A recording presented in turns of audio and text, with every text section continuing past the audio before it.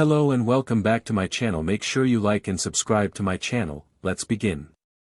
Pokemon, starting off right. By King Fatman 25. Pallet town of the Kanto region. To most it looks like a simple and small town in the countryside, and most of them would be correct. But this town is something else. It is the starting place for all Pokemon trainers who choose to start their journey in the Kanto region. It is also the home of the world-renowned Pokemon professor and poet, Professor Samuel Oak. Pallet Town is a place where new beginnings happen to those who seek a life of companionship and battle. It is a place where one young man named Ash Ketchum will start his journey to become a Pokemon master, but that is not where our story begins. Our story begins with three Pokemon who would find strength in each other and then in the person who would become the most powerful Pokemon master to ever live. Soar. In a forest far away from Pallet Town, a lone Pokemon with light blue skin and green patches slowly walked through the brush. Upon his back was a bulb that seemed to almost breathe in the dimmed sunlight of the day. This Pokemon was known as Bulbasaur and he was searching for a place to sleep. 1 year ago, Bulbasaur's trainer had abandoned him because he refused to evolve into his next stage. This had scared the Pokemon greatly, and it wasn't until he found Melanie and the hidden village that he found some form of usefulness. But even this came to an end. While he had lived with Melanie, he was the protector of the hidden village and would watch over the injured and sick Pokemon that came to rest there. But after a year of this and finally letting his shields down, he was yet again forced to face the reality of humans. Melanie couldn't continue to keep up the sanctuary without funding, so she was forced to close it down. The Pokemon that she had with her were rounded up and sent to preserves such as the Safari Zone. When she came to collect Bulbasaur, the grass type attacked her with a vine whip and ran into the forest. His face was contorted into one of determination and anger, but his heart was filled with sadness. He shook his head and growled at several Rattata that were surrounding a fallen berry and was about to settle down for his meal when a small flicker of light caught his eyes. Soar. A small orange lizard with a flame on his tail growled in determination as his opponent charged him. The Pokemon was a dark shade of pink with large rabbit-like ears and a large pointed horn on his forehead. The fire type known as Charmander squeaked in pain as the opposing Nidorino slammed into him with strong force. The toxins within the horn released and weakened Charmander significantly. Charmander tried to muster his strength in order to use Flamethrower but found himself too weak and fell to the ground. Charmander let a small tear fall down the side of his face as he knew he had yet again failed. "That's all you can do." Charmander flinched as he looked up to see his trainer, Damian. "I can't believe I ever wasted the effort to throw the Pokeball that caught you. You are the weakest Pokemon I have ever seen. I'm done with you."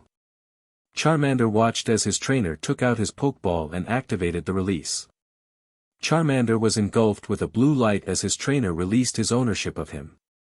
The small fire type tried to protest, but a snap of the fingers and Damian's Nidorino charged forward and attacked again. This time the horn caught Charmander in the face and left a nasty gash running down the right side of his face. The small fire type cried out as the pain, toxins from earlier, and the betrayal of his trainer sank deep. He simply lay down and waited. It could have been only a few minutes, hours, or even days, but Charmander didn't move from his spot. Finally, after 2 days of staying in the same spot, the battle against hunger finally won out and Charmander slowly got up and walked gloomily down the nearest path. Soar. A small blue turtle-like Pokemon with a squirrel-like tail groaned as he got up and glared at the group in front of him. 3 others that looked like him laughed as he got up and then looked to their new leader. He was similar to his smaller minions, but he had a larger white fluffy tail as well as 2 fluffy ears. His hands now had claws and his skin and shell were darker in color. Squirtle glared at the Wartortle that stood before him. The 5 of them had once been known as a group called the Squirtle Squad, but that all changed when Squirtle's second-in-command evolved and challenged him for the right to lead. The battle only lasted a few minutes and Squirtle found himself faced with 2 options. The first was to keep fighting and hope for a sudden evolution, or the second was to swallow his pride and take off. Sadly, he opted for the second and turned to the nearest path into the forest and ran. Squirtle sighed as he started to search for food but found nothing. As he walked, he let his mind wander and found his thoughts falling onto the life he once had. He once had a trainer like so many other Pokémon out there, but his trainer had been disappointed with his lack of skill, so he simply abandoned him. Squirtle had been so heartbroken over this that simply walked around the city limits until he happened upon the group known as the Squirtle Squad. They all hit it off and became a family, or so he thought. The water type shook his head and sighed as his stomach roared in hunger but forced himself to continue on. He walked a ways until he came to an opening. He quickly searched the area until he felt himself tense up. In front of him was a very weak-looking Charmander, and it was trying desperately to stand up as a large Pinsir slowly walked towards it with hunger evident on his face. Soar. Bulbasaur looked at the small fire type with curiosity. The Charmander was obviously a trained Pokémon from the scent he had, but it was very weak. The fire on his tail was weaker than should have been, and there was the faintest odor in the air around the small starter. Bulbasaur waited a moment and let his mind work until suddenly he got a more defined smell: poison. The grass type quickly went into action as he searched for a berry that would help. His mind went wild at story that began to weave into existence. Charmander was trained, that much was obvious, but he was here in the forest severely poisoned. There were no humans in sight for miles and everything seemed normal. This left only one option: abandonment. Just the thought of it made Bulbasaur's blood boil. He shook his head and rushed into a clearing he knew ran close to the river. Upon arrival he quickly searched the area for the berry he was looking for and breathed a sigh of relief when he found a tree full of them. He quickly pulled several berries from the tree and turned to rush back. As he grew closer, he heard the sounds of battle and quickly skidded to a halt as he reached the clearing.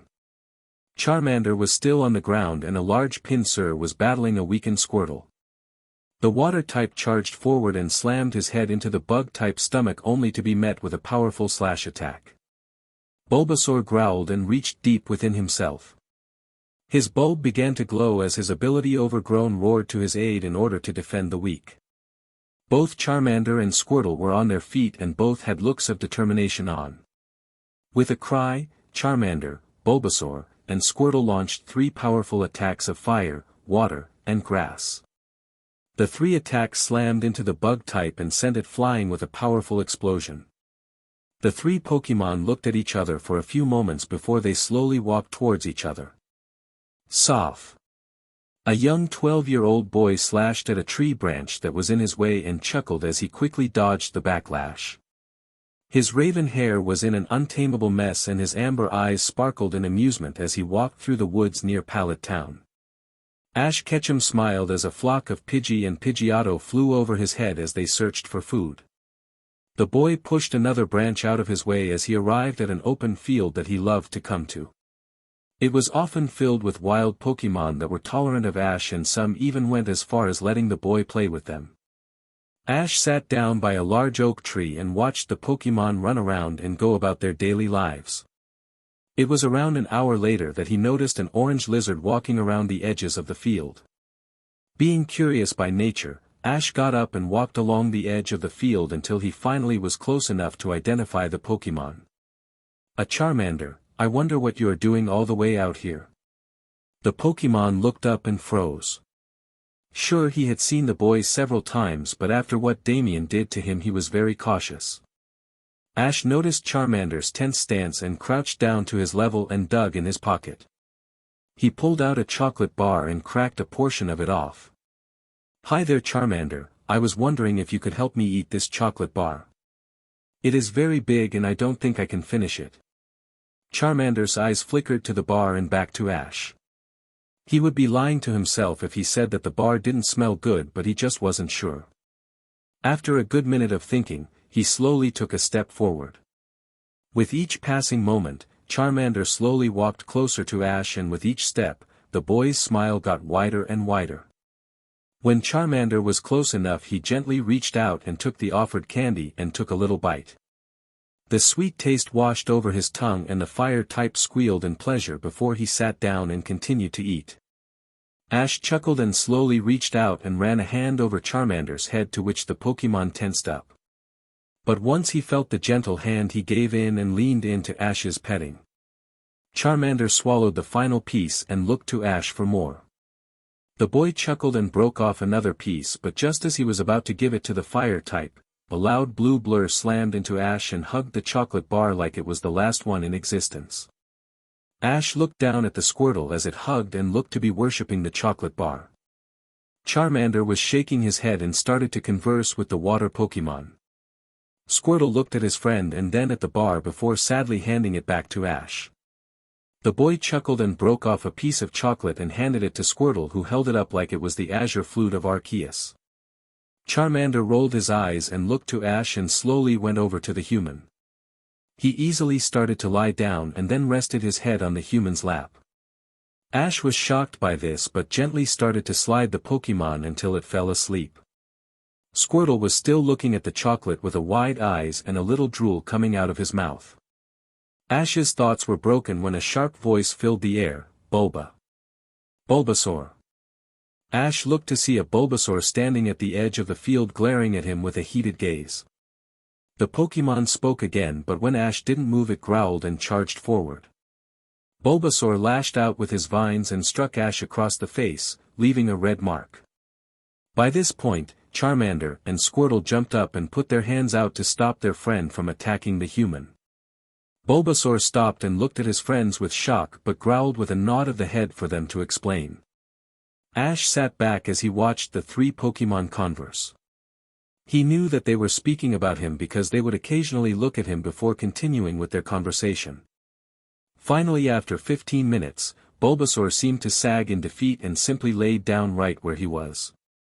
His calculated eyes never left Ash as the other two starters walked over and continued to enjoy Ash's company. Ash could only smile as he patted Charmander and Squirtle. He suspected that Bulbasaur would come around eventually, but for the time being, he was happy to have new friends. Time skip of 3 years. Ash yawned and stretched in under his covers as the first rays of light filtered into his bedroom from the morning sun. He groaned and buried his face into his pillow before suddenly jumping up and exclaimed loudly, "I leave today." Normally a child wouldn't be this excited, but now that he was 15 years old, Ash could finally begin his Pokémon journey. Ash quickly rushed to the bathroom attached to his room and showered. Several minutes later he was rushing out of his room and down into the kitchen for his final home-cooked meal for some time. The smell of bacon and coffee filled his nose as he entered the spacious kitchen of the Ketchum household. His mother, Delia Ketchum, was standing at the stove humming to herself as she finished working on breakfast. His mother was still as beautiful as she was in her teens. Her long brunette hair reached just below her shoulders and the form-fitting pink blouse and blue jeans clung to her body perfectly. At the table was another figure and the main provider for the family. His hair was silver and in an untamable mess just like his son. He was a powerful 6.5 feet tall and had a roughish appeal to him. A small light green Pokémon with a leaf upon its head sat next to him as she slowly ate her breakfast. This was Ash's father, Silver Ketchum. He was also known as the Legend Killer as per his love of hunting and battling legendary Pokémon. The Pokémon beside him was his ever-faithful Chikorita. Off in the corner was a large lion-looking Pokémon with dark blue and black fur. Its tail had a yellow star at the very tip and it purred deeply upon looking at Ash. This was Silver's Luxray and the official family pet. The occupants of the room turned and smiled at Ash. "Morning, son, all ready for your big day?" Ash nodded at his father. "You bet, Dad. I can't believe I'm finally old enough to go on my Pokémon journey." Silver let a deep laugh go. "That's my boy." Delia set down 3 plates of food and poured some coffee. "Have you decided on what Pokémon you want as a starter?" Ash's smile made Delia cringe lightly. It was the same smile that Silver got when he was planning something or wanted to spend some quality time with her in bed. "You don't have to worry, Mom. I have everything planned out." Delia nodded. "I know, dear. With all the books your father has given you, I'm not surprised. Your library almost rivals Professor Oak's." Ash snorted, which caused his mother to glare at him. I have a long way to go before I'm even close to Professor Oak. Silver downed half his mug of coffee and let his cheeks puff up. He winked at Ash and tried to roar like a Pokémon as he let the steam escape his mouth. Delia smacked her husband on the shoulder. Silver, what have I told you about doing that? He chuckled. Come on Delia, you know I do it in good fun. Delia rolled her eyes but smiled nonetheless. Ash glanced at the clock and saw that it was almost 8 in the morning. He jumped up and quickly put on his jacket. I will be back in a few minutes. Before his parents could respond, he was gone. Silver smiled at Delia. You know he won't be here for a while, right? His wife blushed a lovely shade of pink. Silver, you never get enough, do you? Silver chuckled and wrapped his arms around his wife. Of you, my beautiful wife, never. Luxray Simple rolled his eyes and went back to sleep. Sore. Ash arrived at the field he had gone to for the last 3 years and whistled. Within seconds, 3 figures tackled him to the ground and proceeded to hug and lick him. Guys, cut it out, I'm pleased to see you as well. The 3 Pokémon got off of him and smiled at their friend. Charmander, Bulbasaur, and Squirtle all knew what day it was, and they couldn't wait for their friend to ask the question they all knew the answer to. Ash smiled at his friends and looked at each one of them. Charmander and Squirtle had taken to him right away, but Bulbasaur had taken the better part of 3 months to even accept food from his hand. Not that Ash minded, he loved a challenge, and earning Bulbasaur's trust was one of the biggest he ever had. Alright guys, you know what day it is, so I'm just going to ask the question. Do you 3 want to become my Pokémon and join me on my journey? Charmander, Bulbasaur, and Squirtle called out in happiness and all jumped onto their now official trainer. The 4 friends laughed and then started on the path to Pallet Town. You know, I need one of you as my official starter. I don't like picking between you 3, so how about you decide? The 3 Pokémon looked at each other and quickly came to a unanimous decision. Bulbasaur looked at Ash and nodded his head to Ash. Alright then, Bulbasaur it is. I will capture the rest of you the moment I'm registered. His Pokémon again called out as they quickly arrived at Professor Oak's lab. Upon getting there, they saw that a large group of people were standing there cheering as Gary Oak walked out with a Pokeball in hand. Behold friends, the first Pokémon of the future Pokémon Master Gary Oak. The crowd cheered and Gary's personal cheer squad started chanting something. Ash rolled his eyes and pushed his way through the crowd. His 3 friends walked around the back to the lab in order to remain hidden. Gary caught sight of Ash and smirked. Well, it is about time you got here, Ashy boy. Decide to sleep in again? Ash shrugged. Nope, I was up at the crack of dawn. I was in the field again. Gary snorted, letting your mind wander. What a loser. Too bad you didn't get here earlier. I already have the best of the starter Pokémon. Ash shook his head. All Pokémon have their strengths and weaknesses, even Squirtle. Gary grew red in the face. How do you know? Ash waved his hand at Gary. You have only been talking about getting a Squirtle for the last 5 years. It is kind of scary, really. Gary sneered. You just wait, Ash. Once you have a Pokémon, I challenge you to a battle. Ash simply ignored him and walked into the lab. When he arrived at the main room, he smiled at the sight of his 3 friends with their faces pressed up against the sliding glass doors. Squirtle was making faces while the other 2 looked on in awe. Ash turned when someone cleared their throat and smiled when he saw Professor Samuel Oak. The man was in a white lab coat and had on tan khakis along with a red shirt. His hair was gray and he had a gentle smile upon his face. Ash, my boy, I'm glad you showed up. Are you ready for your Pokémon journey to being? Ash nodded and waited as Professor Oak handed him 3 Pokeballs. You can let them in now. Ash chuckled and opened the door and his 3 friends rushed in. Charmander smiled shyly at Professor Oak while Bulbasaur offered a vine in greeting. It is great to see you all again. I have to say that this is the first time I have had someone start off with all 3 of you. Ash smiled. I'm technically starting with Bulbasaur, but I'm capturing the other 2 right away. Professor Oak nodded. I knew they would be your starters the day you brought them in for a checkup. I'm happy that they are still looking as healthy and strong as ever. Squirtle puffed up his chest and flexed his arms, to which Charmander accidentally slapped his friend with his tail. Ash chuckled again and then enlarged the 3 Pokeballs. "Alright guys, let's do this." Ash tossed the 3 ball into the air and each of his friends jumped at one of them and got SCKED into the ball. They offered no resistance and 3 simultaneous dings confirmed Ash's captures. Placing the Pokeballs on his belt, Ash turned to Professor Oak. "Alright Ash, here are 6 more Pokeballs in your Pokédex. It has been uploaded with all the information on the known species of Pokémon, their attacks, and abilities. Your first gym location will be that of Pewter City. Keep me posted and be safe." Ash nodded in thanks and walked out of the room. When he got to the stairs he felt himself blush as he witnessed a large group of people cheering for him. His mother and father were at the front of the group and they had a small gift bag. Ash rushed up and hugged them. "I'm so proud of you Ashy. I just can't believe that you are 15 and going on your Pokémon journey."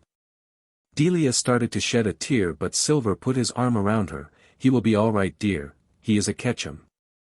Silver looked at his son. "We got you something Ash." Ash accepted the bag from his father and opened it up. The first thing that came out was a small velvet box that was normally used for jewelry, but upon opening it, Ash found himself looking at another Pokeball. He looked at his father and enlarged it and chose the Pokémon. From it came a small blue Pokémon that looked like a lion cub. It had blue and black fur and a star shape at the end of its tail. It yawned and let out a playful mew. Ash's eyes widened and smiled widely. "When did you capture this?" Silver smiled. "Just last night. Luxray and your mom's Persian had an egg a few months back and this little one hatched from that egg. He already shocked me, so he defiantly has Luxray's spirit. We wanted to make sure he was ready to battle, so Professor Oak has been watching over him." Ash smiled and picked up the small Pokémon. It started purring up a storm and liked Ash's chin. "Thank you so much you guys." Delia giggled. "Ash, there is one more gift in the bag." Ash looked and pulled out an envelope that turned out to be a bank statement. Upon seeing the amount his eyes widened and looked at his parents. "What?" Silver chuckled deeply. "When you were born your mother and I decided to open a trust fund for you. Whether you decided to become a Pokémon trainer or do something else, we knew you should be able to enjoy it. So every time I won a battle or competition I would put 20% of the profits into this account. Your mother did the same thing with that restaurant of hers and the interest did the rest. You can thank us by winning the Kanto League." Ash put the card that was with the bank slip into his wallet and hugged his parents. "Thanks you guys. I will make you proud." Silver patted his son on the back. "We know you will, son. We love you." Ash smiled at this and picked up his new Shinx. "I will call as soon as I get to Viridian City. Love you." Ash turned and started to walk down the path leading out of Pallet Town and onto his Pokémon journey. Ash made good timing and arrived at the edge of the woods near Pallet Town within a half hour. Shinx was walking next to him and seemed very pleased to be out in the open. Deciding to take some time to train, Ash chose his 3 friends from their ball. Charmander, Squirtle, and Bulbasaur appeared and smiled at the sight of Ash. They then looked to see Shinx and all of them tilted their heads in question. Ash smiled. "Hey guys, this is Shinx and he will be joining us on our journey. He is an electric type and someday will evolve into a powerful Luxray like his father." The little cat Pokémon mewed in happiness and rubbed up against Ash. The teen thought for a moment before pulling his Pokédex out and scanning each of his team members. Bulbasaur, the seed Pokémon. For some time after its birth, it grows by gaining nourishment from the seed on its back. This Bulbasaur is male and has the ability Overgrow and the hidden ability Chlorophyll. Attacks: Tackle, Growl, Leech Seed, Vine Whip, Magical Leaf. Note: Magical Leaf is an egg move. Charmander, the lizard Pokémon. The fire on the tip of its tail is a measure of its life. If healthy, its tail burns intensely. This Charmander is male and has the ability Blaze and the hidden ability Solar Power. Attacks: Scratch, Growl, Ember, Flamethrower, Dragon Rage. Squirtle, the tiny turtle Pokémon. It shelters itself in its shell, and then strikes back with spouts of water at every opportunity. This Squirtle is male and has the ability Torrent and the hidden ability Rain Dish. Attacks: Tackle, Tail Whip, Bubble, Water Gun, Aqua Jet. Note: Aqua Jet is an egg move. Shinx, the Flash Pokémon. The extension and contraction of its muscles generates electricity.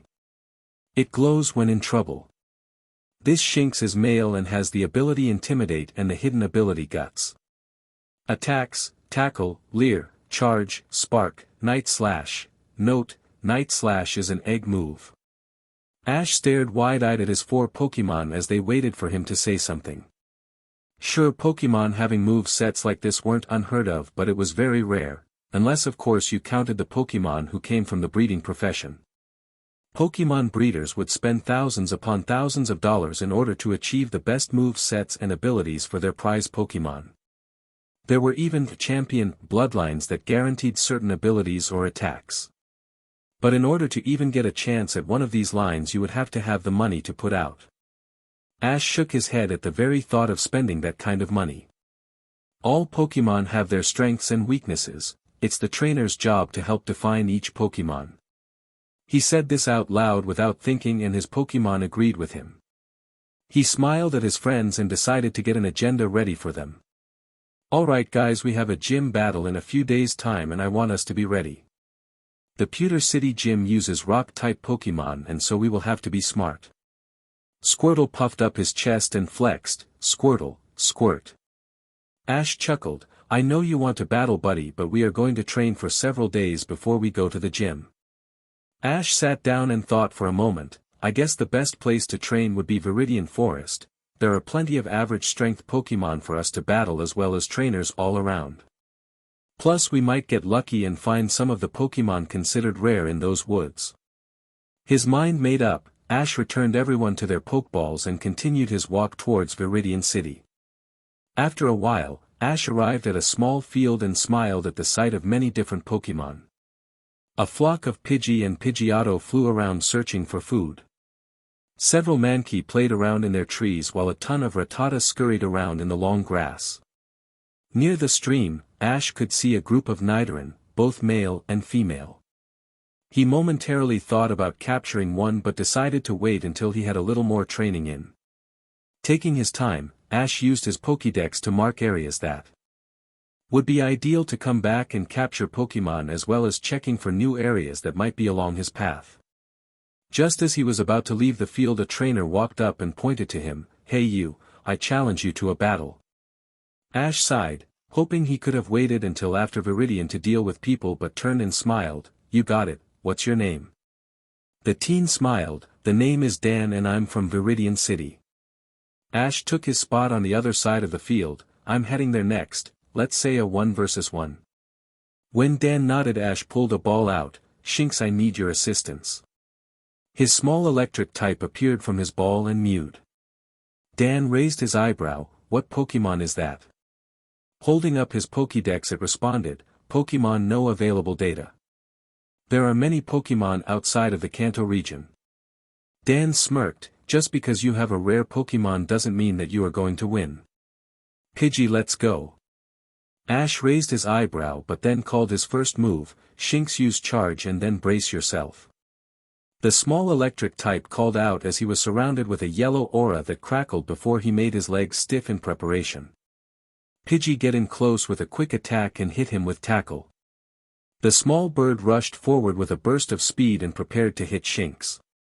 Counter with spark. Electricity flashed around Shinx as he charged head first into his opponent and roared in effort as the flying type was thrown back, knocked out. Dan looked on in shock at his Pokémon. What? How was he taken out with one attack? Ash spoke up, I had Shinx use the move charge. It powers up the next electric type move, and if you add in the weakness advantage the match was over before it began. Dan scowled as he returned his Pokémon and turned towards the roads to Viridian. Ash looked at Shinx and shrugged before turning towards his own path. He managed to walk only a short distance before something else distracted him, rather painfully. When he was walking he was suddenly hit from behind and thrown to the ground. Shinx growled at something, and when Ash got up he looked at a large bird with dark feathers and a menacing glare. He quickly got up and pulled out his Pokédex, Spearow, the tiny bird Pokémon. It flaps its small wings busily to fly. Using its beak, it searches in the grass for prey. Ash smiled at this. Spearow were very difficult Pokémon to deal with, and the ones surrounding Pallet Town were especially vicious towards trainers and their Pokémon. It was not uncommon for the Spearow to attack trainers without reason if they strayed from the main road. With how large this one was, Ash knew it was stronger than most. "Alright Shinx, let's catch us a Pokémon." His little friend nodded with determination, and Spearow took off and pulled a U-turn before he charged back with streams of energy flying off of him. Ash's eyes widened. Aerial Ace, Shinx, dodged the attack and then used Spark Attack. As Shinx tried to dodge, Spearow quickly changed his route and slammed into the electric type. Ash mentally cursed as he remembered that Aerial Ace was one of the few moves that couldn't be dodged. Shinx used Charge. Just as he had done in his earlier match, Shinx gathered energy for his next attack. Spearow's glare intensified as he turned around and charged forward with another Aerial Ace. Shinx hit him head-on with a full power spark and finished him off with Night Slash. His electric type charged forward and met his opponent with a powerful attack before he brought his tail around and slammed the now dark-covered limb into Spearow's face. The bird hit the ground and squawked in anger as he pushed himself up. "This one has spunk, I like that." Shinx hit him with a tackle and bring it home. Spearow cried out as he was hit and crumpled to the ground, but not before glaring at Ash and calling out one last time. Ash quickly threw a Pokeball and smiled as it clicked and signified his capture. Placing the ball on his belt, Ash returned Shinx to his ball and turned to continue his journey. After another half hour of traveling, Ash noticed the Pokémon from the area seemed to be running and hiding wherever they could. Shrugging it off, the young trainer continued until he noticed the skies suddenly get dark. Pallet was close to the coastline, so random storms were common, but what set this one apart was the fact that when a bolt of lightning flashed, Ash could see a large cloud moving towards him. Ash looked closer and then gulped as he realized that it was a flock of Spearow, and they all were coming at him. Ash turned and started to walk at a brisk pace, but when he looked over his shoulder he had to duck as a Spearow tried to knock him over. "Leave me alone." The bird Pokémon continued their assault and started to scratch and peck at Ash, tearing his jacket and jeans. Ash brought his arm around and hit a Spearow as it came at him, and the Pokémon was thrown to the side. He turned and ran full force up the hill, but the birds kept up with him. He cried out in pain as one of them bit down on his shoulder. Suddenly, Ash felt his Pokeballs shake, and all of them except his new Spearow opened to reveal his 4 Pokémon. Bulbasaur, Charmander, Squirtle, and Shinx all glared at the flock of flying types and growled in challenge. Thanks to Shinx's Intimidate ability, some of the Spearow backed off, but the majority of the flock held strong. Bulbasaur acted first by bringing out his vines and started smacking any of the birds that came too close. Charmander launched a powerful flamethrower while Squirtle used Water Gun. Shinx ran next to Ash and used Spark on anything that came too close. Another blast of lightning flashed and rain started to downpour. Ash glanced at Charmander to see that he was starting to struggle because of the element, but kept going. He saw Ash reach for his Pokeball but shook his head. He turned and fired a large blue flame that took out 2 Spearow. Dragon Rage.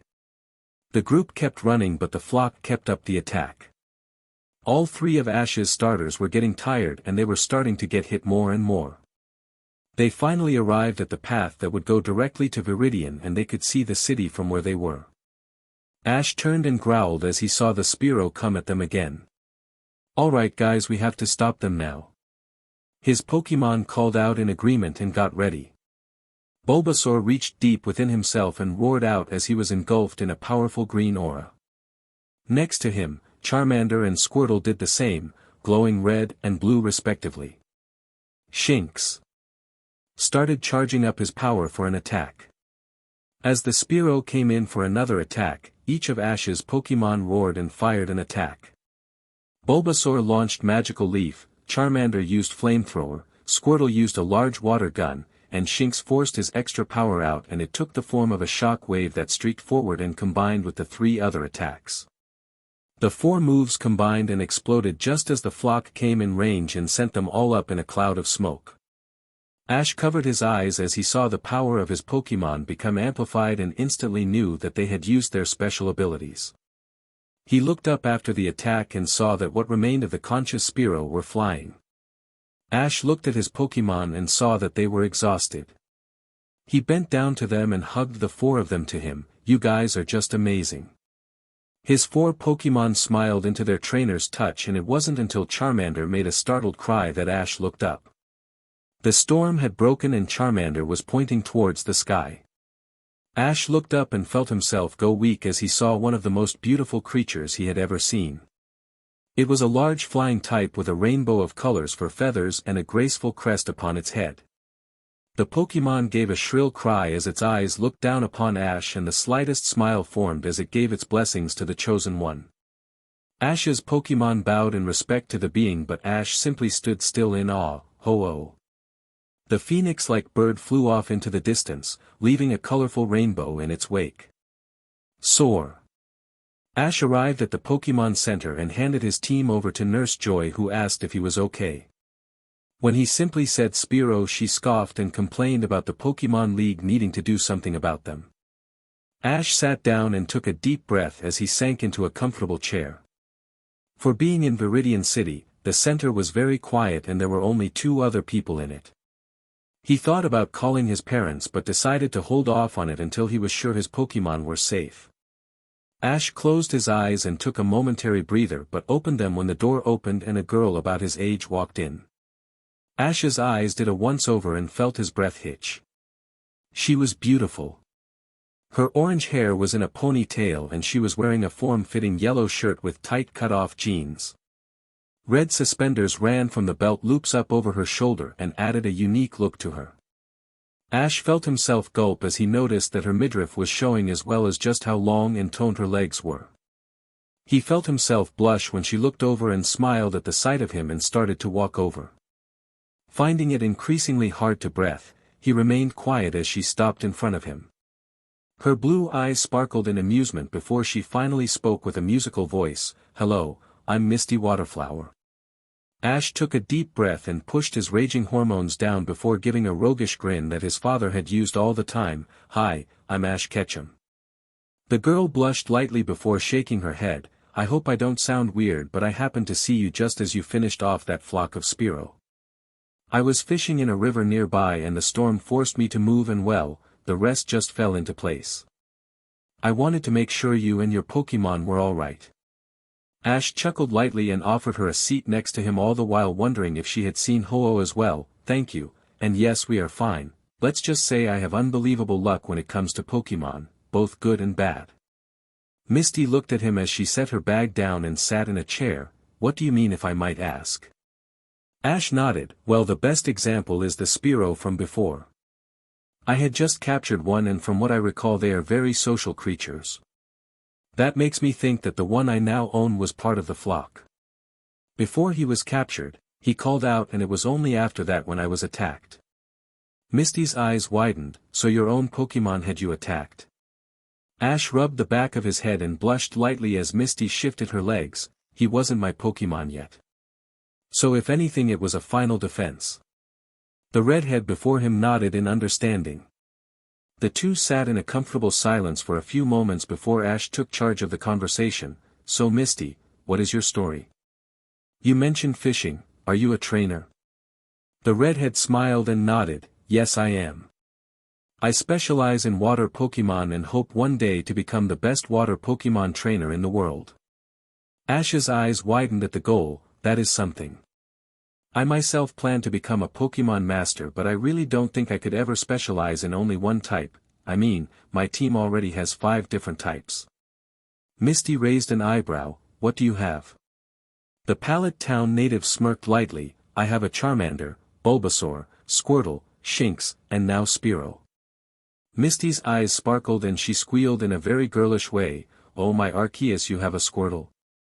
They are one of the cutest water Pokémon ever. You have to let me see it." Ash rubbed the back of his head nervously, sure I guess, once they are all out of the center. As if on cue, the intercom rang out over the center, Trainer Ash Ketchum, your Pokémon are ready for pickup. Ash smiled and got up to pick up his friends. After collecting them, he and Misty started walking around the city to see if there was anything of interest.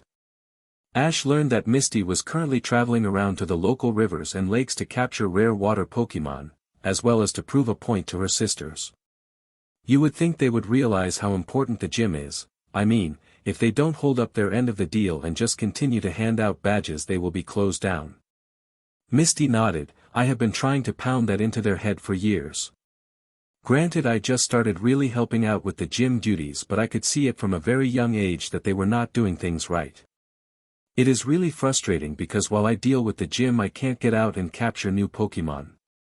They won't let me use their Pokémon because they are afraid I will take the fun out of them. Misty scowled at this and Ash smiled. Well, how about you hang with me until we get to Cerulean City? I mean, I am in no hurry to get to the gym, seeing as this year's season hasn't even started yet. We could spend some time looking for Pokémon that you could use. Misty looked at the young man with a curious expression. Are you sure? Ash nodded with a smile. Of course, why wouldn't I want a traveling companion?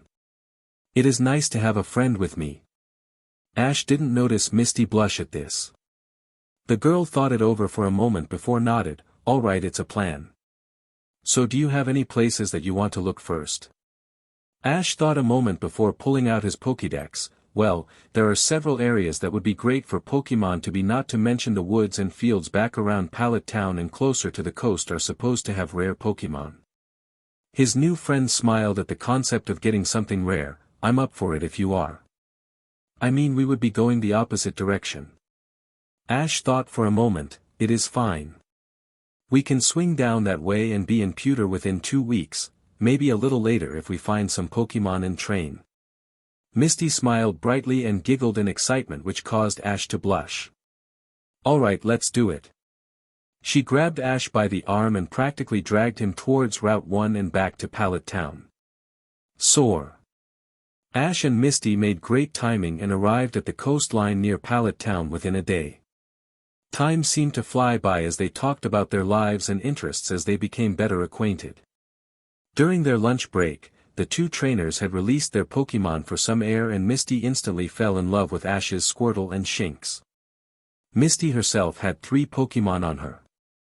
The first 2 were actually from the same family. Spearow and Starmie looked similar outside of color and size. Ash could tell they were well trained and most likely the starters of Misty's team. The third Pokémon was a small koi fish with a single horn upon her head. Misty's Goldeen was the newest member to the water team and was one of the gym's Pokémon that her sisters didn't want. When they arrived at the coastline, they decided to do some fishing. Misty had her own lures and was confident that her custom, Mini Misty, would catch something.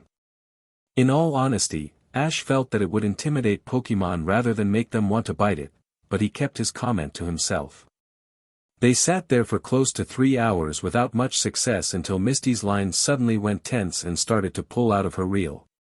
She grunted as the Pokémon on the other end started to put up a fight, and with a massive yell she pulled her prize from the water. The Pokémon was a large blue jellyfish with a red gem in the center. It had 2 tentacles and a rather lazed expression upon its face. Misty squealed, "Oh my Arceus, I caught a tentacle. You are just about the cutest Pokémon I have ever seen." The water type blushed at this and tried to hide its face. Misty pulled out a Pokeball. Misty calls Starmie. Her purple starfish Pokémon landed on the field and waited for a command. Starmie used swift attack. The water psychic type made a cooing sound as its body started to spin before firing yellow stars of energy at its opponent. After it was hit, Tentacle growled and moved its tentacles forward with a dark purple aura around them. They struck Starmie and sent it flying. Misty, that was a poison jab.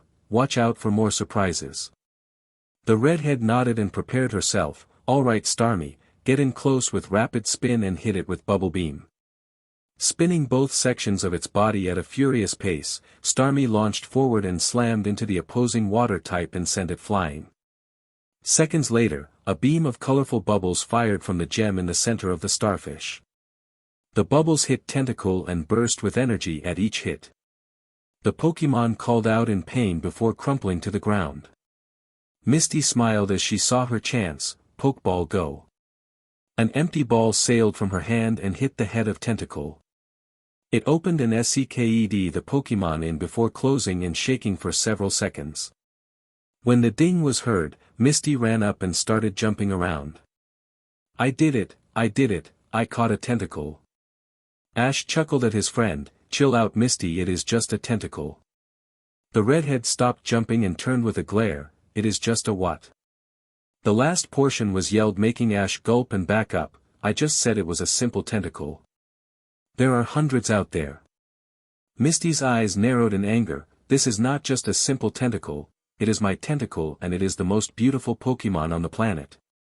Ash sweat dropped at this but wisely kept his mouth shut. It appeared that his new friend had the legendary temper that all redheads seem to have. Ash's thoughts were broken when his lines suddenly started to go wild. He grabbed the fishing rod and gave it a powerful tug and was surprised to see a large red fish with two large whisker-like features on the side of its face. It was a Magikarp and much larger than average.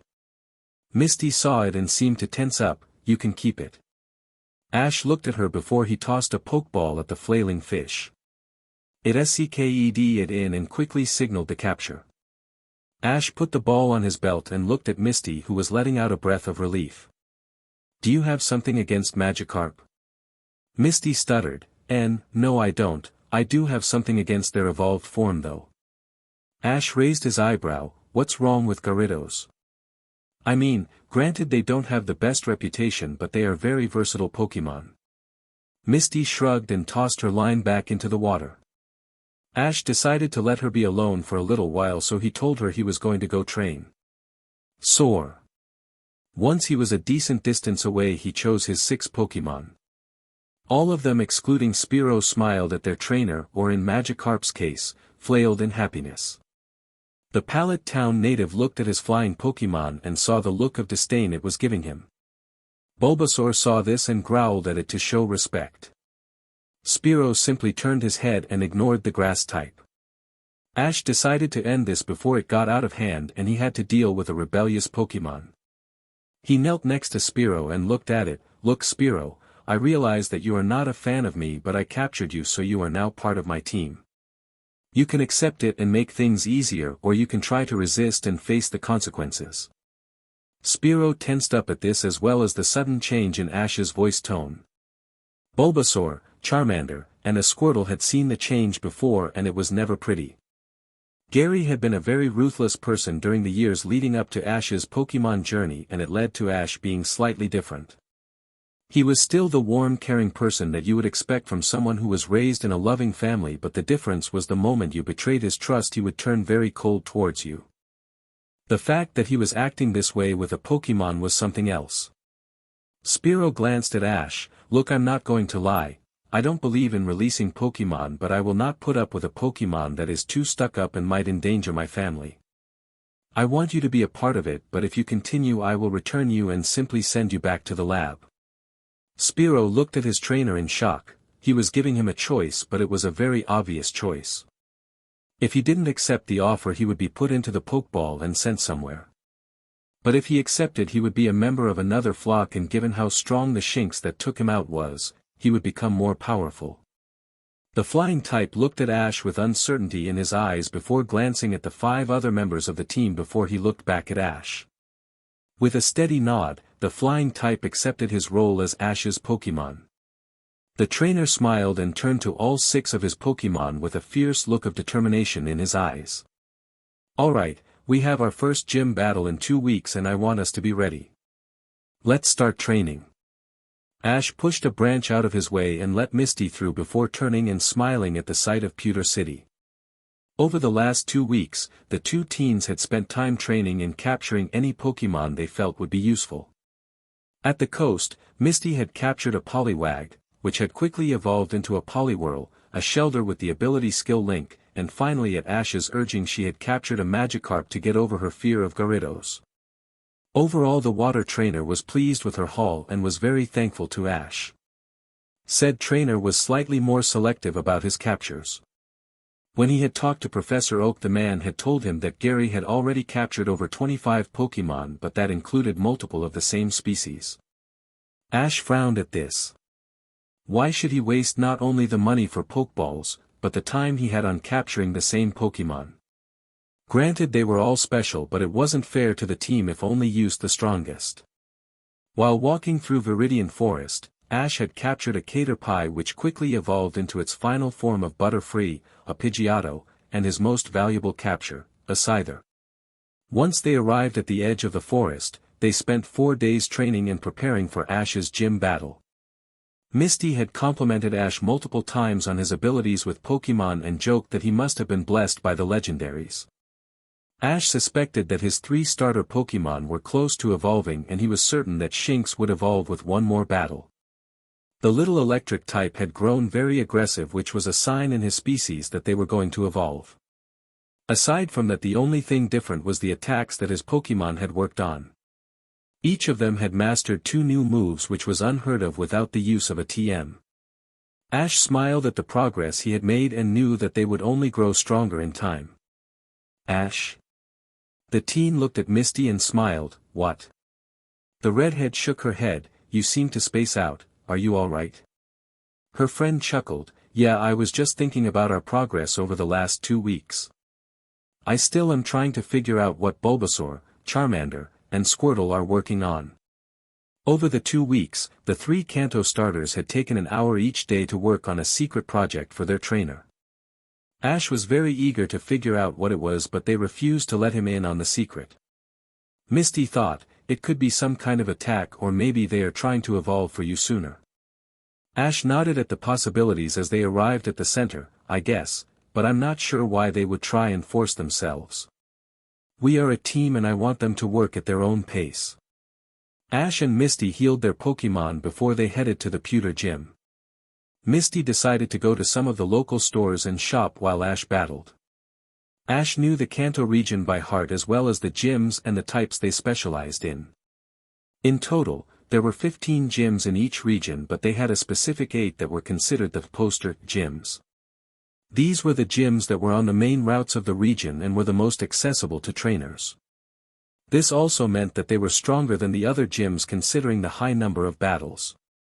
Ash pushed open the doors to the gym and let his eyes get used to the darkness. Hello? A deep voice spoke in the darkness. What do you want? Ash grew determined. My name is Ash Ketchum and I'm here to challenge Brock of the Pewter City Gym. A low chuckle responded. You really think you have a chance at beating me? The lights in the gym flashed on and Ash found himself looking at a tan-skinned man with squinty eyes and spiky hair.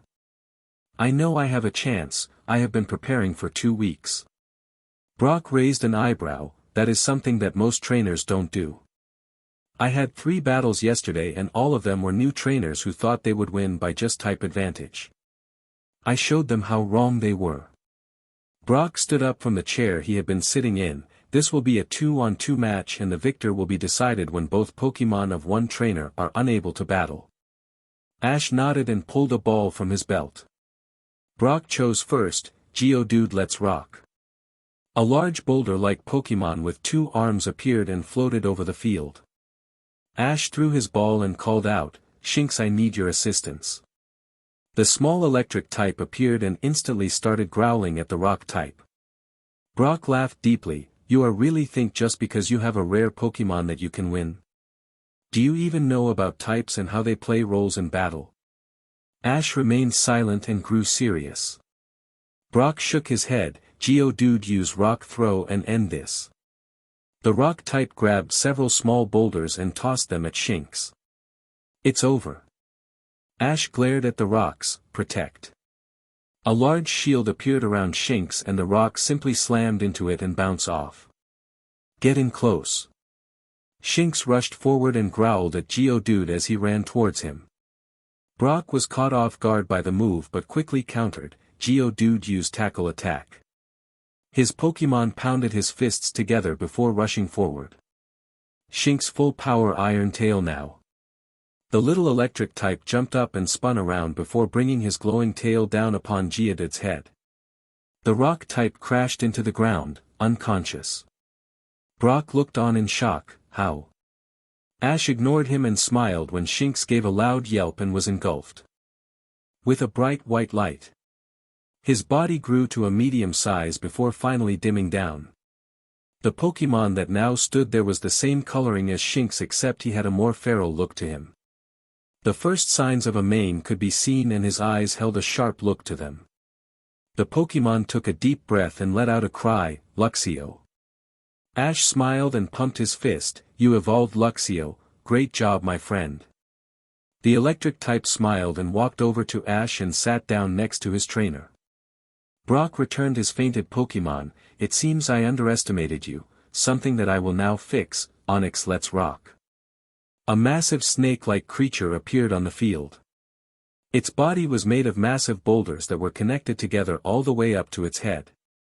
The head of the Pokémon had a large pointed horn and it opened its jaws and gave a powerful gravely roar. Ash sized up the new threat, and while Luxio was still fresh, the fact remained that Onix was huge. Taking a moment to weigh his options, Ash finally pulled a ball out. Bulbasaur, I need your assistance. The grass-type starter appeared and glared at the opposing Pokémon. Onix, tackle attack. The giant rock snake charged forward with his head bent low. Bulbasaur counter with Magical Leaf and then Razor Leaf. A swirling vortex of multicolored leaves shot forth from the bulb on the grass-type's back before a second volley of green leaves shot forward and joined the attack. Onix had no time to protect himself as the super-effective move engulfed him and caused him intense pain. Onix, break free and use bind. The rock-type thrashed his body around and managed to finally be rid of the leaves. He rushed forward and managed to catch Bulbasaur in a stony death grip that squeezed down hard. Ash's eyes went wide when Bulbasaur cried out in pain. He looked at his Pokémon and then to Brock, who was wearing a smug smile. You better forfeit. Once Onix has his opponent in his grasp, there is nothing they can do. Ash shook his head. I didn't come here to lose. Brock shrugged. Onix, finish it off. The rock type roared as he began to squeeze down harder, steadily weakening Bulbasaur more and more. Ash kept his eyes on his Pokémon until he caught the faintest sight of a green aura envelope his friend. Bulbasaur Energy Ball full power. His Pokémon's eyes opened and flashed green before the opening on his bulb shot out a powerful orb of luminous green energy. It struck Onix right in the face and forced him to lose his grip. Onix, attack him with tackle. Ash smiled as Bulbasaur's ability Overgrow took full effect. Alright buddy, use Magical Leaf one more time. The multicolored leaves shot forward at a much faster pace than before and slammed into Onix. Brock's Pokémon roared in agony before his eyes rolled into the back of his head and he collapsed to the ground. Brock looked on in shock before sighing and returning his Pokémon. Once Onix was in his ball, Brock smiled weakly at Ash. I highly underestimated you, Ash. For your victory over the Pewter City Gym, I hereby award you with the Boulder Badge. Brock pulled out a small gray badge that looked like it was a piece of stone. He handed it to Ash, who looked at it and smiled as he put it into his badge case. Thank you, Brock. I look forward to having a rematch with you in the future. Brock nodded and shook Ash's hand before watching the young man walk out. Soar. Ash met up with Misty at the Pokémon Center and saw that she had several bags with her. What did you find, Misty? She smiled. Oh, just a couple of clothes and accessories, nothing too major. Ash chuckled. And where is all this going to be put? Misty's sweat dropped at this. I hadn't really thought about that yet. Ash shook his head. You could always mail it to Cerulean. Misty thought for a moment. You're right, Ash. Give me a few minutes and then we can go. Before Ash could respond, Misty ran off towards the post office. Deciding to waste some time, Ash slowly walked towards the museum that was on the north side of the city. Upon entering, he spent his time looking at the fossils of ancient Pokémon and couldn't help but be in awe at them. Of all the exhibits, his favorite was that of a large dinosaur-like skeleton with a large cap of bone upon its head. The skeleton had several spikes along the brow of its head and held a very menacing look to it. Ash looked at the information and read to himself, Rampardos, if two of these Pokémon were to smash their heads together, their foot-thick skulls would keep them from fainting. Ash whistled, sounds like my kind of Pokémon. A soft snigger brought his attention away from the skeleton to reveal a man in a lab coat leaning up against the wall. Ash ignored him, but when he made a sound, Ash looked over at him. Can I help you? The man looked around and then gestured to Ash for him to follow. Ash walked over and followed the man into a lab. What is this about? The man pointed to the table and Ash found himself looking at a group of rocks and a piece of amber-colored see-through material. Ash's eyes widened as he realized that he was looking at fossils. When he opened his mouth to talk, the man spoke first. You are a Pokémon trainer, are you not? Ash nodded. Well, as you can see here, I have fossils of 9 prehistoric Pokémon. My team and I have been working on a little project that we hope will work, and that is bringing Pokémon back to life. Ash's eyes widened dramatically. That's not possible. The scientist chuckled. My boy, there have been leaps and bounds in the field of Pokémon resurrection. My team has a facility on Cineabar Island, and to date we have brought 20 Pokémon back to life. In fact, 2 of the gym leaders from Sinnoh used 2 of the Pokémon we brought back. Ash shook his head in shock. Then why did you bring me back here? The man smiled wider. I have a proposition for you, my boy. I know who you are, Ash Ketchum, and I know you are destined for greatness. I want to give you a choice of 2 fossils to have restored at our facility on Cineabar Island. Ash's eyes widened at the prospect of getting fossils restored.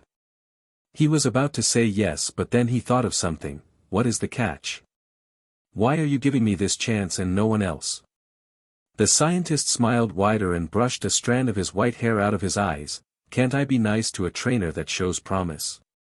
When Ash was silent, he continued, let's put it this way, these fossils will be put on display for a few months and then put into storage as new ones are found. The way I see it, they are much better off with the chance of being restored back to life than collecting dust. Ash looked at the fossils and noticed the one with a round dome-like shape to it with spikes running around the sides. He gently touched it and heard the scientist, that is the skull fossil, and from what we can tell it has the DNA of a Cranidos. Ash's eyes glanced back at the skeleton of Rampardos and picked up the fossil. I will pick this one for sure. The scientist nodded and smiled as Ash looked over the rest of the fossils. He finally made up his mind and selected the dome fossil that held the DNA of Kabuto. The man clapped his hands together. Excellent choices, my boy. Now, I will take the liberty of getting them to Cineabar, and you should have your new Pokémon within a few weeks. Ash nodded slowly, still trying to process the information. The man escorted Ash out of the back room and patted him on the back. It was good to finally meet you, my boy. I can't wait to see what happens to you in the future. Before Ash could respond, the man closed the door and Ash simply walked out, not noticing the sign on the floor that said broom closet. Soar. As the man closed the door, he let out a breath of air and cracked his neck before his eyes flashed blue and the room shifted back into a broom closet. His eyes flashed again and he vanished and reappeared on the top of a tower in the region of Johto. His body flashed white and he grew to a massive size with a white body and hand-like wings. Upon his back was a line of blue fin-like spines that would mold to his skin. The creature craned his long neck and looked at another bird-like Pokémon that was nesting across from him. It is done. The Pokémon across from him nodded her head. Thank you, Lugia. Lugia looked at a group of 6 Pokémon sitting on the far side. 3 of them were birds with obvious elemental ties to each. The other 3 Pokémon were dog-like and also looked to have some tie to an element. One of the dogs that was colored yellow and resembled a tiger growled, I don't like it. Why should we waste our time helping this child? Humans have no right to control us or receive our blessings. Ho-Oh glanced at the dog. Peace, Reiku, you know as well as I do that the Chosen One is going to bring balance to the world. We are simply helping him along the way. Another dog spoke up, just because the child is destined for greatness doesn't mean we should go out of our way. One of the birds that was blue and had a long elegant tail flapped her wings. And what would you have us do, Nti? Let the child be left to fate and hope he is ready. The legendary dog grumbled to himself. Ho-Oh and Lugia looked to their charges and then to each other. Lord Arceus has declared that we are all to watch and protect the Chosen One until such a time as he has to save the world. He did not say that we could not aid the child in his journey. Lugia nodded in agreement with Ho-Oh. The boy is as pure of heart as Arceus foretold. Granted, he has some anger issues thanks to the bullying he received as a child, but he would never harm a Pokémon out of hatred. I will continue to watch the boy, as I hope you all will as well. The other 7 legendaries nodded in understanding before they all decided to return to their respective posts. Soar. Later that night, Ash was curled up in his sleeping bag surrounded by Charmander, Bulbasaur, and Squirtle. Misty was on the other side of the fire in her own sleeping bag. Ash was staring at the star-filled sky as he tried to fall asleep. His mind was going wild with hundreds of thoughts, but the most prominent was the scientist from earlier. When Misty had found out, she had been very concerned about it and wasn't sure if he should keep the fossils. For all they know, the fossils could have been stolen and sold on the black market, which would put them in danger. Ash chuckled and calmed his friend down by saying that he would return them the moment he heard something about stolen fossils, otherwise, he was going to keep his new Pokémon when he got them. Another thought that was plaguing him was his luck with Pokémon. Most trainers didn't have a full party until they had their 3rd or 4th gym badge, yet here he was with 11 Pokémon, 9 if you didn't include the fossils. Not only that, but most of his team were Pokémon that were considered rare in this portion of Kanto. For one thing, his 3 starters should have only been 1. His Luxio shouldn't even be in Kanto, but since his dad had a Luxray, that one was explainable. Spearow, Butterfree and Magikarp were not unusual for this area, but Pidgeotto and Scyther were. Granted, the bird Pokémon was seen in the area but only once in a great while. Scyther on the other hand was very rare. In fact, outside of the Safari Zone they were almost unheard of in the wild. The fact that he had been this lucky so far was starting to make his mind wonder. The young man shook his head and brought his pillow over his face in an attempt to drown out the world, but sadly sleep continued to elude him. Putting the pillow back under his head, the young trainer looked to his 3 starter Pokémon. Each of them was powerful in their own right, and the fact that they had together for several years helped him understand their bond. He knew that each of them had been abandoned by their previous trainer, and it had scared all of them heavily, especially Bulbasaur. Granted, he was fiercely loyal to Ash, but when another person is concerned, it would be best if they stayed clear from the grass type. Charmander had a very timid nature about him when Ash first befriended him. The scar upon his face was a reminder of the abuse he had suffered at the hands of his former trainer, something that made Ash's blood boil. He had vowed to the little fire type that if they ever came in contact with his former trainer, that they would destroy him with no remorse. Charmander had only been too happy to agree to this and had thrown himself into training like no tomorrow. The image of him being fully evolved and standing over the smoldering corpse of his former trainer being his drive.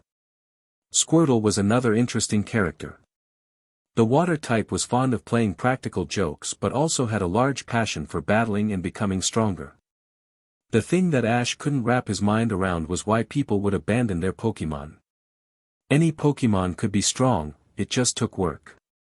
Look at the Kanto champion Lance. He started out with a simple Dratini, but through lots of hard work, the little dragon Pokémon had grown into most likely the most powerful Pokémon in the Kanto region, outside the legendaries of course.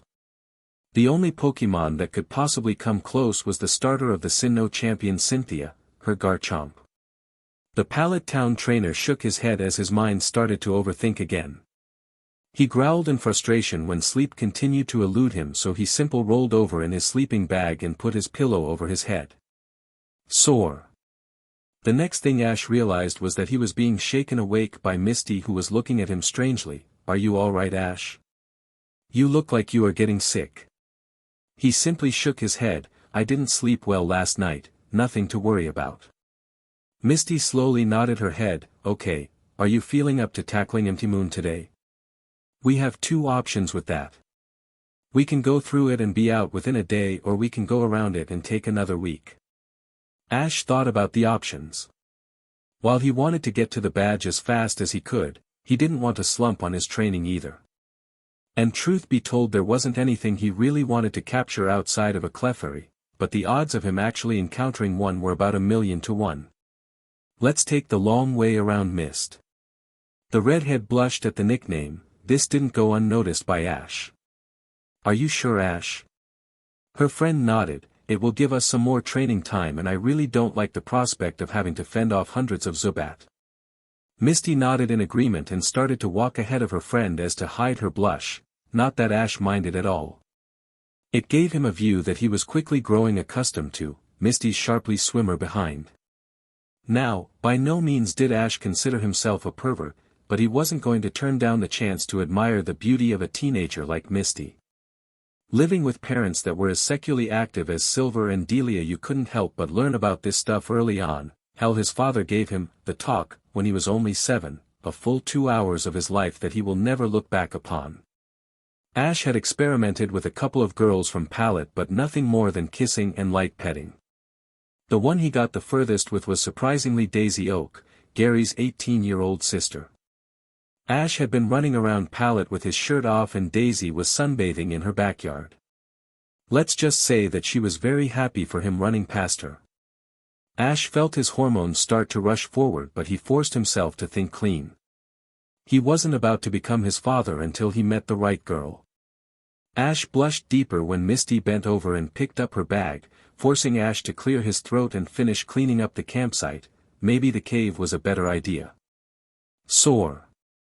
The week turned out to be better than Ash figured it would have been. It gave Ash and Misty a chance to become closer as friends, and the young girl trusted him enough to fill him in on the way her sisters treated her.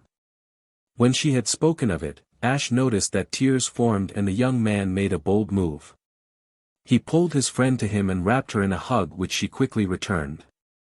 Misty silently cried into Ash's shoulder and felt her breath hitch when he kissed her forehead and said in a hushed whisper, "You don't have anything to fear, Mist, you are beautiful." This single act had led to the friends holding hands while they walked. It was very comforting for them, and the slowly budding feeling seemed to amplify from this. The two spent 4 to 6 hours a day training before making their way around the mountain. Ash knew that if they wanted their Pokémon to evolve, then they would have to work hard at it. The only reason Shinx evolved so quickly was because he had been at a decent level when Ash got him. He figured that his 3 starters would evolve soon, and his personal goal was to see them in their final stages before their 6th gym battle. This was a phenomenal feat and would require constant training, dieting, and proper health. If he wanted any chance of going far in the Kanto League, he would have to make sure he had a good team of evolved Pokémon. Most trainers that enter their first league only have maybe 2 or 3 completely evolved Pokémon. These would be considered the leaders of the team and would be the last resorts of the battle. The rest of the team would be first evolution or not have evolved at all. The victors of the league usually had a team of mostly evolved Pokémon, these being trainers who have at least 1 league of experience under their belt.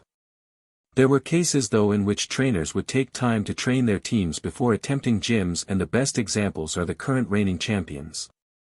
Lance of Kanto, Wallace of Johto, Stephen of Hoenn, Cynthia of Sinnoh, and Adler of Unova. Each of these powerful trainers had taken time to train before they went on their journeys. It had served them well, and each of them had become champion of their home regions. In Wallace's case, he had taken the championship from Stephen, but then the Master of Steel had come back a year later and devastated his opponent. Wallace accepted the defeat and went on to Johto and quickly claimed the title there, finally separating the Kanto and Johto Elite Fours. Soar.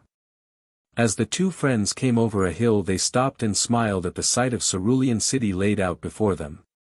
The city was a beautifully sculpted jewel on the coast of the North Sea. Ash's eyes flickered to the large bridge sitting in the northern portion of the city and then to the building sitting in the center. It was larger than most of the others and had what appeared to be a large swimming pool. "I'm guessing that is the gym." Misty smiled at her friend. "You would be correct, Ash. Cerulean Gym is the most beautiful place in the city, outside of Cerulean Cape." Ash noticed Misty's blush and smiled at her. "Let me guess, the romantic hotspot of the city?" When his friend's blush deepened, Ash decided to make her day. well, I guess we will have to check it out. Misty looked at him with a shocked expression, but Ash, that is for, you know, couples. A light shade of red appeared on Ash's cheeks and he mumbled, well, I was actually thinking, you know, considering how close we have been lately. He stopped speaking the last portion and Misty got a wide smile. Mr. Ketchum, are you trying to ask me on a date? Ash took a deep breath of air and nodded slowly, yes I am.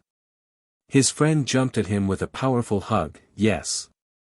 Slightly taken aback by her reaction he slowly wrapped his arms around her, did I miss something? Misty giggled into his shoulder, you just made me very happy. Wait until my sisters see the fine piece of man that I am going to bring home. Ash gulped and looked at his new date. Why do I suddenly have a chill running down my spine? Misty simply giggled again and pulled Ash with her towards the city.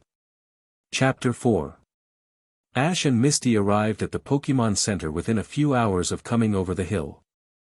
After healing their Pokémon, the two teens decided to head over to the gym so Ash could get his badge.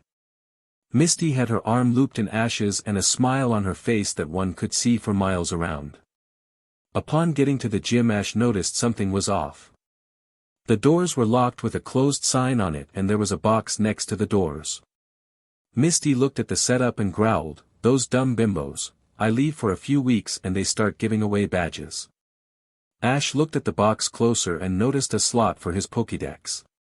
He put it in and heard an automatic voice, Pokémon trainer recognized, processing data, trainer accepted, thank you for battling at Cerulean Gym. A click was heard and the box spit out Ash's Pokédex before opening a slot that showed close to 100 badges. Ash heard Misty growl before she slammed the box shut and grabbed it. She looked at Ash, help please. Moving over to his friend, Ash lifted up the other end and the two of them moved to the doors. Misty pulled out a key and opened the door before propping it open and going back to help with the box. They pulled it into the gym and set it down before looking around. The main entrance was dark but the hallways leading to the pool were lit. Misty growled again and started marching towards the pool with her hands clenched into a fist. As they got closer, Ash started to hear voices that were obviously female. They were laughing and the sounds of water splashing came along with it.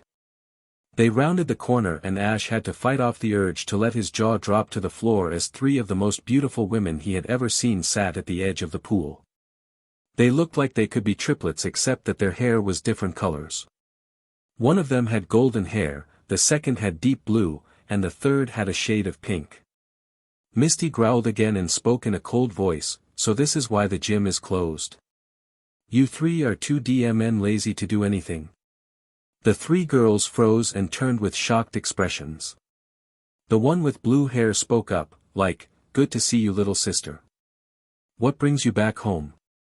The pink-haired one spoke next, yeah, like Violet said, what are you doing back? Have you become a water Pokémon master yet? Misty blushed lightly, not yet Lily. The final sister with golden hair noticed Ash and smiled, well hello handsome. My name is Daisy, what is yours? Under normal circumstances, Ash would have blushed and acted like an idiot but in the few moments he had been in the room he could tell that they were not what you would call the best sisters to Misty. My name is Ash Ketchum and I have come for a gym battle. Violet smiled and walked over, swaying her hips more than was necessary, didn't you see our little box out front? Why don't you go get a badge and then we can have a private pool party? She ended her suggestion by gently pressing herself against Ash. The teen's hormones were screaming on the inside but he kept a stone-like face, no. Violet looked at him in shock, what? Ash backed up and put his arm around Misty, I said no, I have a date later today with a beautiful young woman and I am not the kind of person to go back on my word just because another girl can't keep her legs closed. Misty felt her jaw drop in shock at what Ash had just said about her sister but felt the urge to laugh at Violet's face. Lily glared at Ash, like, that wasn't very nice. We are just trying to be friendly. She emphasized the friendly and Ash groaned mentally. Besides, the three of us are the sensational sisters.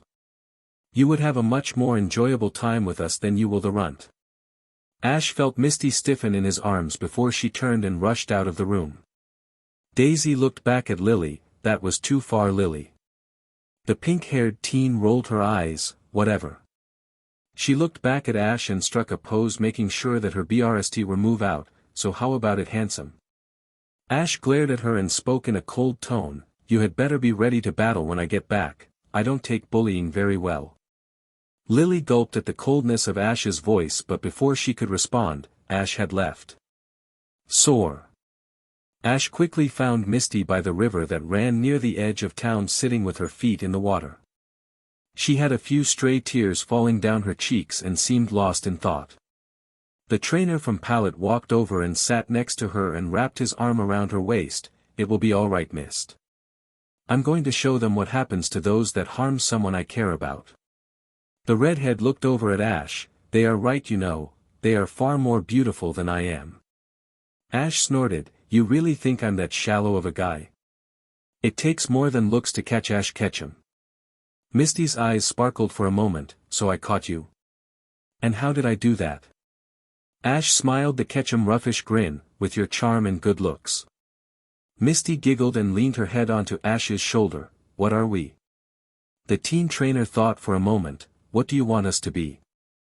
Misty smiled lightly. Well, we are friends, but you did ask me on a date, so wouldn't that make us more? Ash's arm wrapped tighter around her and he seemed to think about it before speaking in a light tone. I believe it does, but why not make it official? Misty, would you be my girlfriend? His red-headed friend smiled at him and nodded. Of course I would. The two teens smiled at each other before gently leaning in and placing their lips together in a simple first kiss. The two pulled back with equally large smiles upon their faces before Ash took on a hard look. Let's go. Misty looked at him with a questioned glance. I'm going to show your sisters what happens when they cross me. Misty looked at her boyfriend in shock but was pulled along with him towards the gym. Before they arrived, Ash called out his entire team and all 9 of his Pokémon looked at him with worry. Guys, Misty's sisters have said and done a couple of things that are plain wrong, so we are going to show them what happens when one of our friends is hurt. His Pokémon looked at Misty and could smell the faint saltiness that came with tears and knew something was wrong. Bulbasaur growled in his throat before looking at his fellow team members. This battle called for brute force and power. Scyther was inspecting his blades and looked at Bulbasaur with a murderous glint twinkling in his eye. Ash saw the exchange and knew what his friends were thinking. I will let you guys decide who will be the 3 to battle. Bulbasaur nodded and looked to the team. They all discussed for a moment before pointing to Scyther, Butterfree, and Bulbasaur. Ash accepted this and returned his team before starting to walk towards the gym. Misty was silent for a second before speaking. Hey Ash, I was wondering why you have all your Pokémon with you. Her new boyfriend smiled as he gently held her hand. I want them with me. Most trainers believe that you can only have the traditional 6 Pokémon with you and have their other members sent to a lab or daycare center. In reality, you can have all your Pokémon with you but are only allowed to use 6 in battle. I don't want my friends to be stuck at the lab while I am out seeing the world. Not only does it get boring, but it isn't fair to them to miss out on the training. Misty looked at her boyfriend with wide and caring eyes. You are one of a kind, you know that, Ash. I have never seen someone who puts that much thought into Pokémon. Ash chuckled and kissed the back of her hand. It is the path I chose for the future, why shouldn't I care about it? Misty remained silent at the rhetorical question and simply enjoyed her hand in Ash's. Soar. They arrived at the gym and Ash saw that the doors were open. The young couple walked in and saw the 3 sisters standing by the entrance to the battle arena now in everyday clothes. I'm glad you had the sense to wait for me. Lily glared. Like, we have plenty of sense. Sense of fashion, sense of what men to go after, how to use our looks. Ash rolled his eyes and looked at Daisy and saw that she had 3 Pokeballs attached to her belt. I see I'm battling you. Daisy nodded and turned. Just because you are my little sister's boyfriend doesn't mean I'm going to go easy on you. When Misty simply smiled at Ash, Daisy spoke up. You are actually dating him? Ash tightened his grip on Misty's hand. I just asked her and I'm very pleased she said yes. The sensational sisters could only look at their younger sister in shock before they were shaken out of their stupor by Ash speaking up. I'm not getting any younger. They looked and saw the young man standing in his spot on the field and quickly got into position. Violet was the referee, this is a Pokémon battle for the Cascade badge. Both trainers will use 2 Pokémon and the victor will, win when the other trainer's Pokémon are unable to battle. Ash waited as Daisy pulled a ball from her belt, seeking go. A massive koi fish-like Pokémon appeared in the water and roared as he jumped up. The horn on his head was medium size and he looked intently at Ash. The trainer from Pallet Town selected his Pokémon and threw the ball. Scyther, I need your assistance. The large mantis-like Pokémon appeared in the air and his scythes flashed in the light of the gym. Daisy was slightly shocked to see such a rare Pokémon for a new trainer. Seeking get in close and use horn attack. The horn on the water type's forehead flashed white and elongated before he used his powerful tail and fins to propel himself at the bug type. Scyther sent him flying with bug buzz. His Pokémon's wings flashed a light green before powerful sound waves rushed forward, catching Seeking in the air. The Pokémon groaned in pain before falling onto the platform that was floating in the water. Quick, while he is stuck, get in there with quick attack and hit him with slash. The green mantis disappeared and seconds later appeared to the right of the water type. He brought his blade down and cut powerfully along the side of Seeking. The Pokémon called out in pain as he was thrown into the water and floated belly up. Daisy looked on in shock. What happened? Seeking is one of our better Pokémon. Ash smirked. He may be good, but thanks to the high critical hit ratio of slash, your little fish was nothing more than sushi. Daisy glared at Ash as she returned her fallen Pokémon. I won't let you get away with that, Seal, go. A small white seal Pokémon appeared on the field. On its head was a small pointed horn and its tongue was hanging out of its mouth. Scyther seemed offended by the dim-witted looking Pokémon and hissed at it. Seal, use Ice Beam.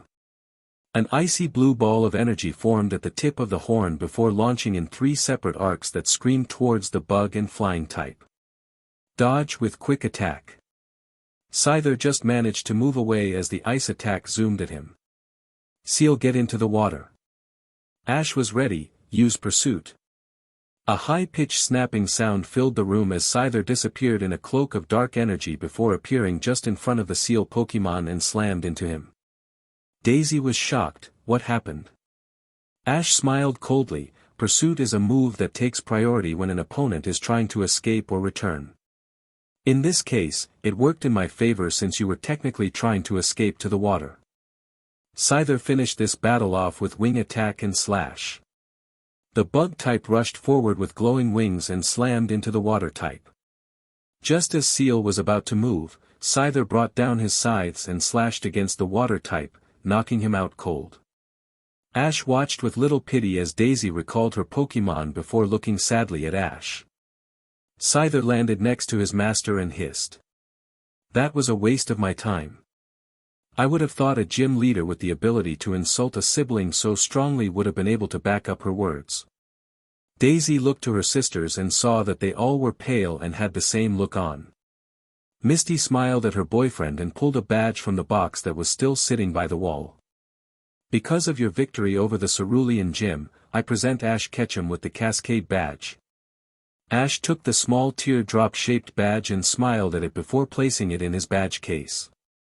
Let's go, Mist. Not wanting to be in the presence of her sisters any longer, Misty quickly followed her boyfriend out of the gym. Soar. Ash and Misty went to the Pokémon Center and healed their teams before checking into a room for the night. Once they were settled into their beds, Misty asked something. Hey Ash, do you think it is wrong of me to leave the gym?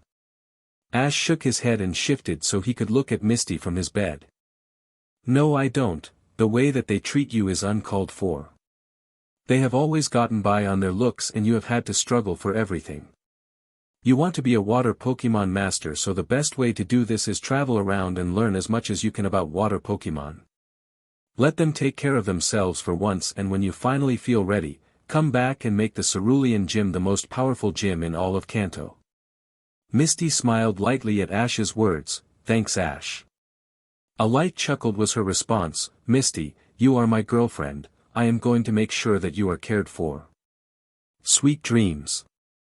The young couple snuggled into their beds and drifted off into the realm of sleep. Soar. The following morning Ash and Misty were back on the road after stocking up on supplies. They had decided to follow the main path and go to the fields near Vermilion City in order to train.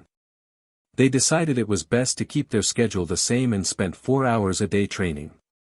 Ash was working of getting his Pokémon stats up to what he would like as well as gaining experience from mock battles to help in the evolution process.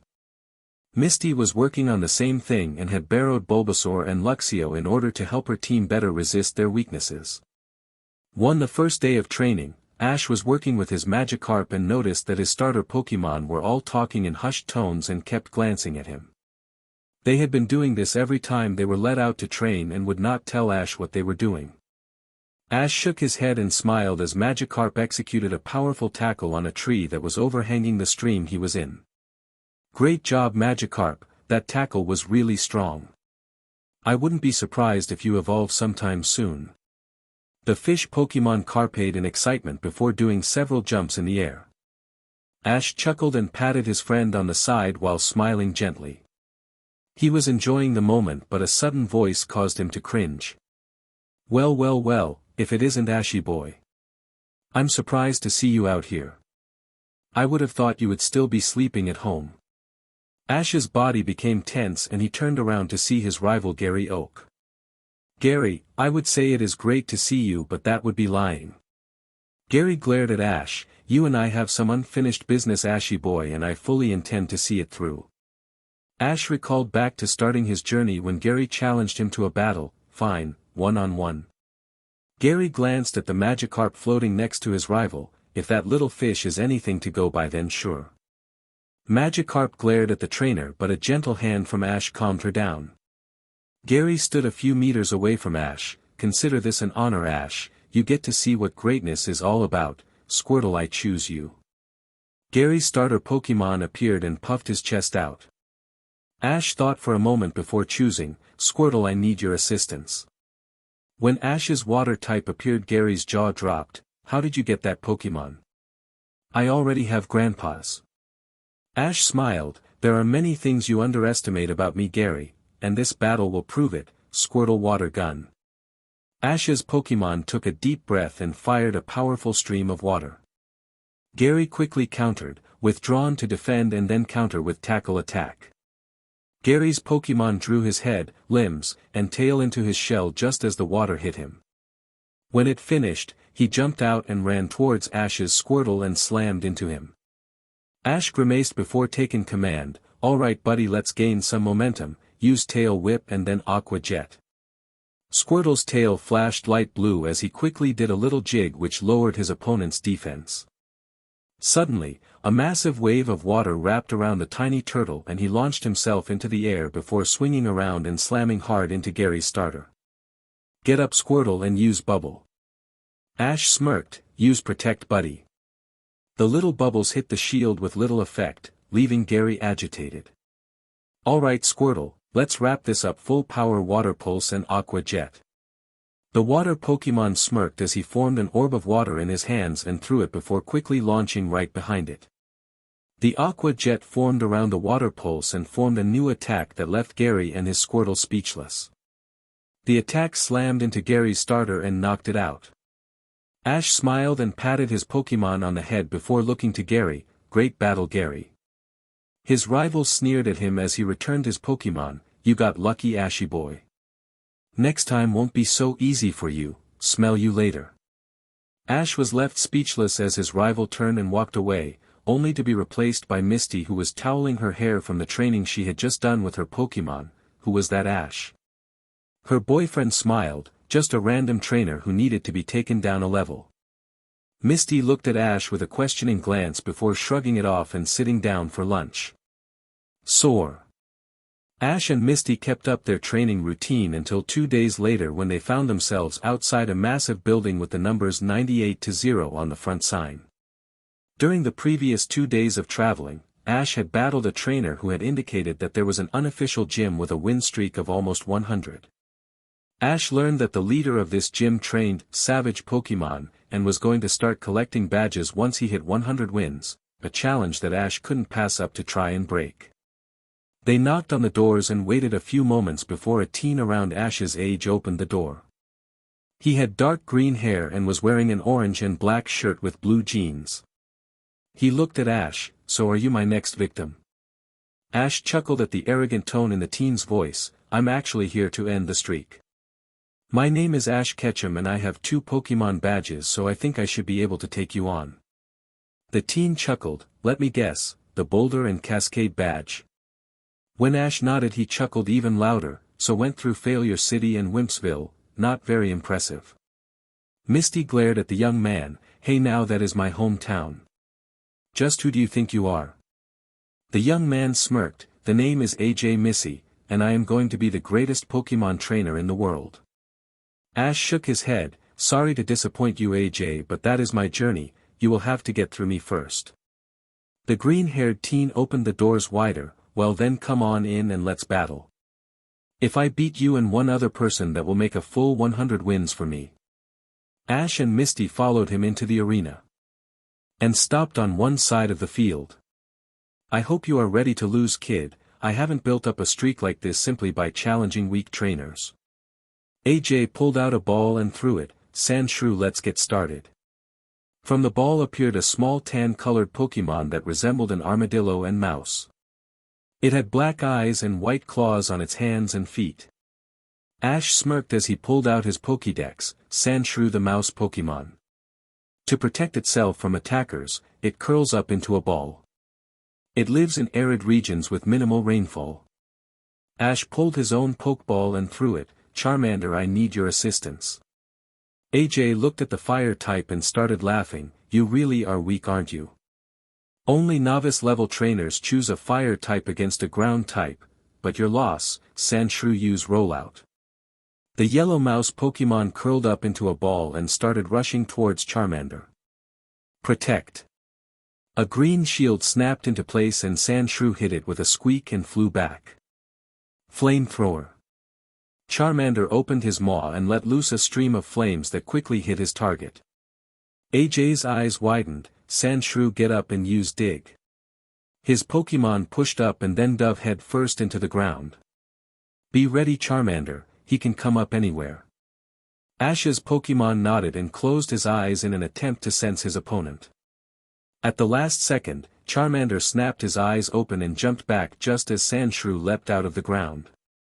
He opened his mouth and fired a large stream of blue flames that sent the ground type back and onto the ground, unconscious. Ash smiled and patted Charmander on the head. "Great job, buddy. That last dragon rage was perfect." He looked to AJ and saw the teen walked over. "I have to say, Ash, you are something else. In all honesty, I think I needed to be beaten, pride and all that." Ash chuckled and held out his hand. "At least you are man enough to admit it. So what is next for you?" AJ looked at Sandshrew and smiled. "I think that we will train for a little while longer before heading out to collect badges. I would be honored if you and your lady friend would join me." Ash looked to Misty and when she shrugged, Ash shook AJ's hand. "We would love to." AJ smiled and swept his arm to the right. "Well then, follow me." They walked into the main building and found more of AJ's Pokémon working with various equipment. There was a large pool in the middle of the gym and Sandshrew quickly put on a metal vest before climbing up a ladder and jumping off the diving board and into the water. Ash looked at AJ who laughed. "That is a special vest I created that helped Pokémon build up resistance to their weakness. It basically forces them to work twice as hard for the same results. But in the long run it makes them twice as strong compared to Pokémon that don't have the added stress." Ash nodded and thought, "It makes sense. Kind of going with the theory on spending time with each evolutionary stage, right?" AJ nodded enthusiastically. "Exactly, trainers today are so focused on evolving their Pokémon right away that they don't spend time to learn techniques of that stage. It also helps their physical structure if they are able to spend time in each stage and grow with their age." Ash smiled but turned when he felt a tug at his jeans. Charmander was looking at him with a look of determination that Ash couldn't miss. "What's up, buddy?" Charmander pointed to Bulbasaur's and Squirtle's Pokeballs and made the motion to release them. Ash wasn't sure what his little fire type had in mind but release his other starters. Bulbasaur looked at Charmander and quickly conversed with him. He then turned to Squirtle and the water type got a wide grin on and nodded. Charmander, Bulbasaur, and Squirtle all turned and looked at Ash before simultaneously winking at their trainer. Ash was about to question it when suddenly all three of his starter Pokémon became engulfed in a bright white light. Chapter 5. Ash, Misty, and AJ looked on with open mouths as Ash's three starter Pokémon were engulfed in a brilliant white light. Ash was shocked but also filled with a powerful feeling of excitement and happiness. His three best friends were evolving, and way before he had originally intended. The light died down and the three Pokémon stood before him in their new forms. Bulbasaur was now an Ivysaur and the most significant difference was his bulb. The bulb had split apart into 4 leaves and at the center of his back was a large red flower that was just waiting to bloom. His eyes twinkled and he grinned at Ash before looking to his fellow Pokémon. Charmander, or now known as Charmeleon, was now a dark red in color with more defined claws and tail flame. His face was pointed and at the back of his head was a single horn. The fire Pokémon took a deep breath before rearing back his head and roaring, Malion. A powerful flamethrower rushed from his mouth and filled the area with an intense heat. He looked at Ash and brought his claw up to his forehead and saluted his trainer. Squirtle was now a strong-looking Wartortle. His skin and shell were darker in color and his tail and ears were snow white. The water type chuckled and pulled out his sunglasses and put them on before giving Ash a thumbs up. The trainer from Pallet Town felt a tear fall down his cheek. You guys, how? Ivysaur walked forward and started speaking to Ash. The young man looked intently at his Pokémon and read every emotion and sound that came from his face. When Ivysaur was done he gently rubbed his head against Ash's leg. I can't believe you would do that for me. Misty looked at Ash. What did they do? Ash smiled and rubbed his eyes. The reason they have been meeting in secret is that they wanted to evolve at the same time for me. Ivysaur said that because I took them in and showed them kindness they wanted to repay me with a simple show of devotion, by evolving together to show our bond. They were simply waiting for Charmander to be ready and that battle with AJ did the trick. Misty looked to the 3 Pokémon and smiled. That is so sweet. AJ smiled. That there shows just what kind of trainer you are, Ash. I truly respect that kind of devotion from a Pokémon. Ash nodded in agreement before looking at AJ with determination. I believe we have some training to do. AJ and Misty smiled at this before turning to the gym and releasing their teams. Soar. Over the course of 2 weeks, Ash and Misty spent time with AJ training their teams to the fullest. Ash decided to utilize AJ's vest and even bought a set of 3 from him for future use. He split his team into groups of 3 and rotated what they would be working on. The first team consisted of Ivysaur, Magikarp, and Pidgeotto. Team 2 was Charmeleon, Spearow, and Scyther, while the third and final team was Wartortle, Luxio, and Butterfree. Each team would work on something different and then rotate into another section. The first section was working on moves that Ash had picked out for them to learn. Seeing as they were not close to any stores that had TMs available, the Pokémon would have to learn new moves the old-fashioned way. The second group was mock battles to gain experience while the third and final group was endurance and stat increase while wearing the vests. At first the team had a little trouble working with the extra strain, even to the point that Ash had to help Magikarp swim for the first several hours so she wouldn't drown. But after they got used to the vest, they were soon back to their old routine. Spearow and Magikarp were pushing themselves extra hard in order to evolve. Ash stopped them one afternoon and told them to hold off, but they didn't want to be the only ones who hadn't evolved. Misty wasn't too sold on the vest idea, so she decided to do things her own way. She still borrowed Ivysaur and Luxio to help build up resistance, and it was through her determination that she got her Tentacle to evolve into what was now her team's lead, Tentacruel. The massive water type was a powerhouse and wanted to battle Ash right away. This led to the couple's first official battle, and Ash only won because of Luxio's stubbornness to not give up. Ash complimented his girlfriend, stating that if it wasn't for the fact that Luxio had type advantage, she would have easily won. Misty smiled and patted Ash on the cheek, saying that the response he had given was the correct one. AJ's team expanded with 2 Nidoran, a male and female.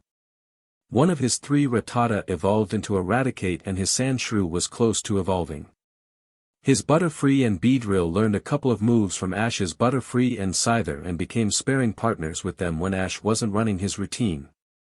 By the end of the 2 weeks, Ash and Misty decided to continue on their path and head on towards Vermilion City. AJ followed his new friends and led them to the door. Well, Ash, I have to say it has been a fantastic couple of weeks. You and Misty have helped me to see that there is a ton out there yet for me to accomplish. I look forward to battling you in the Pokémon League. AJ offered his hand to Ash, who accepted it. Same to you, AJ, without you my starter Pokémon wouldn't have evolved, and you also showed me that it is alright to do a little strenuous training. Good luck. The 3 trainers waved goodbye and parted ways, with Ash and Misty heading towards Vermilion and AJ heading back to Pewter City to challenge the gym. Soar. Ash and Misty walked for a full day and eventually found themselves deep within a forest. Ash checked his Pokédex and found that they had wandered off the main path and were a good day's travel away from any place with a Pokémon Center. Misty glared at her boyfriend. Well, if someone would have listened to me earlier we wouldn't be lost now, would we? Ash waved her off and chose Pidgeotto, who called out upon being released. Hey Pidgeotto, can you fly up and see if you can find the main path? His flying Pokémon nodded and took off into the sky.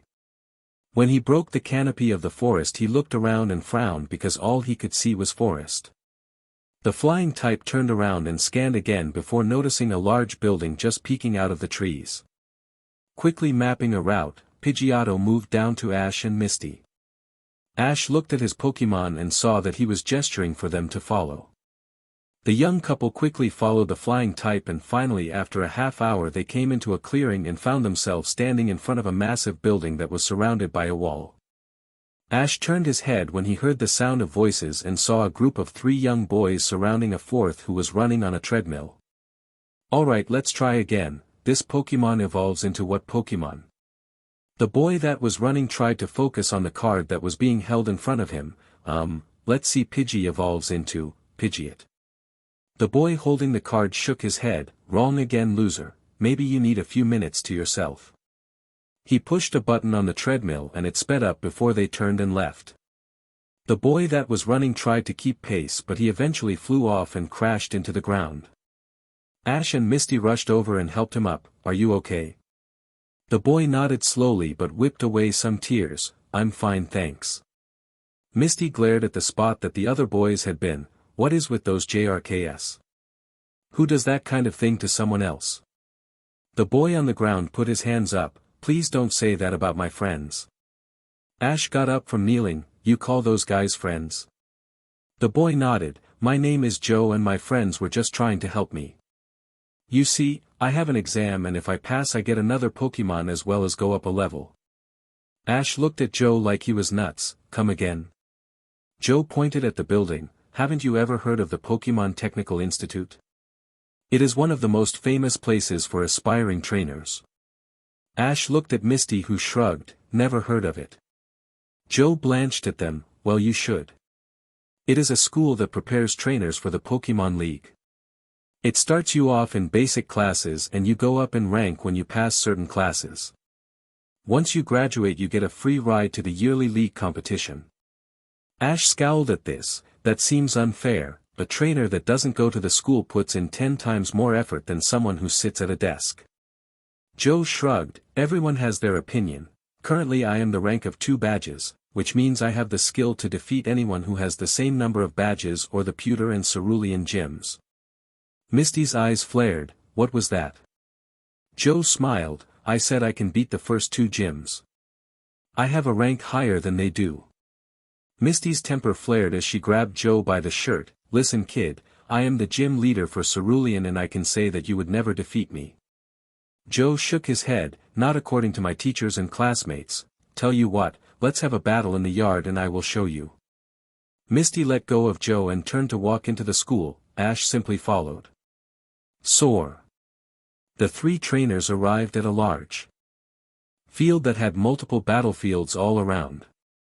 Joe took a spot and chose his Pokémon. Weepinbell, I choose you. A medium-sized yellow plant Pokémon appeared on the field. It had a wide mouth and leaves instead of arms.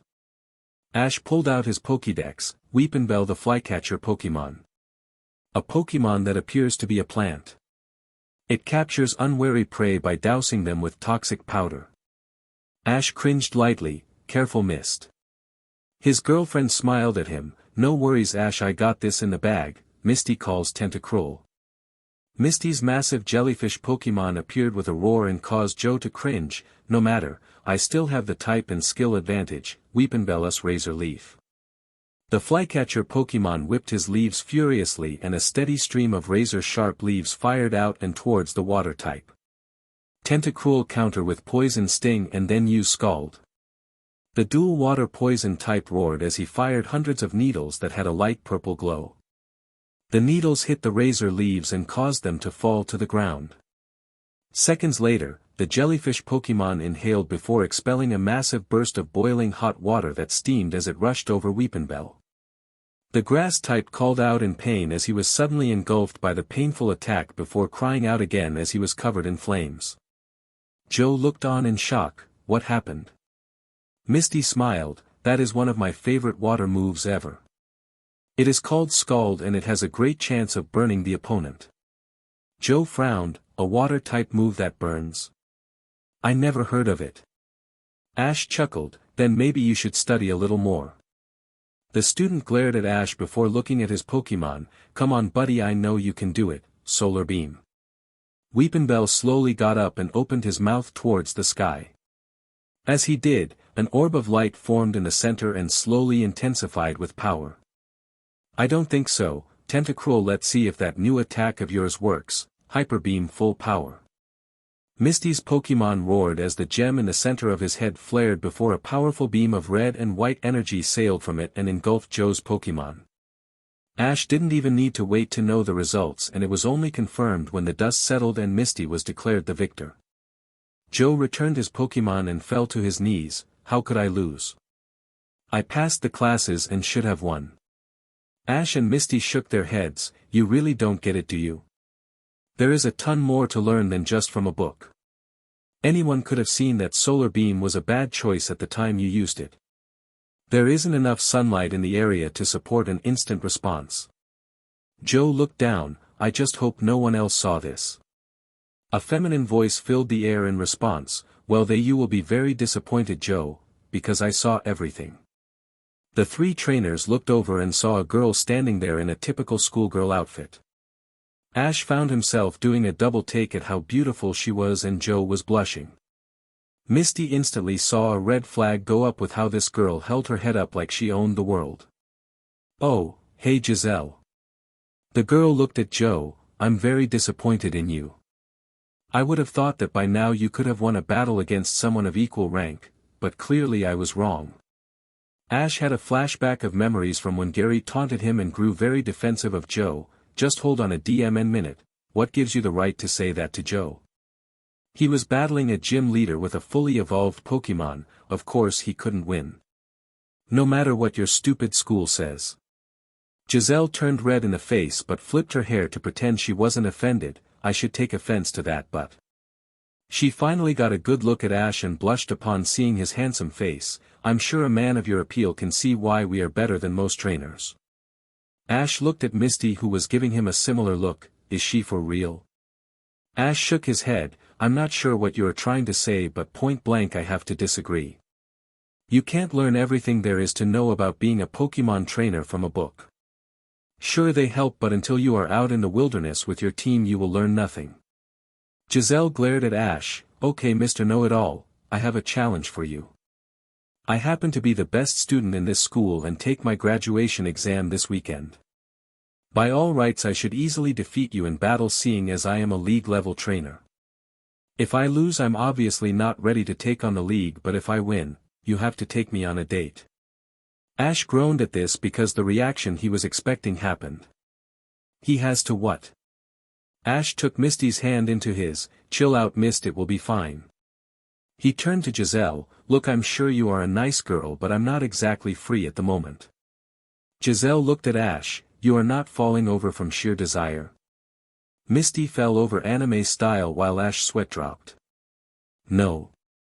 Jazelle looked at Ash, why not? I am the most beautiful girl in the school. Ash rolled his eyes and glanced at Misty to make sure that his girlfriend wasn't about to unleash hell upon the teen. Look Jazelle, I'm not interested. The brunette puffed out her cheeks in anger, why not? Ash smiled and wrapped his arm around Misty, I'm taken. Jazelle's jaw dropped as she looked at Misty and then to Ash, surely you are joking, I mean, she isn't. Ash glared at the teen, she isn't what, as pretty as you? Beauty is only a figment of the mind. I care about Misty for the person she is on the inside. And for the record, I do find Misty more attractive than you. That statement caused two things to happen. The first was Misty's heart swelling over what Ash had just said, and the second was Jazelle grabbing a pokeball and throwing it. From the ball came a small brown Pokémon with a skull over its head and a bone for a club. Ash looked at the Pokémon before pulled out his Pokédex, Cub1 the lonely Pokémon. When it thinks of its dead mother it cries. Its crying makes the skull it wears rattle hollowly. Jazelle smiled overly sweet at Ash, this is my best Pokémon and I'm going to show you just how much better I am. By the end of this battle, I will have you drooling at my feet. Ash glared and looked at Misty who had on a similar expression. She looked at Ash and walked over, crush her into the dust. She put her arms around Ash's neck and pulled him into a deep kiss that promised a repeat performance if he delivered. The trainer from Pallet turned and selected a Pokeball, I'm not at the mood to toy around so let's get this over with. Wartortle, I need your assistance. Ash's water type appeared on the field and pumped his arms in a show of strength. Jazelle giggled, just because you have an evolved Pokemon doesn't mean you will win, Cub1 be a sweetheart and us Bonemerang. The ground type grunted and threw his bone club and caused it to spin at a furious rate. The attack slammed into Wartortle and sent him flying back. Aqua Jet. While he was still in the air, Wartortle twisted around and engulfed himself in water before rocketing back at his opponent. Cub1 dodged it and used Ancient Power. The little Pokémon moved out of the way and brought his bone around and threw a ball of white energy at Wartortle. The energy hit him and exploded, sending him into the ground. Ash thought for a moment before smirking, alright buddy, let's take this up a notch. Start off with Water Pulse. Jazelle countered, Cub1 used Ancient Power again. The two orbs met in a collision of power and held still. Water Gun. Wartortle fired a high-pressured stream of water and pushed the Water Pulse through the Ancient Power and slammed into Cub1. The little Pokémon cried out in pain as he was engulfed with water. Jazelle called out in shock as her Pokémon slowly stood up. Ash smirked and this only enraged Jazelle more, Cub1 get in close with Bone Club. The ground type ran forward with his club raised high. Wartortle used Water Gun. Another stream of water rushed forward to intercept Cub1. Dodge and use our new move. Cub1 moved to the left and got in close and brought a fist crackling with electrical energy down onto the water type. Ash's eyes widened, Thunder Punch.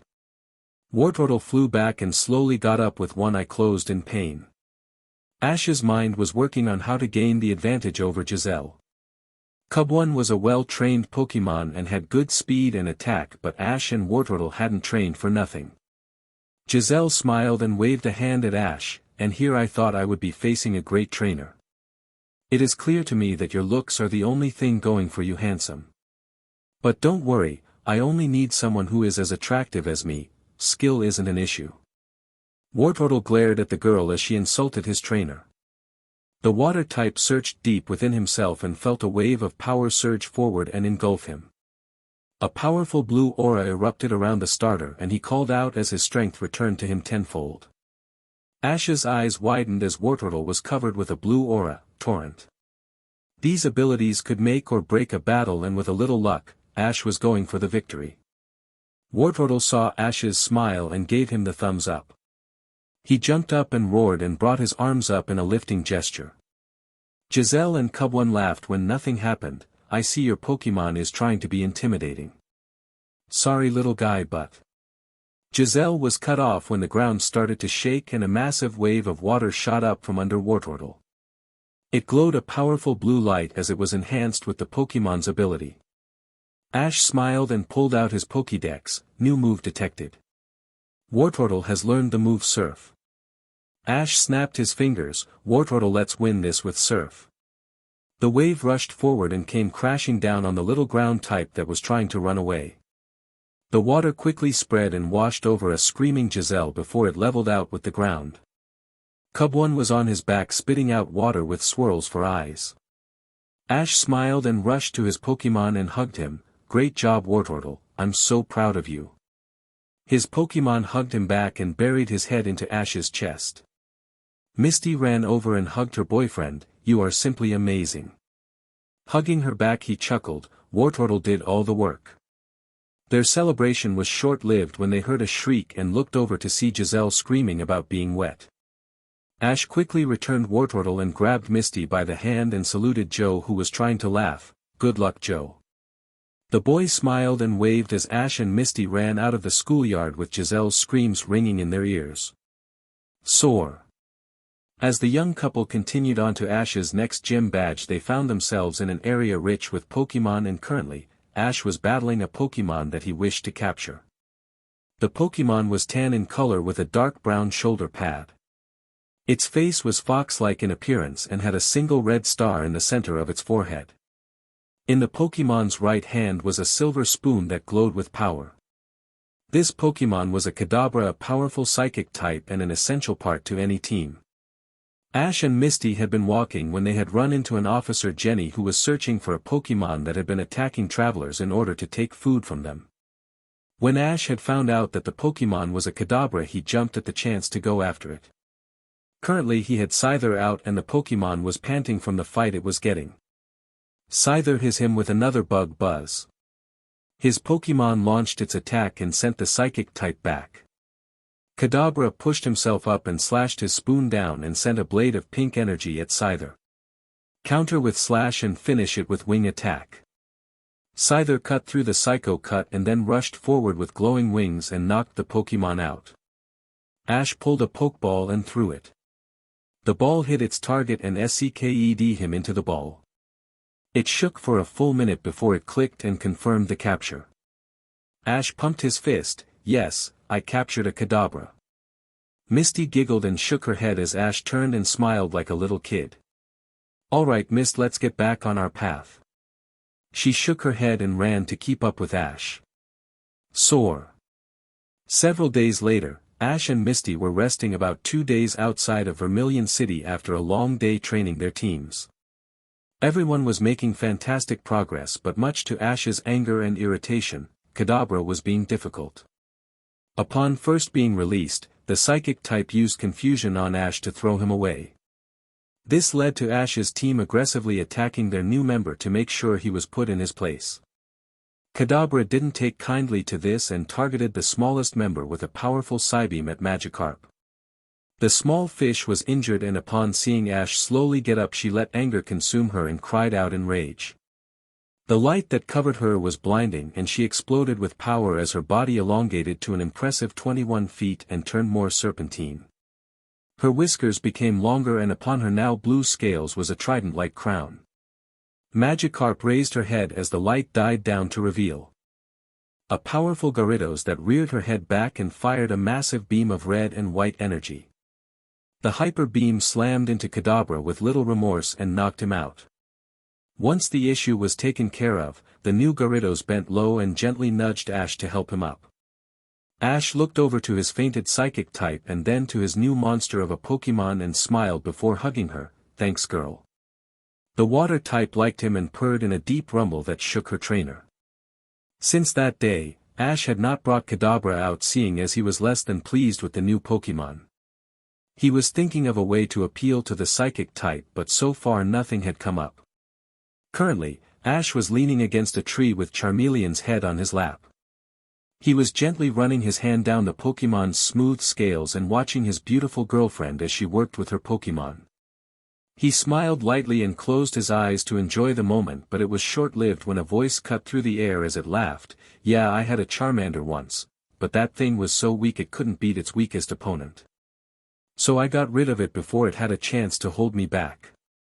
Charmeleon's eyes snapped open with a fire that threatened to explode out of him as he turned to see a group of people walking down the path Ash and Misty were resting by, and leading the group was his former trainer, Damian. Chapter 6. Ashes looked down at his fire starter and felt him growing warm as he was engulfed with the aura from Blaze.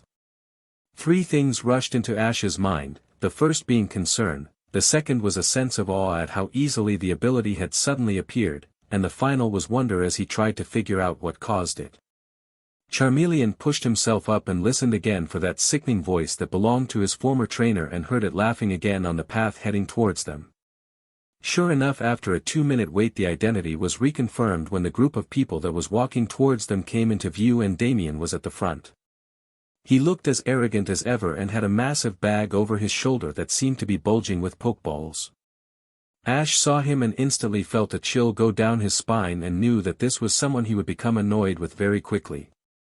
Charmeleon growled deep in his throat and flames flared from his nostrils. Misty walked over after she had heard the people and saw Charmeleon. Ash, what is wrong with him? Looking at his Pokémon he shrugged, I'm not sure Misty, but I know that whatever it is, that group over there has something to do with it. Soar. Damian and his group of friends continued on walking before they stopped when Damian felt his eyes widen at the sight of Misty. He puffed up his chest and strutted over, hey there beautiful, what is your name? Misty looked at him with a blank expression, what? He flicked his blue hair and then fixed the sunglasses upon his forehead. I asked your name and while I'm at it I might as well ask you to dinner. Misty sighed and gave an apologetic look to Ash, look buddy I already have a boyfriend. Damian didn't take the hint, well come with me anyway, I'm sure he is a loser with weak Pokémon. Before Ash or Misty could respond a massive flame rushed at Damian who jumped back and shrieked like a girl. Ash looked down to see Charmeleon growling and a look of pure malice upon his face. Damian glared at Ash, what the bleeding hell is wrong with you? Can't you control your Pokémon? Damian's rant trailed off as he looked at Charmeleon for a moment before his eyes widened at the sight of the scar running along Charmeleon's eye, Charmander. Charmeleon growled at the aura around him flared some more. Ash looked at his Pokémon and then to Damian before he connected the dots, he was your trainer. It came out as a statement instead of a question and Charmeleon slowly nodded. Damian's lips tilted up slightly into a forced smile, well Charmander, or Charmeleon I'm glad I finally found you. I have been looking all over for you. Ash chuckled, you really think that Charmeleon is that gullible? He hasn't forgotten what you did to him. Damian waved it off, please, it is a good thing I did it. It forced that weakly to become stronger and look at the results. He evolved didn't he? That is proof enough for me.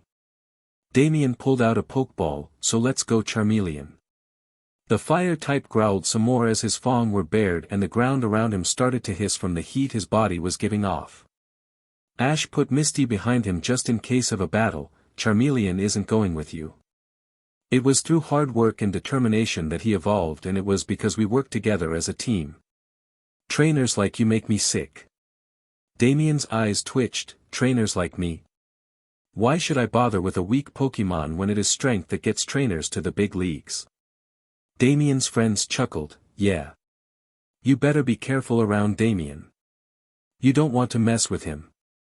Ash shook his head and put a hand on his Pokémon's shoulder, ignoring the heat coming from him. He isn't worth it buddy. Charmeleon looked to Ash with a look of question but looked deep down into himself and knew his trainer was right. If he had been a different Pokémon he would have wanted revenge and heck, he might have even forced his evolution to prove a point. Damian set down his bag and pulled out a bunch of Pokeballs, you want to fight? Ash shook his head, it would be a waste of our time. Charmeleon's former trainer growled, it isn't an option. If I win the battle, Charmeleon becomes my Pokémon again and if you win, you can have another weakling that I have been planning to release. Ash's eyes hardened, 1-on-1. Before the battle could begin 2 Pokeballs on Ash's belt burst open to reveal Ivysaur and Wartortle standing with similar glares on their faces. Ivysaur growled at Damian before looking at Charmeleon and nodded. Ivysaur and Wartortle both took a deep breath before yelling and becoming enveloped in green and blue auras respectively. Ash felt his eyes widen at this before making a mental note to talk to his starters later. Damian smirked, so it looks like you have 2 more weaklings. Doesn't help your chances of winning, let's get on with it. You should remember this one Charmeleon, Nidoking destroy him. From the ball appeared a massive purple Pokémon with a powerful body. Upon its head was a long pointed horn and it had 2 large purple and blue ears. The Pokémon reared its head back and roared in an attempt to show off its power. Charmeleon's vision became red at the sight of the same Pokémon that injured him so badly the last time he saw Damian. The aura around him flared again and he felt power surge forward through his veins. Ash smirked coldly at Damian, you have already lost. Charmeleon, let's show Damian what real power is about, activate Blaze. Charmeleon roared, the aura around him flared to full power and the flame on his tail roared to 3 times its normal size. Damian stepped back in shock, what the? Ash shrugged, I'm just as confused as you, but with what Ivysaur and Wartortle just did I'm assumed Charmeleon could do the same thing. And seeing as I was correct, this battle is already over. Charmeleon used Flamethrower, full power. His Pokémon opened his maw and launched a super-powered stream of fire that rushed forward with a roar and slammed into the fully evolved Pokémon. The heat was so intense that the grass under the stream of fire dried up and burnt to a crisp without directly touching it. Damian's Nidoking slowly pushed himself up and hissed as he was seriously burned. Nidoking blast this weakling with Hyper Beam. His Pokémon roared and fired a beam of energy at his former teammate. Protect. A massive hiss was heard as the ultimate defensive move snapped into place and took the powerful normal attack. Charmeleon used another Flamethrower. His fire type roared and the aura around him flared savagely before it turned into powerful flames. Charmeleon roared and rushed forward as streaks of power flashed within the flames. He slammed full force into his target and a massive explosion filled the area with black smoke. Ash brought out Pidgeotto to get rid of the smoke only to find Nidoking unconscious and Charmeleon hunched over with small sparks of lightning coursing over his body. Bringing up his Pokédex, Ash scanned his Pokémon, Flare Blitz, one of the most powerful physical fire attacks. The user is enveloped in a powerful flame before crashing into the target for massive damage. The user of the move takes 1/3 of damage inflicted as recoil. Use with extreme caution. Ash rushed over to his Pokémon and brought him into a big hug, you are amazing buddy. Charmeleon called out softly and rubbed his head against Ash's neck and grimaced as the last of the recoil damage took place. His trainer pulled back and smiled, don't worry Charmeleon, we will take care of that recoil in no time. The fire type looked at him with a tilted head, but his trainer never responded because Damian was yelling. You weak and worthless Pokémon. You lost to the same blasted thing you used to destroy. Now in your evolved form you can't do anything right. His eyes were filled with hate as he dropped Nidoking's ball to the ground and stomped on it. Get lost you weakling. He looked to Ash and then tossed him another ball. This thing is weaker than Charmander was when I got rid of him. Have fun with these worthless Pokémon. He turned with his group and walked away, still seething over his loss. Misty rushed over with a shocked expression as she looked from the unconscious Nidoking to the Pokeball in Ash's hands. Did that really just happen? Ash sadly nodded and walked over to the poison type. He looked at it and saw that it was very weak and was significantly smaller than one that was raised properly. The Pokémon opened a sad eye and looked at Ash. He evolved you right away, didn't he? Nidoking slowly nodded and gritted his teeth when pain coursed through his body. Ash pulled out a super potion and sprayed along the worst of the wounds and gently patted the fully evolved Pokémon. I can help you. He pulled out a Pokeball and offered it to Nidoking. You see how powerful Charmeleon has become. I can promise you that through hard work we will become the most powerful team ever to grace the Pokémon League. And the next time we see Damian, we will crush him into the dust. Nidoking gently reached out and touched the ball with his hand before being sucked in and not giving any resistance to the capture. Charmeleon walked over with Ivysaur and Wartortle and looked at the ball sadly. Don't worry guys. Nidoking may be weak but we will make him stronger. What I would like to know is what your little display of power was all about. The three Kanto starters smiled at each other before taking a deep breath and becoming enveloped with powerful auras. Ash's eyes widened. You guys can call upon your abilities. When the three Pokémon nodded, Ash couldn't help but make a loud yell of happiness. This is awesome. I can't believe the effort you three have put in. I didn't even know that was possible. Charmeleon made several gestures with his hands, Cha, Charmel, Charmeleon, Char, Cha, Charmeleon. The last one was yelled with him bringing his locked claws apart in a sign that looked like he was making an explosion. Ash seemed to get it, so what you are saying is that you searched yourself for your hidden powers and once you found it you took time to find a way for it to explode out of you? Charmeleon nodded with a cocky smile before bringing up his claw and saluting Ash. Wartortle chuckled and put on his glasses while Ivysaur gave a toothy grin. The three starters stood next to each other with their auras flowing around them and looked like three victorious heroes posing for a crowd. Misty giggled at the display. You three are so cute. Wartortle fell over anime style and rubbed the back of his head while mumbling. Their trainer shook his head and looked to the two Pokeballs in his hand. We need to get to the Pokemon Center. I want to get Nidoking checked on and find out if the other one needs any healing. Soar. Ash and Misty arrived at the local Pokemon Center and walked into the lodge-like building. The nurse was humming to herself as she read a book but stopped and smiled when she saw the young couple. Welcome to our Pokemon Center. How may I help you today? Ash looked grim. Nurse Joy, I need some help. I just acquired a Nidoking that was abandoned after a battle. It looks as if he was also evolved right after becoming a Nidorino, so I'm not sure what his structure is like. There is also another Pokemon in this ball that was given up because it was too weak. Nurse Joy's eyes flashed with anger as she collected Ash's Pokeballs. Thank you for coming in. I will be back in a little while. Please help yourself to our menus and let Chansey know if there is anything you want. Ash and Misty walked over to a table and placed an order with Chansey before sitting in silence. Their food came to them 10 minutes later and they slowly ate as they waited. Why do people act the way they do sometimes? Misty put her fork down and looked at Ash. What do you mean? Ash poked at his meal. I mean people like Damian. I just don't get how you can refer to yourself as a Pokemon trainer and be so despicable. Pokemon are living creatures who deserve our respect. I don't understand how you can simply abandon something just because it is considered weak.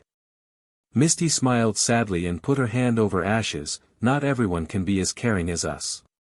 But that is what separates us from them as people and trainers. And that simple difference will show when it comes down to it in the Pokemon League.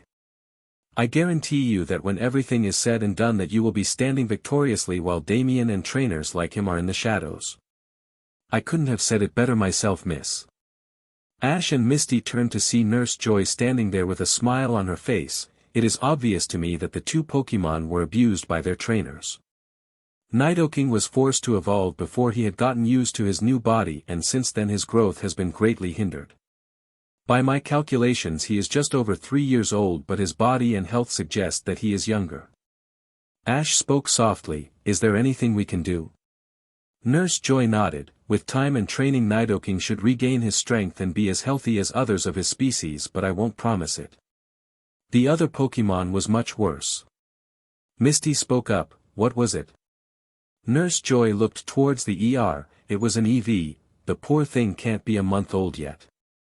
Ash gritted his teeth as anger started to rush over him. Misty gasped when she felt a slight pressure fill the room and Ash's eyes flashed a glowing blue before he closed them and took a deep breath. He was going to release it because it was too weak. Nurse Joy shook her head, if I had my way I would revoke his training license and have his Pokemon taken away. Ash silently agreed and made a mental note to call Professor Oak. The nurse spoke up again, I want Evie to stay with me overnight but in the morning you can take her with you if you wish. Otherwise I will be contacting one of the local Pokemon preserves. Ash shook his head, I will take Evie with me. Between her and Nidoking I will make sure they are cared for. Nurse Joy nodded in thanks, that is a relief. I hate having Pokémon released into the wild, most that are released have a very difficult time surviving. Nurse Joy smiled weakly at the two trainers and turned to go back to her duties. Ash and Misty finished their meals before requesting a room and retiring for the night. Sore. The following morning, Ash was sitting in front of a video phone talking to Professor Oak. So that is the situation, Professor. The elderly man sighed as he rubbed the bridge of his nose. I will see what I can do, Ash, but unfortunately I can't suspend his training license without the approval of the Pokémon League Board. They need to have absolute evidence of abuse, so I may need Nidoking and Eevee at the lab. Ash thought a moment, what if I sent them over to you? I can't use them in battle anytime soon and it would be less stressful on them if they were at the lab with you. The board members can come and see for themselves what the Pokémon are like and you can show them the pictures of Charmander you have from when I first brought him in.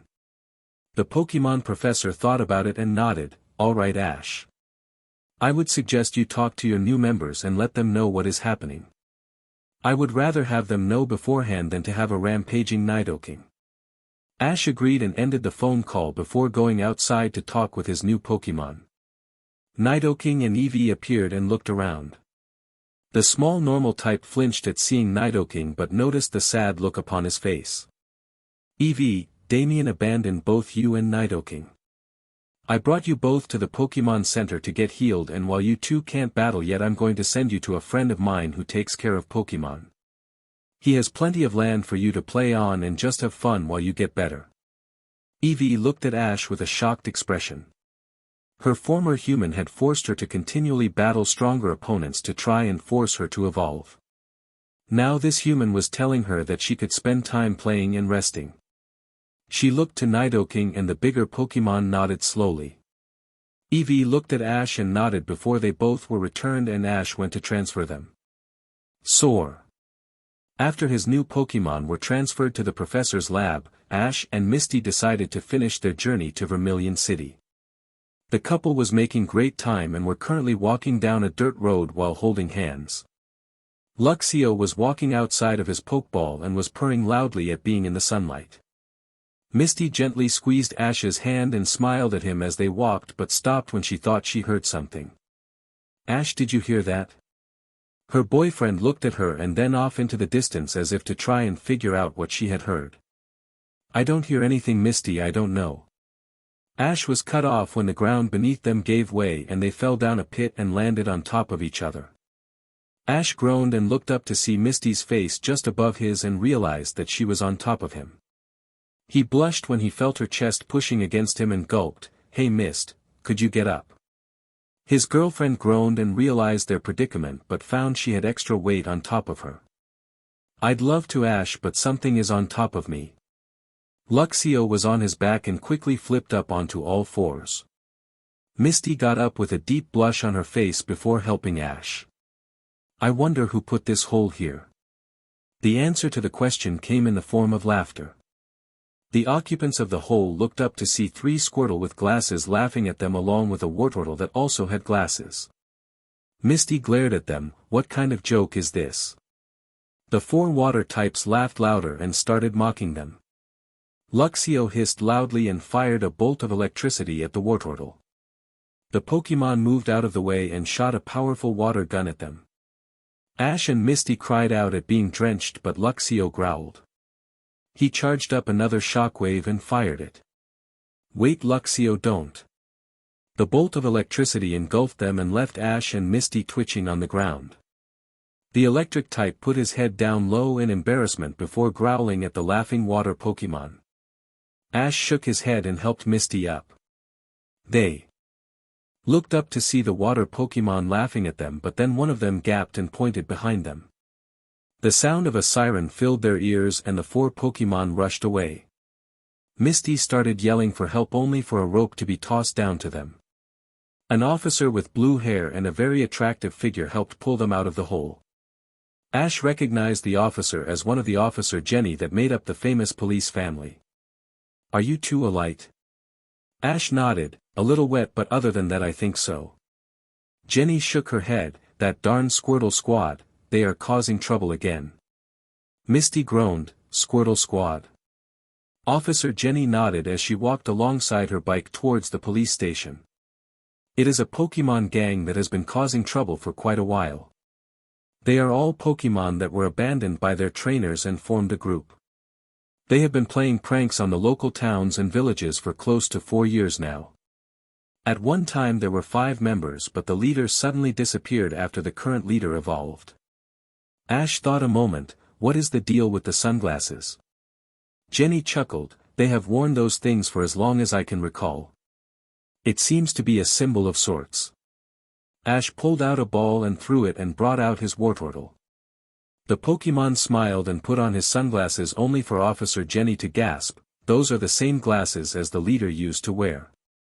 Wartortle looked at the officer with a funny look and Ash took over, Wartortle, we were just attacked by a group known as the Squirtle Squad. It consists of 3 Squirtle and a Wartortle as the leader. The moment Ash finished speaking, his Wartortle tensed up and took off his glasses to reveal cold eyes. So you captured the leader of the Pokémon gang? Ash slowly nodded, it would appear so. In truth, I found him and 2 other of my Pokémon caring for each other in the wild near Pallet town. All I know is that each of my starters have been abandoned by their previous trainers. I didn't know that Wartortle was the former leader of a Pokémon gang. Jenny thought for a moment, he isn't like what he used to be, is he? Ash glared at the woman, no he isn't. Wartortle is one of my best friends and nothing like those renegade Pokémon. Ash's Pokémon punched his right fist into his left palm before addressing Ash. Wartortle, Wartortle. Ash nodded his approval, Wartortle wants to find the Squirtle Squad and challenge the leader to a battle. Now that things are on equal terms he is positive he can beat him. Officer Jenny thought about it, I can't say no to any help, but will you capture them? Ash's mouth opened slightly before shrugging, I don't know.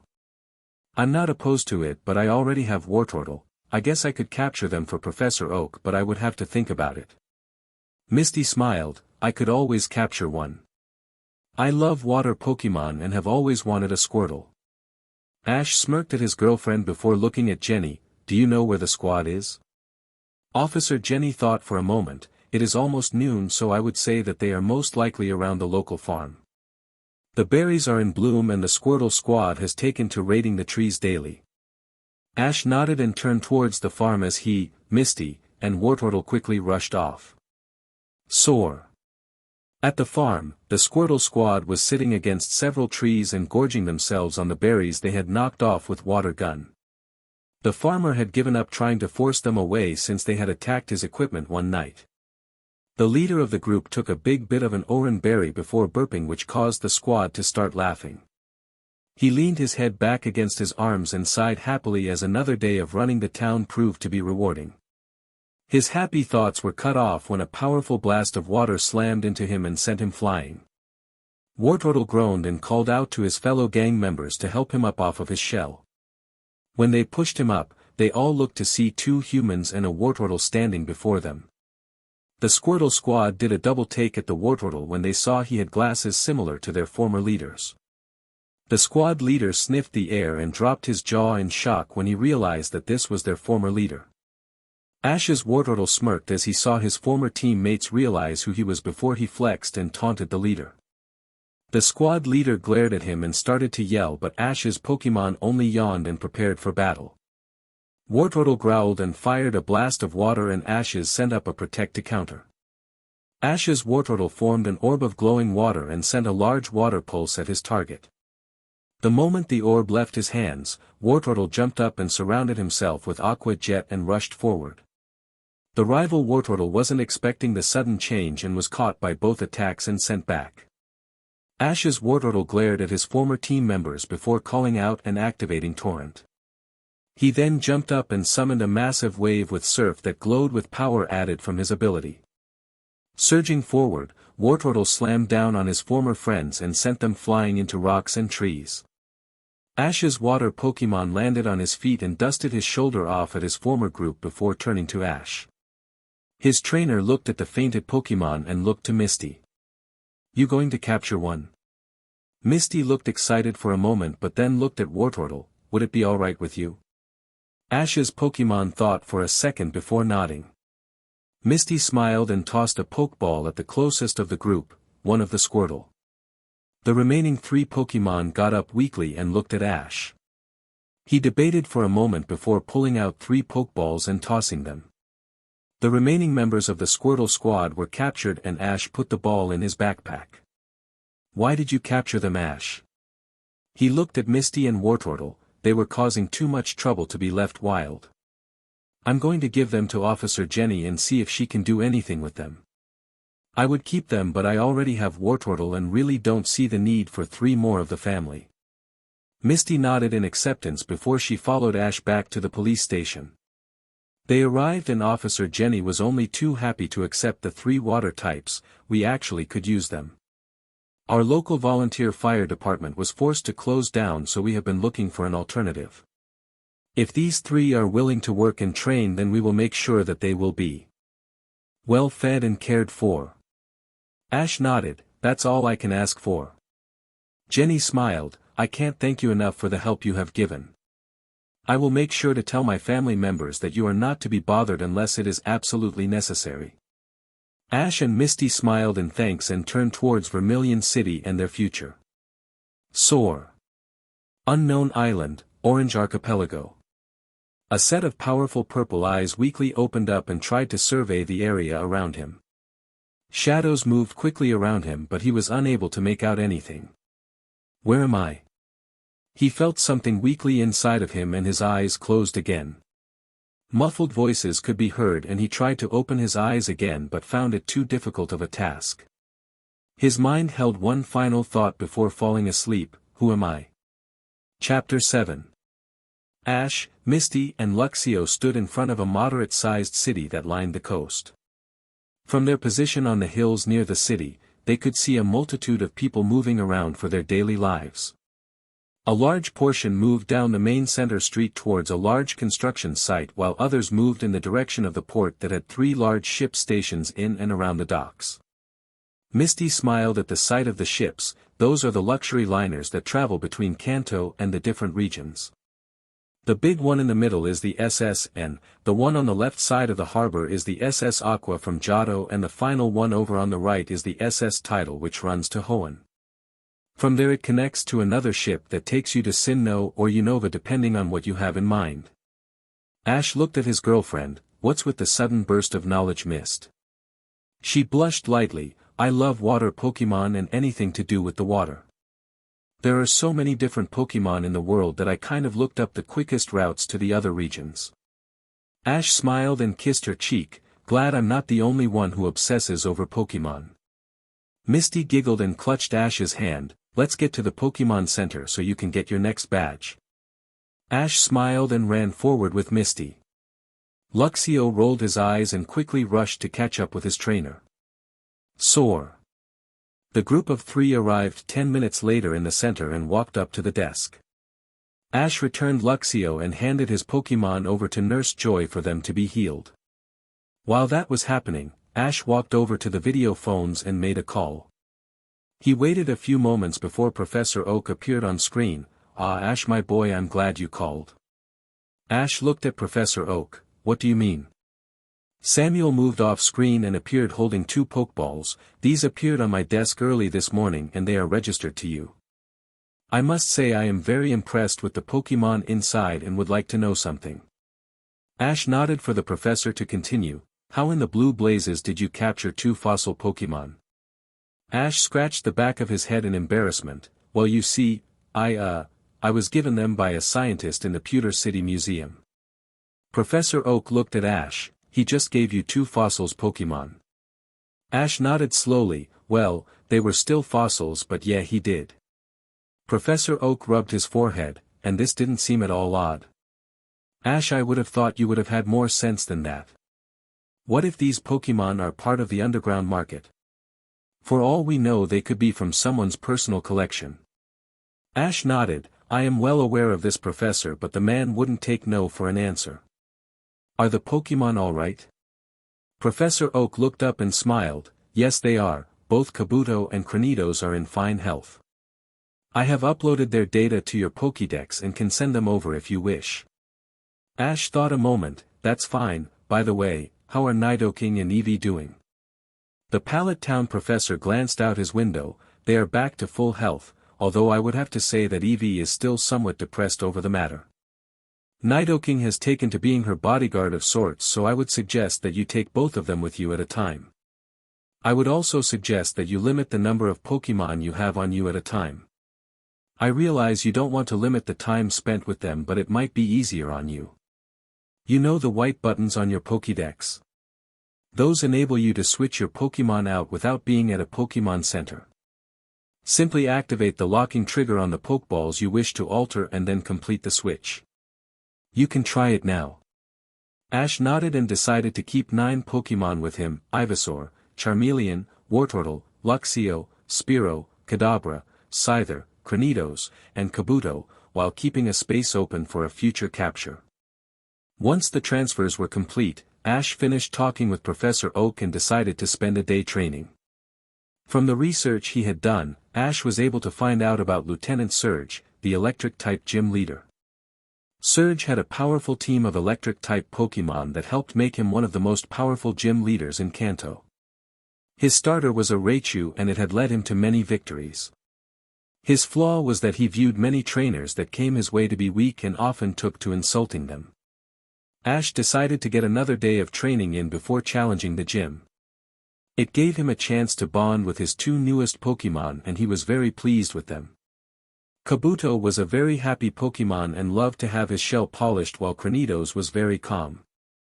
The headbutt Pokémon seemed to calculate things out before taking the quickest action to end the potential conflict. Ash knew that Cranidos had almost legendary level attack power once he evolved, but his other stats suffered greatly from this.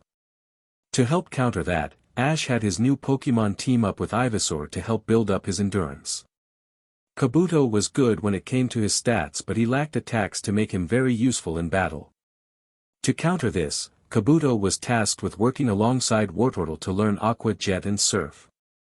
Misty was less enthusiastic about more training, so she spent the day at the Pokémon Center sleeping in a bed for the first time since Cerulean.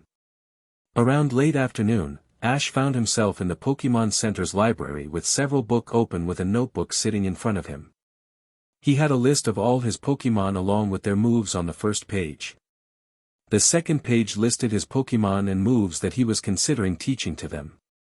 Personally, Ash couldn't wait until he arrived at Celadon City so he could buy TMS and shorten the learning process, but seeing as he still had a long time before that would happen, he would have to take the long route or purchase via mail. Teaching Pokémon new moves was very time-consuming as it required the Pokémon to be ready both mentally and physically. The reason most Pokémon learn new moves upon evolving was because of the influx of power their bodies get. The Pallet Town trainer kept making a bigger and bigger list until he had a full page of moves that he was going to look into in addition to Pokémon that he was going to consider capturing. Soar. Ash yawned and rubbed his eyes as he realized how late it was. He closed up the books he had been working with and slowly moved up to his room. He arrived and found Misty lying on her stomach watching TV. "Hey Mist, sorry I took so long, I lost track of time." His girlfriend smiled weakly but didn't say anything. Ash picked up on that and sat down. "Is everything alright?" Misty shrugged, which caused Ash to roll his eyes. "Misty, you can tell me." She looked at him and Ash was shocked to see tears in the corner of her eyes. "I got a call from my sisters. Apparently they entered a beauty contest and the results were very positive. If they win the final round, then they win an all-expense-paid trip around the world." Ash was surprised by the news and felt a lump in his throat. He tried to swallow but found that his mouth had suddenly run dry. When will they find the results?" Misty shrugged. "They didn't say. All they told me was that I had to come and take care of the gym while they are gone, should they win." She looked up at Ash. "I don't want to put my journey on hold because of their stupidity." Ash remained silent and wrapped Misty in his arms. "Let's just try and stay positive. This is a world-level competition. The actual odds of your sisters winning something like this are too large to count. We will worry about it if they actually win." Misty nodded into Ash's shoulder and remained silent for several minutes. The next sound Ash heard was the slow even breathing of Misty as she slipped into sleep. He smiled lightly and positioned her in a bed before kissing her forehead, Night Mist. Her lips twitched into a light smile before Ash turned around and went to take a shower. Soar. The next day, Ash and Misty stood in front of a large gym with a lightning bolt on the top of the entrance. Ash clenched his hands into fists as he got into the right frame of mind for his battle. The young couple walked up and opened the door to find two people waiting, a man and woman. I'm here for a Pokémon battle with Lieutenant Surge. The woman smirked, you think you can take on the boss? Oh well, it's your funeral. The man standing next to her looked over his shoulder, hey boss, another victim for the emergency room. Ash felt his heart rate skyrocket when he saw a massive shadow stand up from a large chair.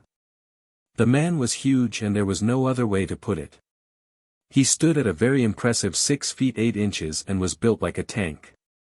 His blonde hair was kept in a fashionable military-style cut and his body was covered in camouflage clothing. Well, I see that my next victim is just a baby. How long you been a trainer, kid? Ash gritted his teeth, just under 3 months. Surge burst out laughing and waved his hand at Ash, sorry kid, but this is a gym for experienced trainers, not babies. Misty growled, hold on just a second Surge, you know that it is the duty of every Pokémon League gym to accept the challenge of a trainer, not just the ones you deem worthy. Surge blinked in surprise before looking down at Misty, well if it isn't the youngest Waterflower. I'm surprised that you are away from the gym. You actually trust those sisters of yours? Misty shook her head, no, but if I want the gym to be respectable I need to make sure I have a team of Pokémon that can back it up. Surge nodded his approval, at least one of you four has brains, those sisters of yours aren't the sharpest tools in the shed. Misty nodded, as much as I agree we aren't talking about my stupid sisters. My boyfriend is here for a challenge and you will abide by the rules set down by the Pokémon League or I will file a complaint. Surge rolled his eyes, chill out Misty, I was just playing. I will battle the kid. The electric-type gym leader turned to Ash, what's your name kid? Ash hardened his eyes, Ash Ketchum. Surge nodded, alright Ash, the battle is a one-on-one with no time limit, that fine with you? When Ash nodded Surge pulled a Pokeball, alright Raichu let's go. The ball burst open to reveal a large orange mouse with a long tail. At the end of the tail was a lightning bolt shape that was colored yellow. Ash thought for a moment, of all his team members Nidoking was the best suited to battle the lightning trainer but the problem was that he was at the lab. Ash's smartest choices would be either Ivysaur, Luxio, or Kadabra. The Pallet Town trainer cringed at the thought of his psychic type seeing as it still wouldn't listen. If anything it would launch a powerful psychic attack at either Ash or his Pokémon which was the main reason behind him keeping it in his Pokeball. Misty had suggested that he release him but Ash refused just as he refused in sending the powerful Pokémon back to the lab, he was going to get Kadabra to obey him. Alright Ivysaur I need your assistance. Ash's grass starter appeared and growled as soon as he looked upon his opponent.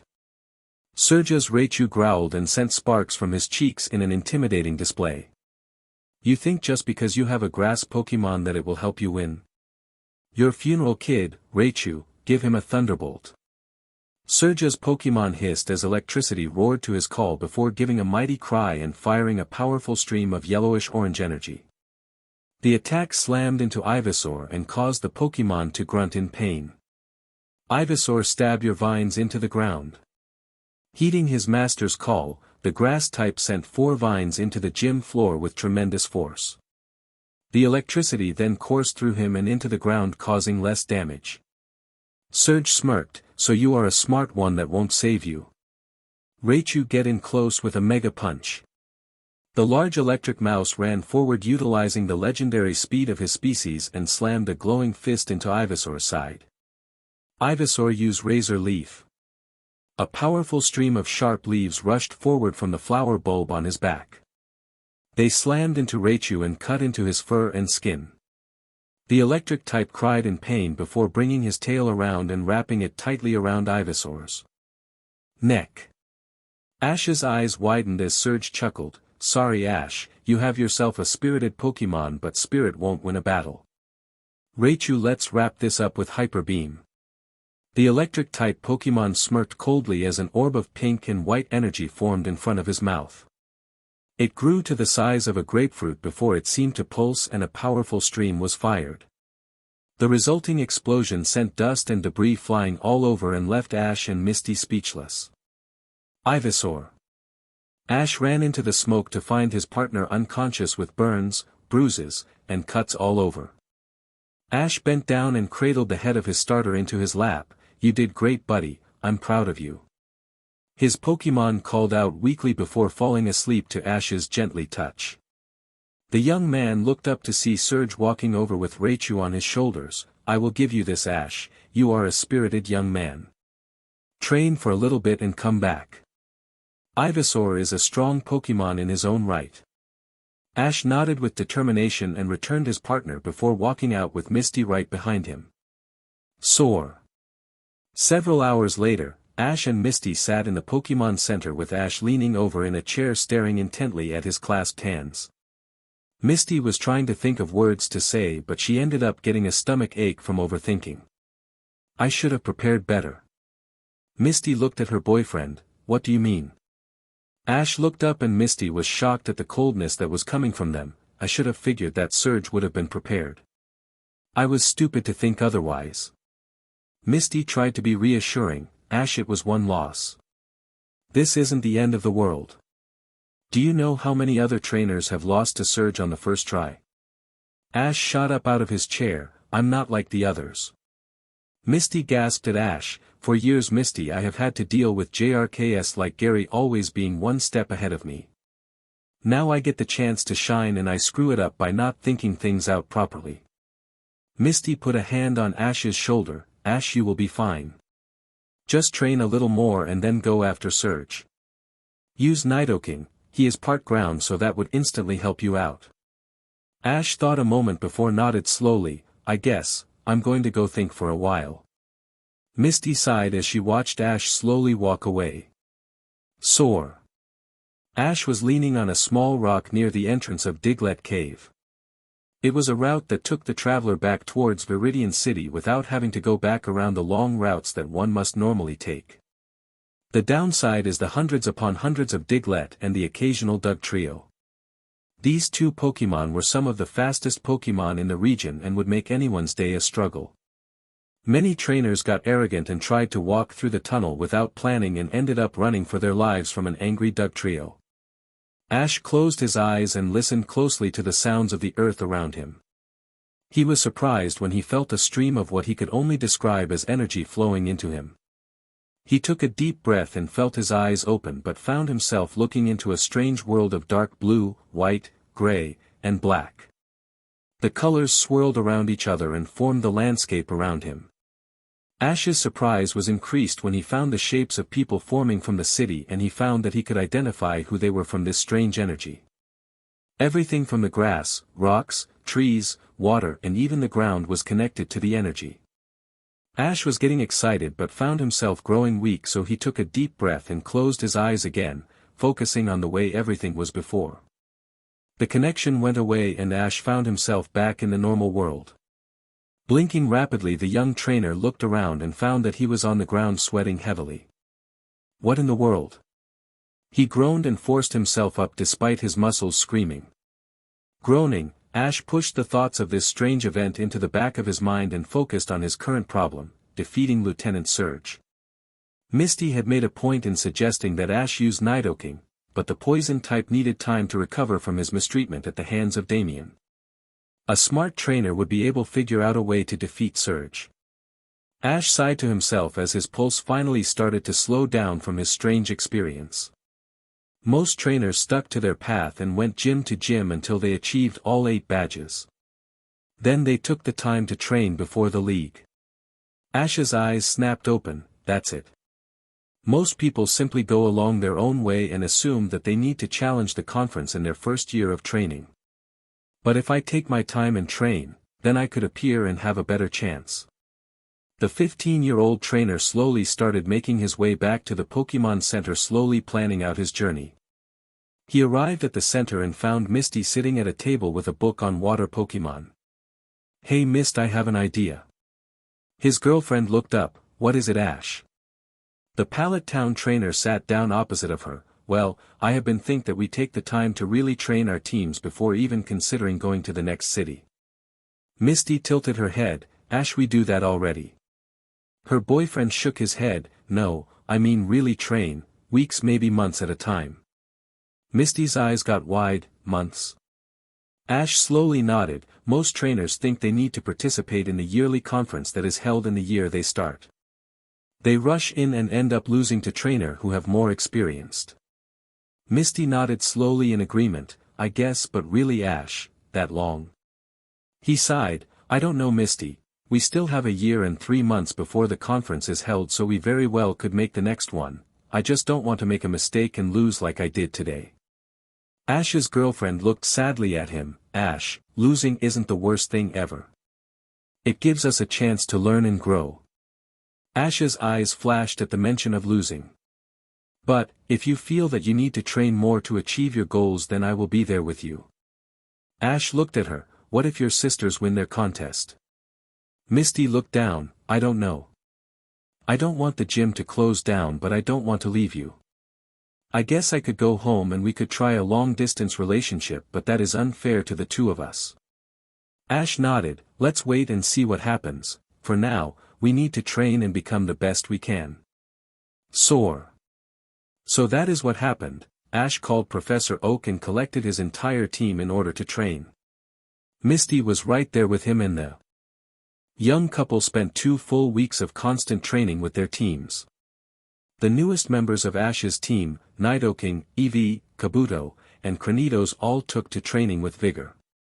Eevee was trying to prove to her new trainer that she wasn't weak like Damian had thought, but it got to the point that she started to push herself too far. Ash finally sat the small normal type down one afternoon and pointed to the team. "Eevee, I don't want you to push yourself too hard. You are young and have to grow more." The little Pokémon pouted and looked down before glancing at Nidoking, who was taking hits from Wartortle in an attempt to up his endurance. Ash smiled and scratched her behind the ear. "You will get there. With us working as a team, you will become the strongest of your kind." The little Pokémon cooed into Ash's hand before getting a determined look and running towards Luxio. Soar. A day later, Ash and Misty were looking through a catalog from Sylph Company. The two trainers were currently on the list of TMs available for order, and seeing as they had a ways until Celadon City, they would have to order through mail. TMs, or technical machines, were small discs that contained data that would be transferred to a Pokémon in order to learn a new move. It was the fastest way for a trainer to get powerful moves for their team members.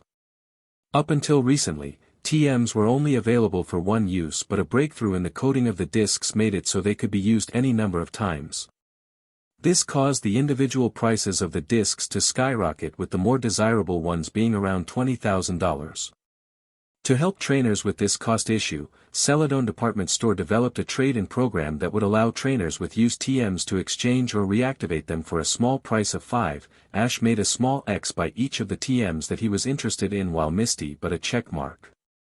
He groaned as his list kept growing and growing. Granted, his parents had been kind enough to provide him with a very generous trust fund, but that didn't mean he felt any better by spending massive amounts of money. Misty pointed at one section. "Hey, look at this, Ash, they have the 3 elemental punches as TMs." Ash's eyes widened. "I thought they were discontinued." Misty nodded. "They were. This is a promotional thing. It appears you get all 3 of them if you order 6 or more TMs at once." Ash's eyes widened. "I guess that really would make them rare then." His girlfriend looked at him. "I see that look, Ash." He grinned cheekily. "Well, if I bought 6 TMs and got those 3, I could reactivate them, and then you could use them after we get to Celadon." Misty thought for a moment. "That would be nice, but that is a lot of money to be spending. What ones would you choose?" Ash thought about his team before smiling and deciding. Chapter 8. Again. A powerful bolt of electricity raced in front of Ash Ketchum as he instructed his Pokémon in battle. Luxio was currently holding his shock wave onto Pidgeotto to help with the Pokémon's endurance. Ash watched as his flying Pokémon stood strong but was cringing at the same time. Keep holding it. The flying type's eyes hardened with determination and continued holding until finally Ash called off the attack. Pidgeotto sagged in relief and was breathing heavily.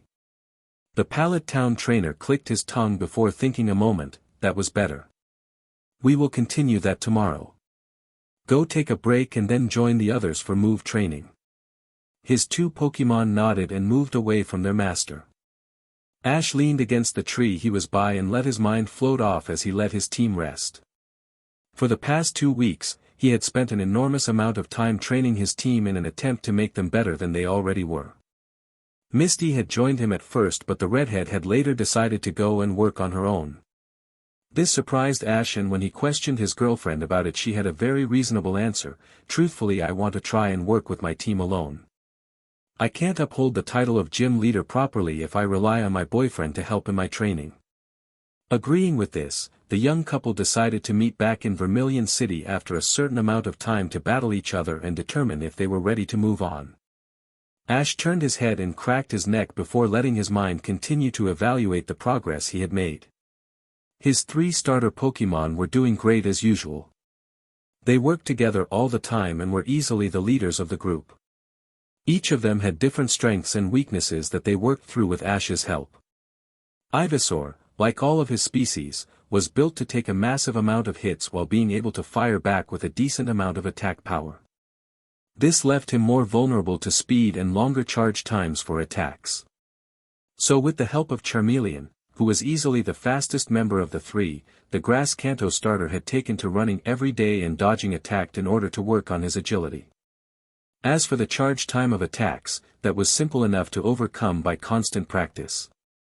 Charmeleon was the quickest of the 3 and had a greatest amount of power behind him, but this left his defensive stats at the bottom. To fix this, Ash had Charmeleon take ice, water, and electric attacks to help build up a resistance. The water was self-explanatory, but the ice and electric needed some details. Electric was so that upon his evolution into Charizard, he would be familiar with the effects the element had and he would be better resisted to its sometimes crippling power. Ice was the trickiest. As an element, ice was easy to overcome with fire, fighting, steel, or ground, but the element itself was brutal. You take the strongest fire type and put it in a blizzard and it will suffer eventually. Even if against something with a resistance to it, a well-trained ice-type Pokémon could use its powers to cripple its opponent with a few well-placed hits. At first, Charmeleon was rather grumpy to be taking fire from water constantly, a task that Wartortle found hilarious, but after realizing that he could one-up his friendly rival, he threw himself into the resistance training full-heartedly, even to the point of trying to dive into a nearby lake. Wartortle's training was basis on getting his power up. The defense of the Squirtle family was well known, especially when they evolved into a Blastoise, but this came at the price of power and speed. Ash knew that he could increase his Pokémon's speed, but in truth it wouldn't do much in the long run. Blastoise was such a massive Pokémon that even at his fastest he would just be able to dodge an attack. Instead, Ash channeled the energy of training into maximizing his already massive amount of defense and increasing his attack power. Luxio was next, and overall he was a well-balanced team member that had nothing major to improve on. So, Ash simply worked on capitalizing on Luxio's already well-rounded stats, as well as trying to learn the 3 elemental Fong moves. Spearow, Pidgeotto, Butterfree, and Scyther were all in the same boat as for training. Scyther had the greatest level of attack power of the 4, but they all had a large amount of weaknesses due to typing and body build. So instead of simply having them take attack after attack, Ash utilized the vests he had gotten from AJ and had his Pokémon do physical exercises daily in order to build their muscle mass and natural body strength. This would help them be more resistant against powerful physically based Pokémon and attacks. Once this was achieved, Ash would be able to then continue and grow on the momentum by helping them becoming stronger against their weaknesses. Ash's Kadabra was still a work in progress. The psychic Pokémon was still attacking the members of the team and trying to attack Ash. Not being one to release Pokémon, Ash simply continued to try and work with the Pokémon, but at the moment it consisted of letting the psychic type simply be outside of his Pokeball. Kadabra usually leaned against a tree and used his powers to bring berries to him without having to do much work.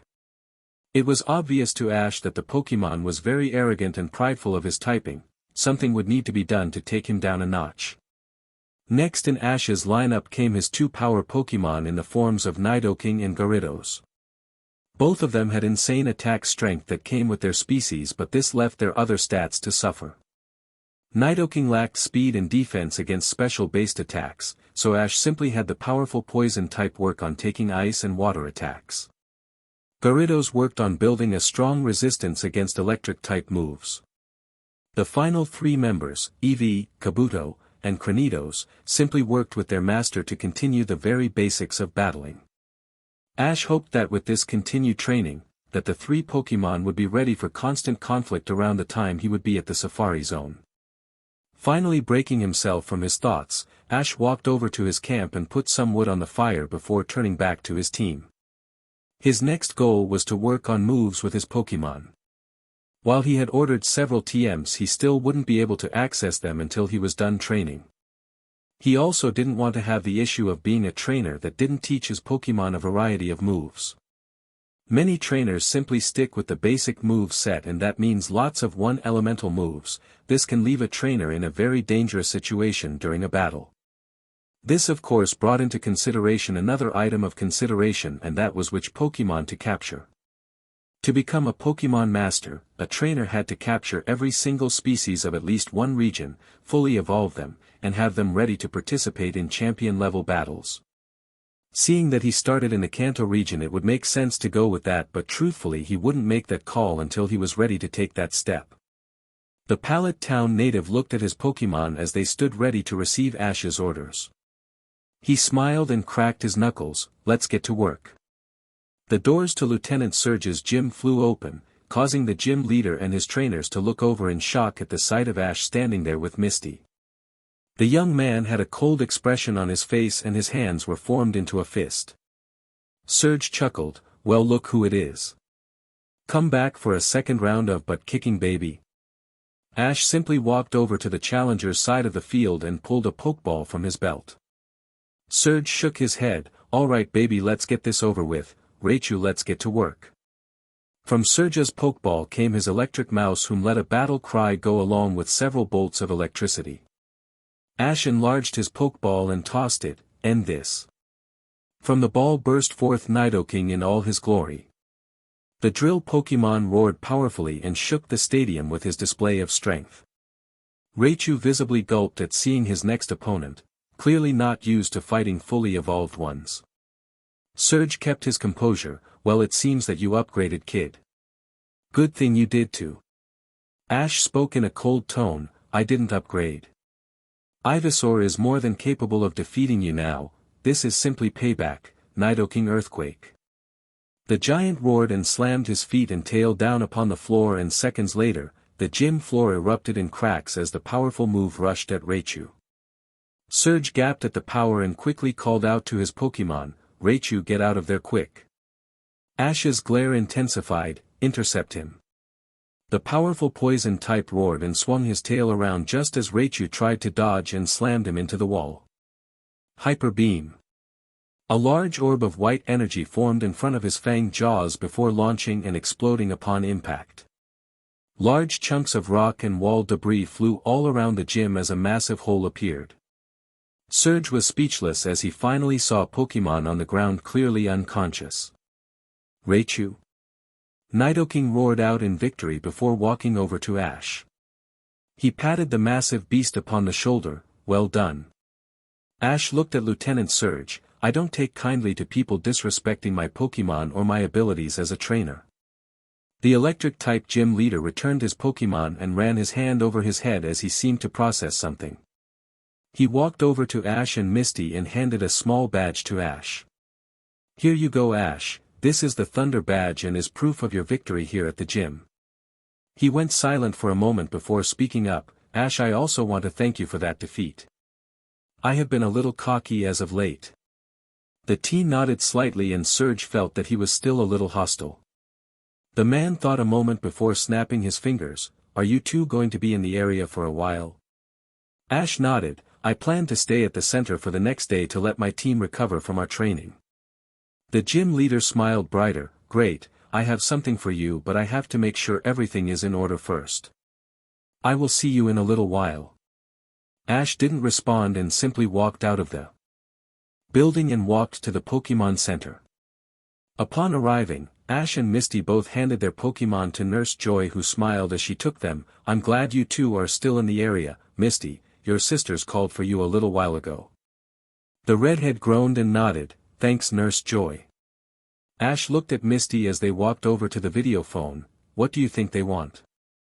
Misty shrugged, probably forgot how to do something important, like breath. Misty punched in a number for the Cerulean gym and waited a few seconds before her sister Lily appeared on the screen, like, how's it going, little sister? Misty frowned. It's going fine, Lily. Her sister lost her smile when she saw how Misty was acting. Chill out, sis, I was actually asking how your journey has been going. Misty instantly felt bad and changed her attitude. Sorry, Lily. It's been going very well. I have learned a lot since Ash and I left and have added several Pokémon to my team. I now have a Poliwhirl, Shelter, Magikarp, Squirtle, and a fully evolved Tentacruel. Lily smiled widely. That's awesome, Misty. I can't believe you have a Tentacruel already. You have always wanted one. The redhead smiled softly at her sister. Lily was the one of the three that tried to take time and spend it with her. So what did you want me to call for? Lily took a deep breath. You remember how we entered that beauty competition a while back? When her sister slowly nodded, she continued, well, we got a reply and we are to go and take part in the finals in the Orange Islands. Misty froze up for a moment before sighing, and you need me to come and watch the gym while you are gone. Lily sadly nodded. I know this journey means the world to you, but this is a big deal for our family. Think of the money and publicity it will bring in. Misty had to agree with her sister. While she didn't like to admit it, times were tough, and if her sisters won the competition they could finally start to do some repairs and build an additional pool for the water ballets they had wanted to do. How long? Lily thought for a moment. At least a month. Ash took this moment to weigh in. That isn't that bad, Misty. His girlfriend looked to him. Look at it this way, this is a great chance for you to prove to the league that you have what it takes. With your sisters on their trip they won't be around, so everyone will know that it is just you doing it. Your team is more than capable of fending off some of the more powerful trainers out there, and when they come back you can join me on the rest of the journey. Misty processed the words Ash had just spoken for several moments before looking at her sister. All right, Lily, I will do it. Lily smiled widely. Thank you so much, Misty. This means the world to us. We will see you in a couple days, all right? Misty nodded slowly before shutting off the phone. The following morning, Ash and Misty stood at the edge of Vermilion City. The road toward Cerulean seemed to stretch on and on before them and caused a sense of foreboding. Ash sighed and ran his hand over his neck. Well, I guess this is it, Misty. She turned to him and nodded. I guess. Ash mentally groaned at the tension in the air before pulling her to him and hugging her tightly. I'm going to miss you. She smiled into his embrace and mumbled, I'm going to miss you too. They pulled back and gave each other a very gentle kiss. Don't harass any of the girls out there too much. Ash chuckled and looked down to her belt. Take care of her, will you?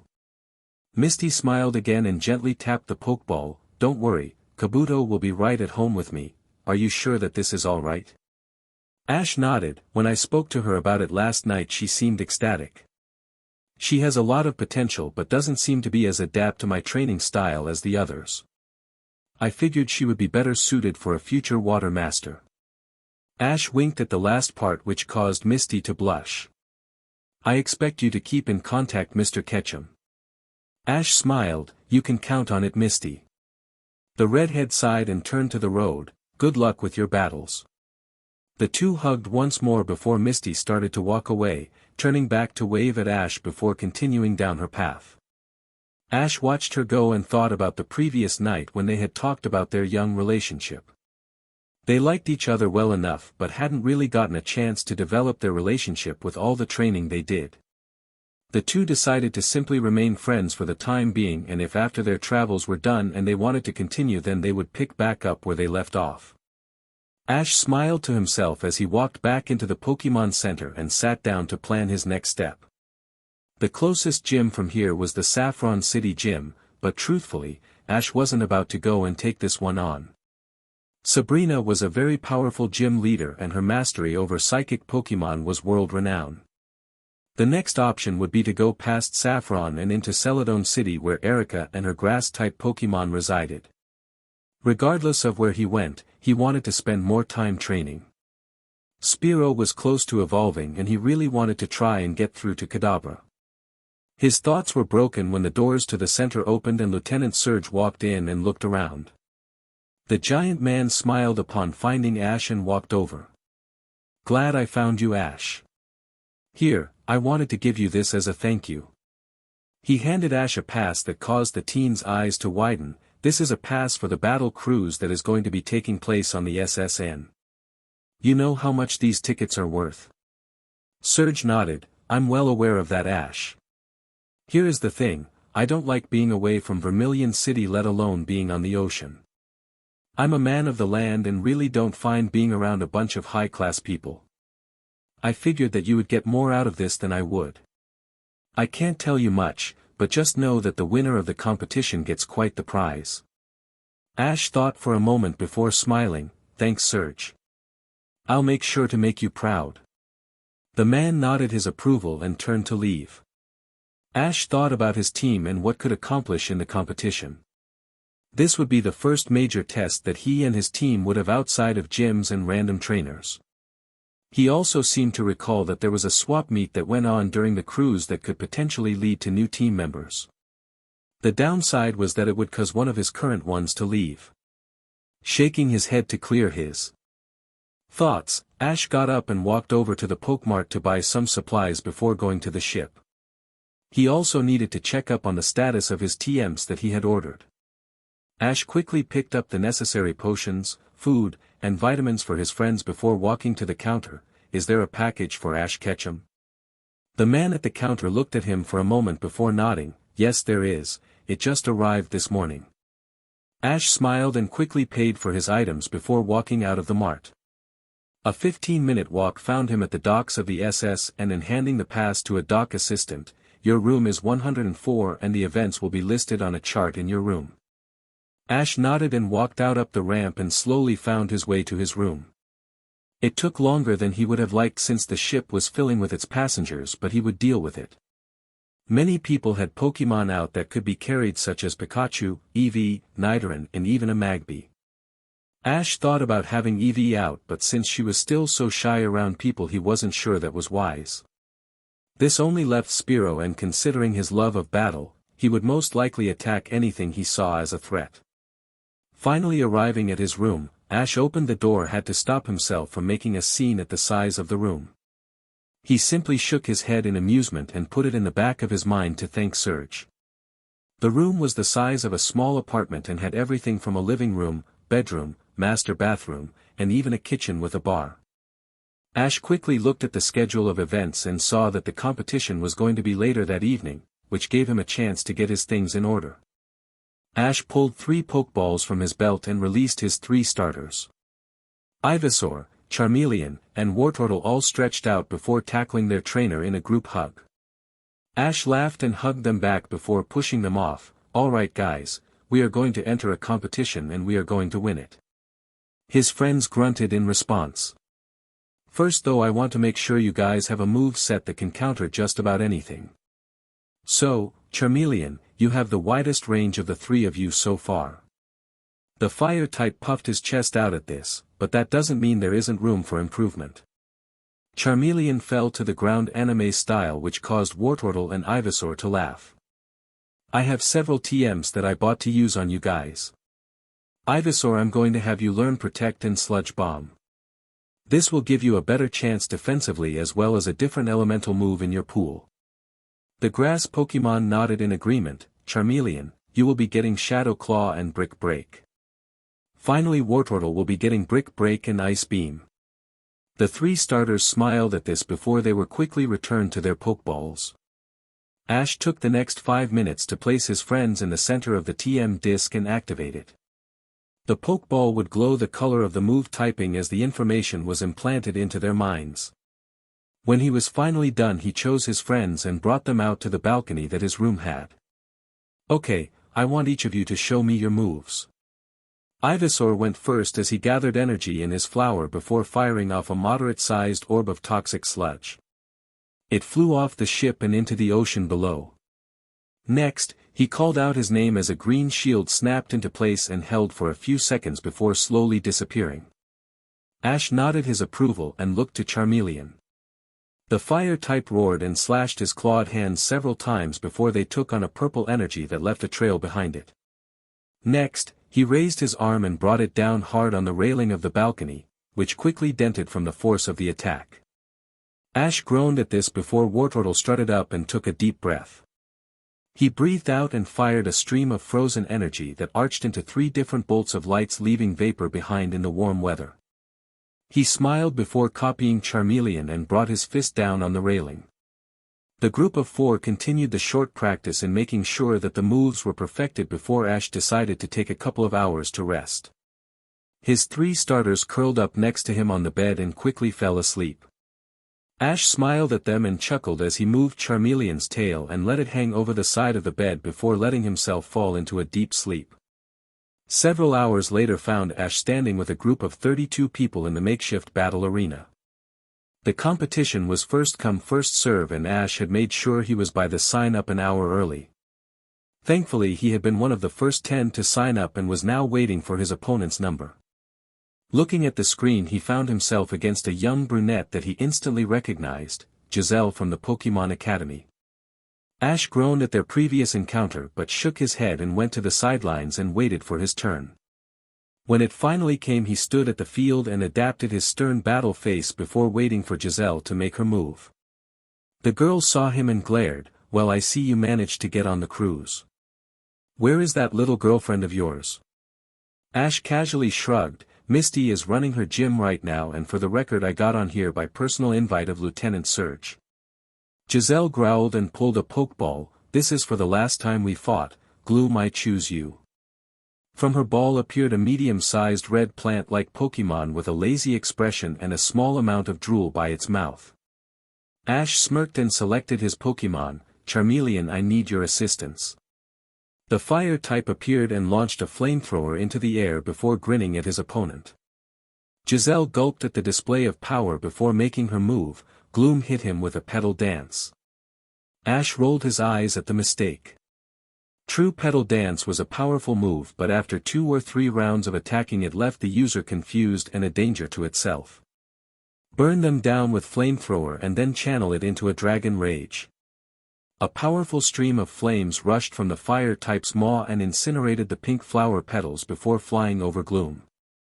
Seconds later the stream turned blue and formed into an orb before detonating with a massive explosion that sent smoke all over the field. The smoke cleared quickly thanks to the ocean winds to reveal Gloom on her back with swirls in her eyes. Gloom is unable to battle. This round goes to Ash Ketchum of Pallet Town. Ash nodded his approval and returned Charmeleon before walking to the sidelines to wait for the next match. Chapter 9. Ash sat on the sidelines awaiting the final battle to begin. He was going to be facing someone by the name of Cerulean. He was around Ash's age and seemed to be a nice enough guy, showing good sportsmanship with his opponents and never mistreating his Pokémon. To this point he had used 2 Pokémon, an Ivysaur named Brute and a Pidgeot. Both Pokémon were well trained and responded to just about any situation that came against them. Ash knew that this would be a battle that he would enjoy.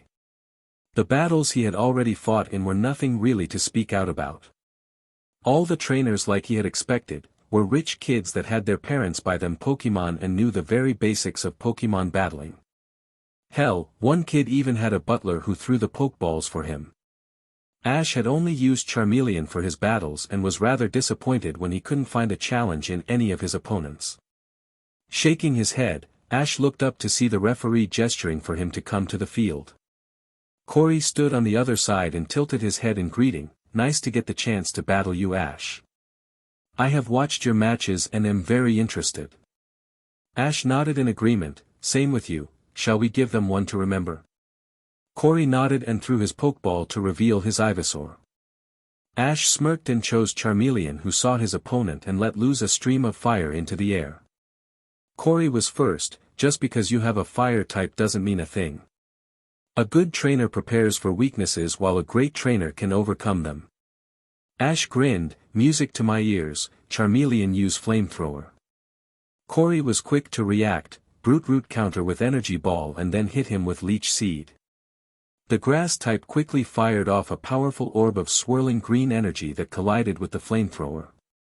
A cloud of smoke flew up from the resulting explosion but quickly went away, only to reveal a hail of small brown seeds rain down upon Charmeleon. The Kanto starter growled in annoyance as the seeds opened and he was wrapped in small vines that quickly dug into his skin and started to sap the energy from him. Corey smiled and snapped his fingers. Let's keep up the momentum. Brute Root use Sludge Bomb. Ash felt his eyes widen momentarily. Granted, his own Ivysaur had the move, but it wasn't very common to find an opponent who had taken the time to train their Pokémon with moves outside their normal move pool. The grass type grunted as he started to gather a brown orb of slug at his flower bud before firing it with perfect accuracy.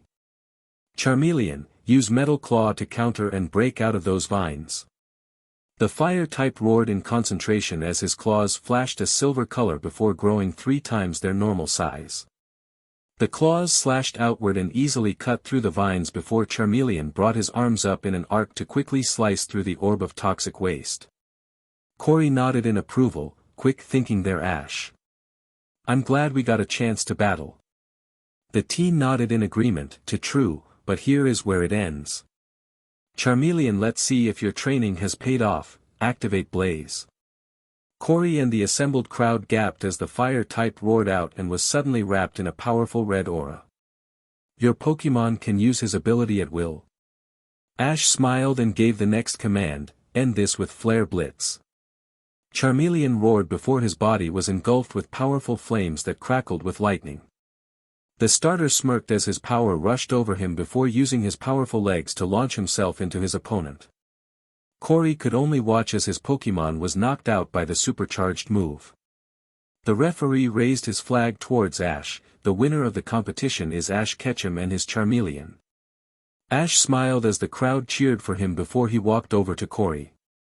Offering his hand, he spoke up, great job, Corey. I'm pretty sure that if not for Charmeleon's Blaze ability I would have had a much harder battle. The fellow teen returned his starter and nodded. I have to ask, how did you get him to use his ability so easily? Brute Root has used Overgrow before, but never unless he was in danger of fainting. Ash thought a moment. Truthfully, it was with a ton of training and determination. Charmeleon actually worked with 2 of my other Pokémon to learn and HRNSS their abilities by themselves as a gift of sorts. Corey sighed. Well, I guess that is acceptable.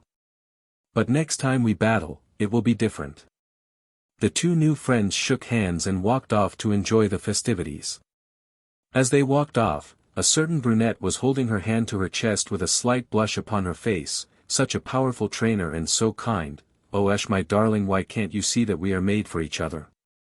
Ash smiled as he handed over his Pokédex to the captain of the SS, and who quickly added the winning sum of $10,000 to Ash's account. Handing back the small device, he looked at Ash. I must congratulate your victory, Mr. Ketchum. In addition to the prize money, you will be given a day pass to the Safari Zone. Ash looked at the captain. I was under the impression that the Safari Zone was closed down. The captain nodded. It was for the past 3 years because of a new program that they had been implementing. The zones around regions have been sending Pokémon from their area to other parks. In exchange they would get rare Pokémon from other regions to help boost their local and regional economy. Not to mention, research students wouldn't have to travel out of their home region to have a chance to study rare Pokémon. The pass you have just received is a free weekend hunt, with the only limitation being that you have to use the Safari Ball given to you by the warden, and no Pokémon are to be used in captures. Only 1 pass is given to each region a year, so do not lose this. Ash's eyes widened at the value of this item. He thanked the captain before going internet cafe that the ship had. Corey was already there sitting at a table with a girl who looked around their age. She was pretty with well-kept brunette hair and was wearing a purple and lavender blouse with yellow pants. Corey looked up and smiled, "Ash over here."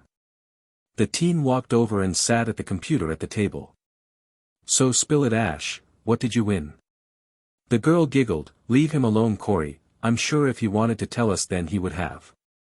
Corey waved off the comment, "By the way, Ash, this is my friend Naisha.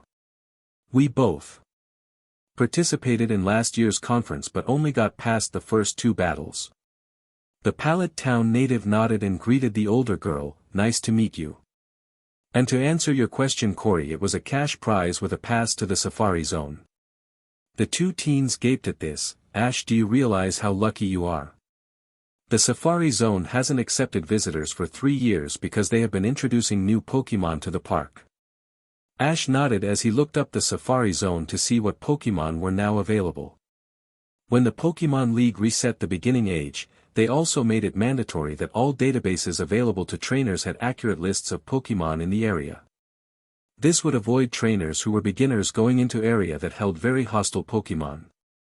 The biggest reason was because several years ago a new trainer had tried to take him Silver to Blackthorn City in order to get a Dragon-type Pokémon.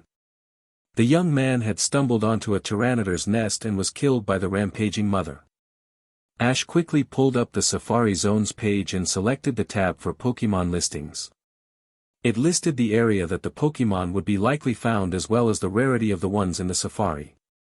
Sure enough, the file now listed Pokémon from all 6 major regions. Ash felt himself go giddy with the prospect of forming a powerful team with Pokémon from all the regions.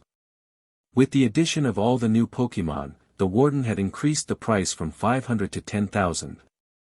The reason behind the massive increase was because of the rarity of many of the Pokémon. This meant that trainers had to battle and train hard before being granted access to the zone.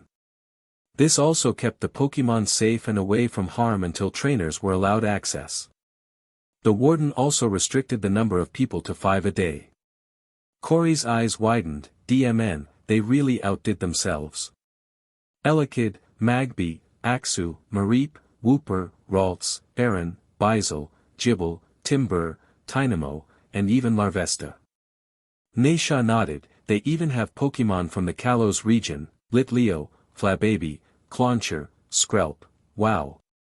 Ash's smile widened. Can you imagine the possibilities? Corey slammed his fist into his open palm. I have to sign up. Naisha nodded in agreement. Look, we can register on the home page. Why don't we do it at the same time? Ash thought that would be fun. Sounds good. The 3 teens quickly registered for a weekend that would work for them. Corey and Naisha had to place their Pokédexes in the slot to deduct the mandatory prepay that was with the registration. This guaranteed them a spot on the day they registered. Ash had to enter the ID number of his pass into his account to make sure it was valid. When the computer announced it was his, he clicked the Activate Pass option and chose the weekend his friends did. The teen sighed in relief as he saw that he was the final person for that weekend slot and that it also happened to be the final spot for the next foreseeable year. Naisha started gushing as she looked at the Pokémon she was going to try and capture. I have to get a Flababy. They are so cute and having a pure fairy type on my team would be amazing. Corey puffed his chest out. I'm going to try and get a starter from each region. I would love to be able to enter a league tournament with a team of nothing but starter Pokémon. Ash chuckled and answered when Naisha asked what he wanted. Truthfully, anything that I find worth my time. Any of these Pokémon would be fun, but I'm looking to become a Pokémon master, so I'm trying to be selective about my captures. Ash looked again at the list of over 300 Pokémon. Then again, a Pokémon master does have to capture them all. Corey and Naisha started laughing at their friend before the group decided to get some lunch. Several hours later, the 3 teens entered the grand hall of the ship to find the swap meet in full swing. There were close to 30 trading machines set up and all of them were being used. Ash, Corey, and Naisha watched as several trainers continued to trade Pokémon after Pokémon. This caused Ash to shake his head, which caught Naisha's attention. Something wrong, Ash? He shrugged. I shouldn't be picky, but I just don't understand the need to constantly trade Pokémon. It takes away from the bonding aspect and really doesn't help the Pokémon's growth." His friends nodded in understanding. There are people that are like that, I guess. They want to fill their Pokédex and trading is a fast and easy way for them to do it. Ash thought for a little bit about his own Pokémon. Currently the only ones he would trade were Scyther and Kadabra, the reason being was to evolve them. The only thing was that he needed a metal coat for Scyther, while Kadabra still was as ignorant as ever. The last thing Ash wanted to do was give the already disrespectful Pokémon an ego boost. Ash continued his thoughts and decided that he really had nothing to gain by trading at this point. For sure after the Safari Zone, but until then, Ash was happy with his current team. Although it could stand for improvements, but he was only a few months into his journey. The young trainer and his friends watched the activates before returning to their rooms for the evening. High above the luxury ship was a powerful-looking bipedal feline-like creature. The Pokémon was wearing a sleek-looking metal armor and the air around him seemed to ripple from his power. The Pokémon was silent as he looked down upon the ship and waited for his signal. Shifting his gaze to the left, the Pokémon known as Mewtwo watched as small boats raced towards the SSN. In the boats were members of the gang Team Rocket, or the remains of them. What once had been a powerful organization had been broken up by the legendary Pokémon Master Red and forced to scatter to the regions around the world to lick their wounds. Mewtwo was a product of the once great organization. The former boss, Giovanni, had ordered the creation of Mewtwo from the DNA of the legendary Pokémon Mew. The psychic type clenched his 3 fingers together in anger as he was reminded about the fact that he was nothing more than a clone. When Team Rocket was disbanded, he should have been destroyed, but the scientists wanted him to be kept alive so they could finish their research. This eventually led to him being picked up by the new Team Rocket. The small gang was run by Giovanni's former generals, Proton, Petrel, Ariana, and the leader of the group, Archer.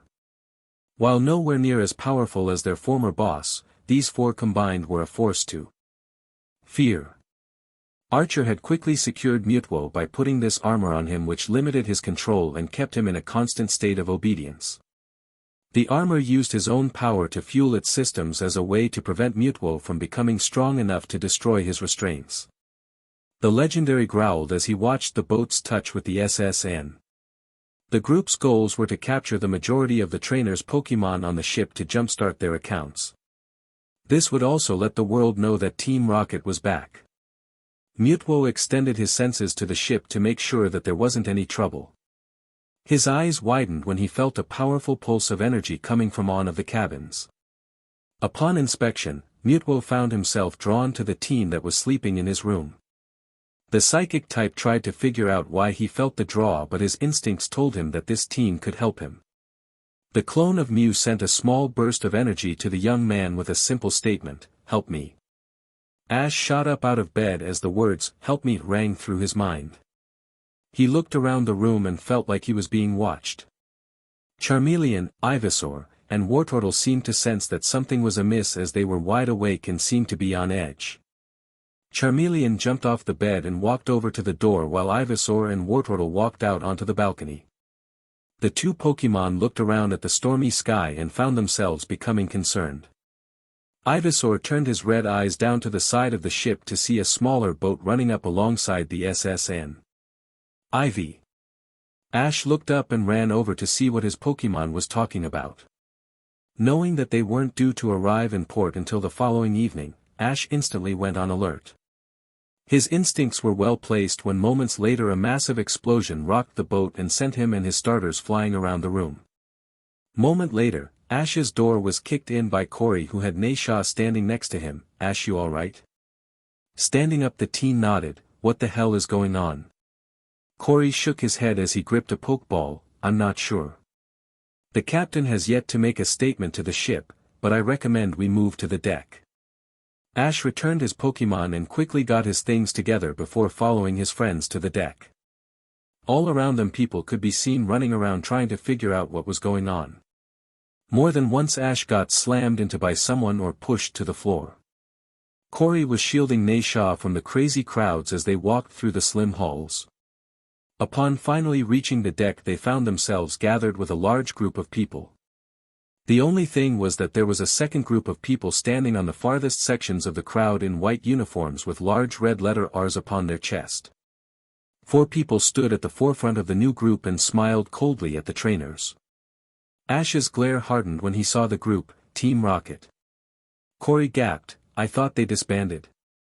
One of the people heard this and chuckled, a grave misunderstanding actually.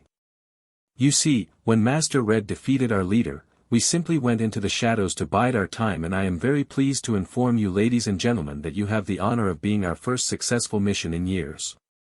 The man ran a hand through his light blue hair, so if you would be so kind as to give us your Pokeballs then we shall be on our way. Ash's glare hardened as the Rockets released many Pokémon to try and force the people on board to comply with their orders. No. The man with blue hair glared at Ash, what was that boy? Ash's hand gripped the Pokeballs of his 2 most powerful at the moment. I said no. We outnumber you and I'm sure that a few of you are stronger. I won't surrender to creepy Pokémon thieves. Ash threw 2 Pokeballs and revealed Nidoking and Gyarados. The 2 behemoths roared out before glaring at the wall of enemy Pokémon. Archer smirked as he looked at the 2 Pokémon, those will make nice additions. The next thing that Ash realized was the wall of rocket Pokémon charging at him. Nidoking and Gyarados quickly went into action defending their trainer. This snapped the other trainers out of their shock and they too summoned their Pokémon. From Ash's team, his 3 starters and Luxio joined his 2 Pokémon already out. The battle was brutal and quick. Pokémon fainted on both sides, but because of the massive number standing against the Rockets, they were quickly pushed back. The leader of the group of thieves snarled before calling to his fellow Rockets, fall back. The men quickly turned and left the scene, some actually leaving their fallen Pokémon. The man with blue hair turned and smiled at Ash as he raised a small remote. We may not have gotten the Pokémon we wanted, but your deaths will let the Pokémon world know we are back. The man clicked the remote and a massive explosion rocked the ship before it suddenly started to shift to its right. The captain quickly started shouting for people to abandon ship and get to the lifeboats. Ash returned his Pokémon and tried to make his way with the crowd, but as he approached the nearest lifeboat he heard a woman screaming. Please, my daughter is still in there. Ash looked to see the woman pointing to the stairs leading to the lower levels of the ship. Without even thinking about the ship's current state, the teen pushed his way through the crowd and rushed down the stairs.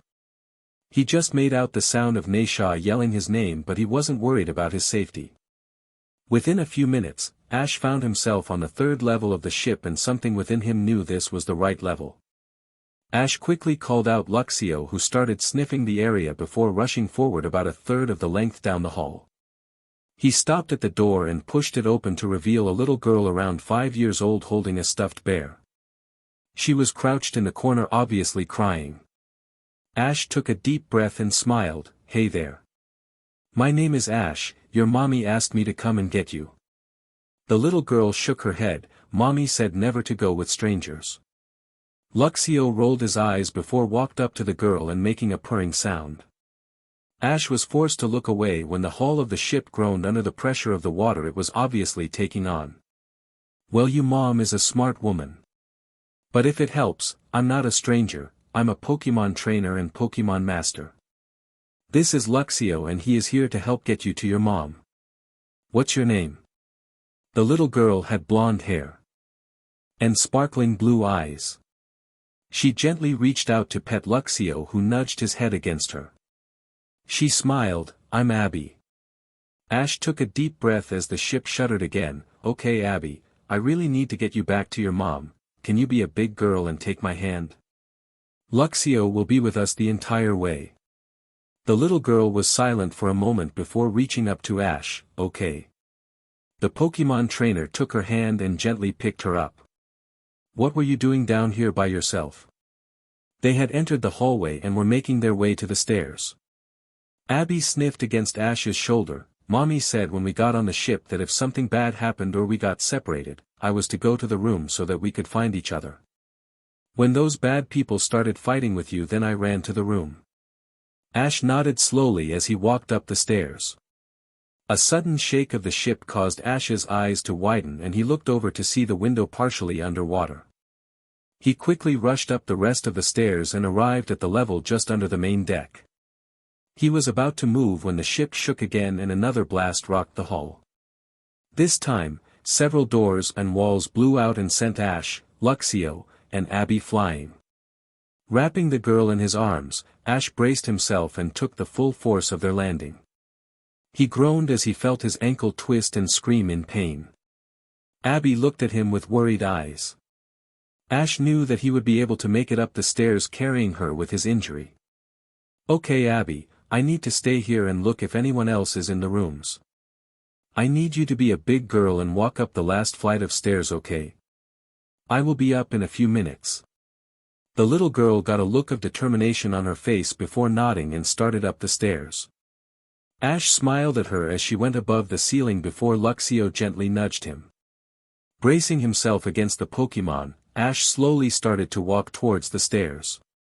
His ankle screamed in protest but Ash kept moving. The ship kept shuddering and groaning as he rose to the deck only to find that as he did, his footing started to shift. He looked up and found that he was at an awkward angle, meaning one thing, the ship was going to capsize. Ash turned to Luxio. "Okay, bud, I'm going to return you. I need you safe and sound to get out of here." Before his friend could respond, Ash returned the Pokémon and brought out Wartortle. The water starter could sense something was wrong and looked at Ash. "I hope you are ready to swim, bud." His Pokémon nodded and the two quickly moved to a small platform that surrounded the stairs and waited. What seemed like an eternity later, the water started to rush in from every angle. Windows buckled under the pressure, doors gave way and the opening from the deck let a massive tidal of water flow in. Ash paced himself and was breathing slowly as the water quickly started to rise and engulf him in its cold embrace. Wartortle kept his hand on his trainer's pants and was also breathing deeply. This was not going to be fun. Just as Ash was ready to go into the raging water, several more doors gave way to the pressure and sent debris flying. Ash was caught in the back of the head by some stray wood and knocked out. His last sights were that of his faithful starter. Ash's team. Ivysaur, Tackle, Protect, Leech Seed, Sludge Bomb, Magical Leaf, Razor Leaf, Energy Ball. Charmeleon, Scratch, Shadow Claw, Flamethrower, Brick Break, Dragon Rage, Metal Claw, Protect, Flare Blitz.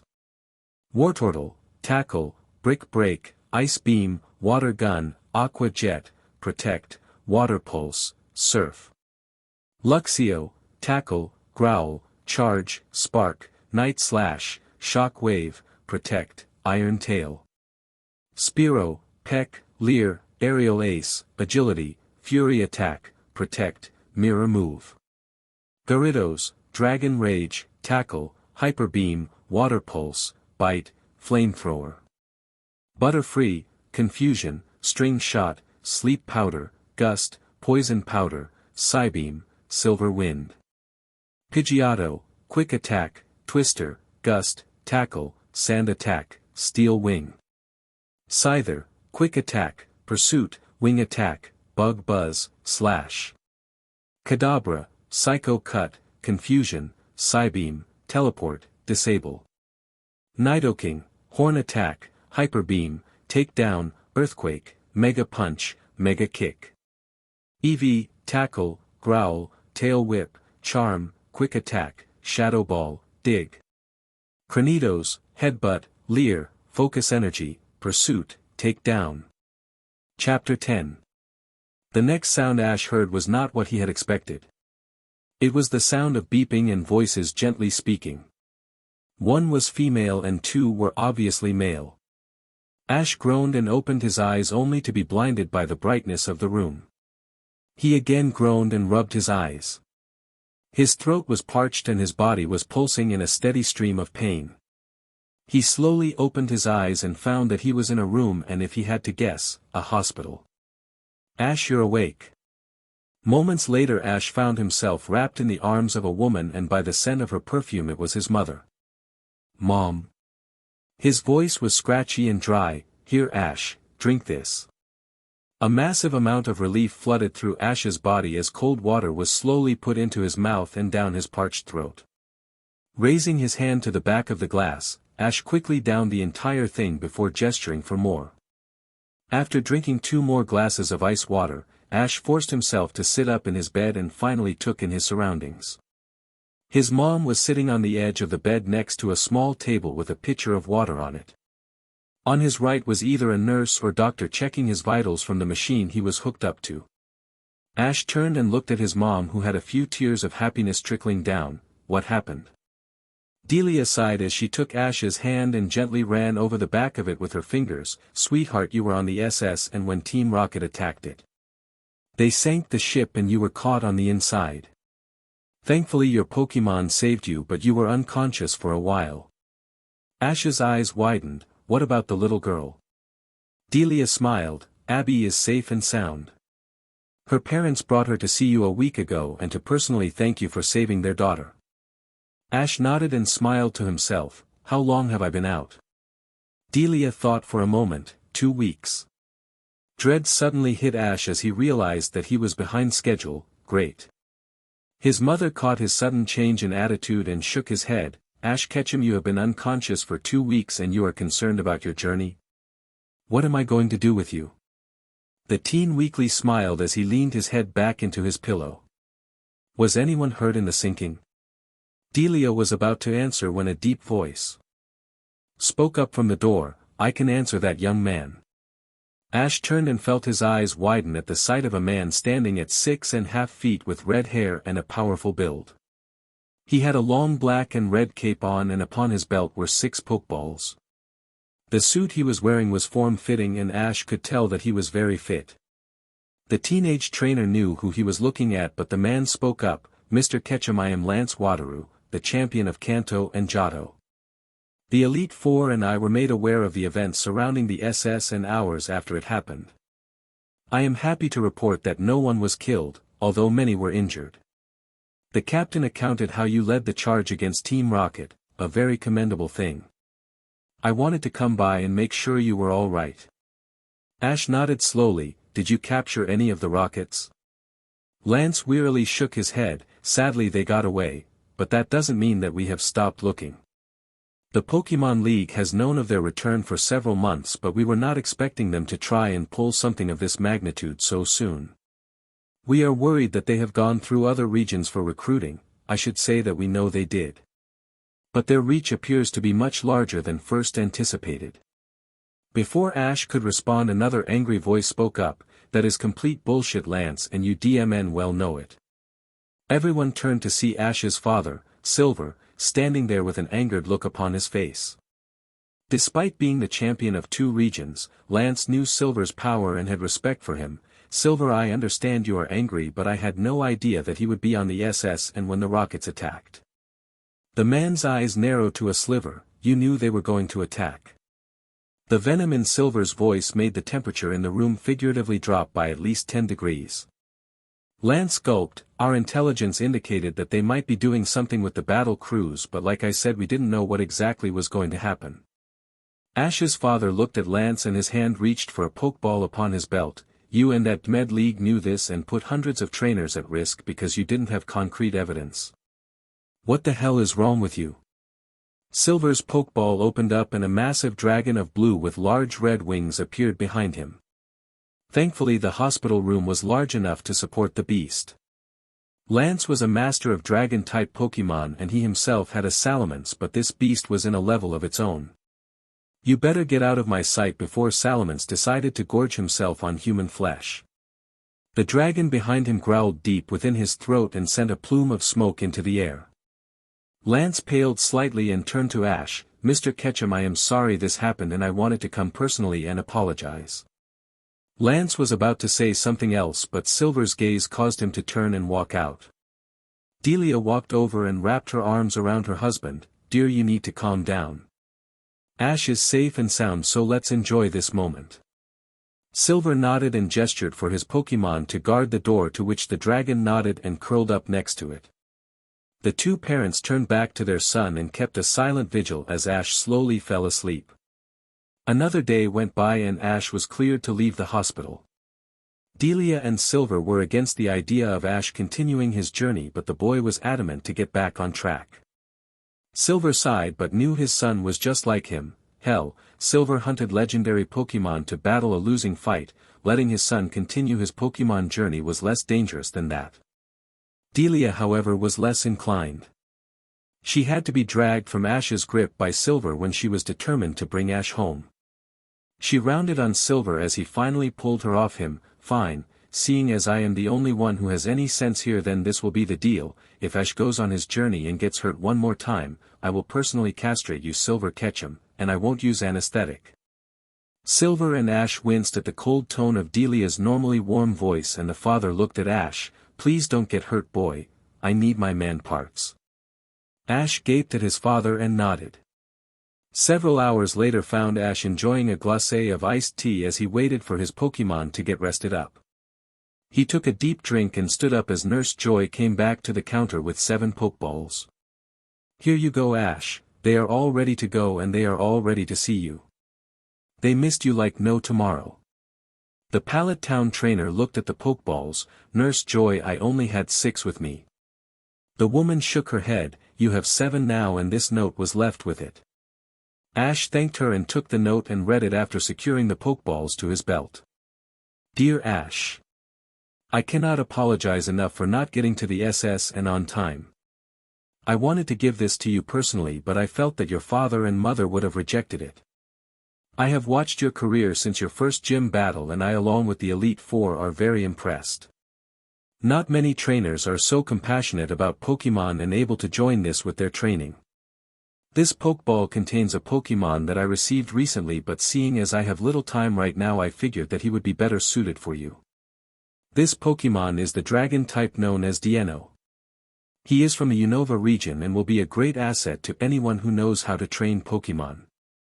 A side note for your information is that he is also the first stage of a pseudo-legendary. I again apologize for what you had to endure, but I thank you from the bottom of my heart for leading the charge against these people. Be safe, young Ketchum. We shall be watching. Lance Wateroo. Ash looked with wide eyes at the Pokeball before smiling widely. Welcome to the Team Dieno, you are going to be a great member of the team. The trainer clipped the ball to his belt and then walked out of the center. Soar. A couple hours later found Ash on his way to his next badge, which was in Celadon City. The gym leader was named Erica and she was a specialist in grass types. Ash was confident that he would be able to defeat her, but after his loss to Lieutenant Surge, he wasn't going to assume. The loss had been an eye-opener for the young trainer. It had been the first time he had lost since his journey's start, and it made him realize that he could very likely happen again if he wasn't prepared. Charmeleon, who was currently walking next to Ash, looked at his trainer and gently touched his claws to Ash's leg. Melion. Ash smiled and gently ran his hand over the fire type's head, earning a purr-like sound. I'm just thinking about our future, bud. You and the other 2 have been a great help, but I want to be the best. Losing to Surge made me realize that we are nowhere near at the level we should be. Charmeleon's eyes shifted around as he thought, we continue to add members to the team, which is fine, but that takes away from everyone's training while you guys are at the lab. The fire type nodded. So, what do you think about you guys continuing by yourselves while I'm getting badges? At his friend's questioning look, Ash continued, I will continue to rotate the team for field experience and move training, but while you guys are at Professor Oak's lab you will continue training like we do here, only I won't be there to instruct you. I will give each of you a routine to work with so that you guys can train and grow stronger. At the prospect of growing more powerful, Charmeleon's eyes flared with an inner fire. Charmeleon. He raised his claw to his forehead in his customary salute before letting a flamethrower go. Ash smiled, great, then let's get started. Soar. Hours went by before Ash's team was comfortable with the new plan. It wasn't that they didn't want to train, but it was a lot to take in while they were by themselves. Ash's starters were in charge and one of them would always be at the lab during their training session. This was also something that bothered Ash greatly. The 4 of them had been together for the past several years, so not having 2 of them with would be difficult. The teen trainer told himself that this was only temporary, seeing as elite level trainers were given the right to carry all their members with them. Currently, he stood with his 3 starters, Scyther and Nidoking, while looking at a Pokeball in his hand. The ball contained the ever-rebellious Kadabra, and Ash was going to settle this issue today before the training program started. "Be ready, you guys." His friends all tensed up with looks of determination in their eyes. Ash threw the ball and waited a split second as the psychic type appeared in a burst of light. Kadabra looked around and then saw Ash. He turned his head away and yawned louder than was necessary and moved to go find the nearest tree to sleep by. Ash saw this and felt his resolve begin to fade away. A quick snap of the fingers and Scyther launched forwards and fired a powerful bug buzz. The evolved form of Abra turned and growled before slashing his spoon down to counter-attack with Psycho Cut. Scyther easily moved out of the way thanks to all his training and flew behind Kadabra to cut him off. Nidoking was next, and he rushed forwards with a might roar that caught the psychic type by surprise. He tried to counter with confusion, but Nidoking simple powered his way through the attack and brought his glowing fist square into his target's body. Spittle flew from Kadabra's mouth as the wind was knocked out of him, forcing him to the ground and trying to breath. Another snap called Nidoking and Scyther off, only for Kadabra to look up and see Ash standing before him with a hard glare. What shocked the psychic type was that he could sense psychic powers radiating from his trainer easily more powerful than his own. Ash's eyes flared blue as he spoke to the Pokémon that had been causing him so much trouble. "You listen, and you listen good. I have put up with your lazy attitude for too long. You refuse to obey, you won't do anything productive, and you have tried on more than one occasion to harm one of my family members." Kadabra looked surprised at the usage of the word family, to which Ash caught on. "I consider every one of my Pokémon family. You would know this if you weren't so DMN stubborn. I don't believe in releasing Pokémon, but I do have 2 other options." The Pokémon looked at Ash with a sense of foreboding. "I can find someone to trade you to for a more obedient Pokémon, but knowing your attitude, that wouldn't change a thing, so it is very likely that you would just end up in an endless cycle of trading. The other option is that I simply return you and leave you on Professor Oak's ranch only to be let out for meals. I have offered you time and time again to become stronger, but you are too DMN proud. Arceus knows I have tried everything except abuse you into SBMSN. The choice is yours." Ash turned and walked back to his camp with his 5 loyal Pokémon all glaring at their difficult team member. "Soar." Kadabra stood silently as took a breath, but winced from the lingering pain that Nidoking's Mega Punch had inflicted. His whole life he had been more powerful than his fellow Pokémon, and that had only continued when he evolved from Abra. No one in the area that he was living could openly defeat him, and this meant that he was the one in charge. Trainers came to try and capture him, but a simple teleport was the quickest way to avoid being captured. That all changed when Ash came and battled him with Scyther. Kadabra had been completely outmatched by his trainer and quickly captured. His pride had been the biggest injury during the conflict, and as much as he hated to admit it, he was angry at himself for losing. He watched from afar as Ash and his team members continued to train and become stronger, something that Kadabra longed for, but his pride kept him from accepting this change of pace. The psychic type sighed as he processed Ash's options.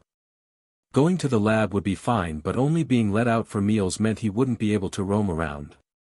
The trading option was not an option, seeing as he would simply spend eternity being switched around. The final option was for him to swallow his pride and become a member of the team. All of Ash's Pokémon had grown by leaps and bounds since he was captured, and many of them evolved.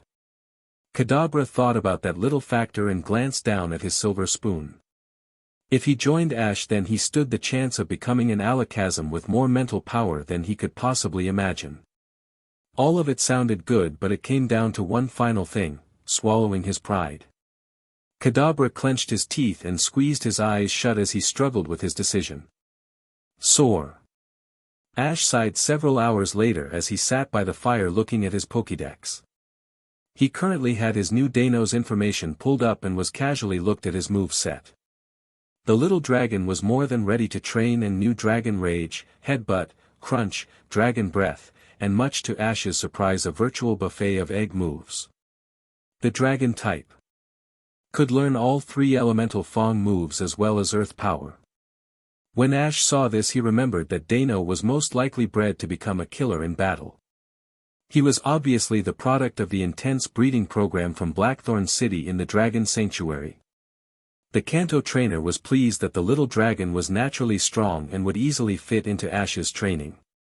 Ivysaur looked up from his spot next to Ash and gently nudged his head against his trainer's leg. "Ivy?" Ash smiled and patted his friend on the side of the ear. "Just thinking, buddy." The grass type nodded and put his head back onto his paws and enjoyed the warmth of the fire. There was a gentle silence that quickly swallowed up the area, and Ash found himself smiling at the beauty of the fading light as the first stars began to appear. It was moments like this that made him happier than ever to have become a Pokémon trainer and enjoy the world.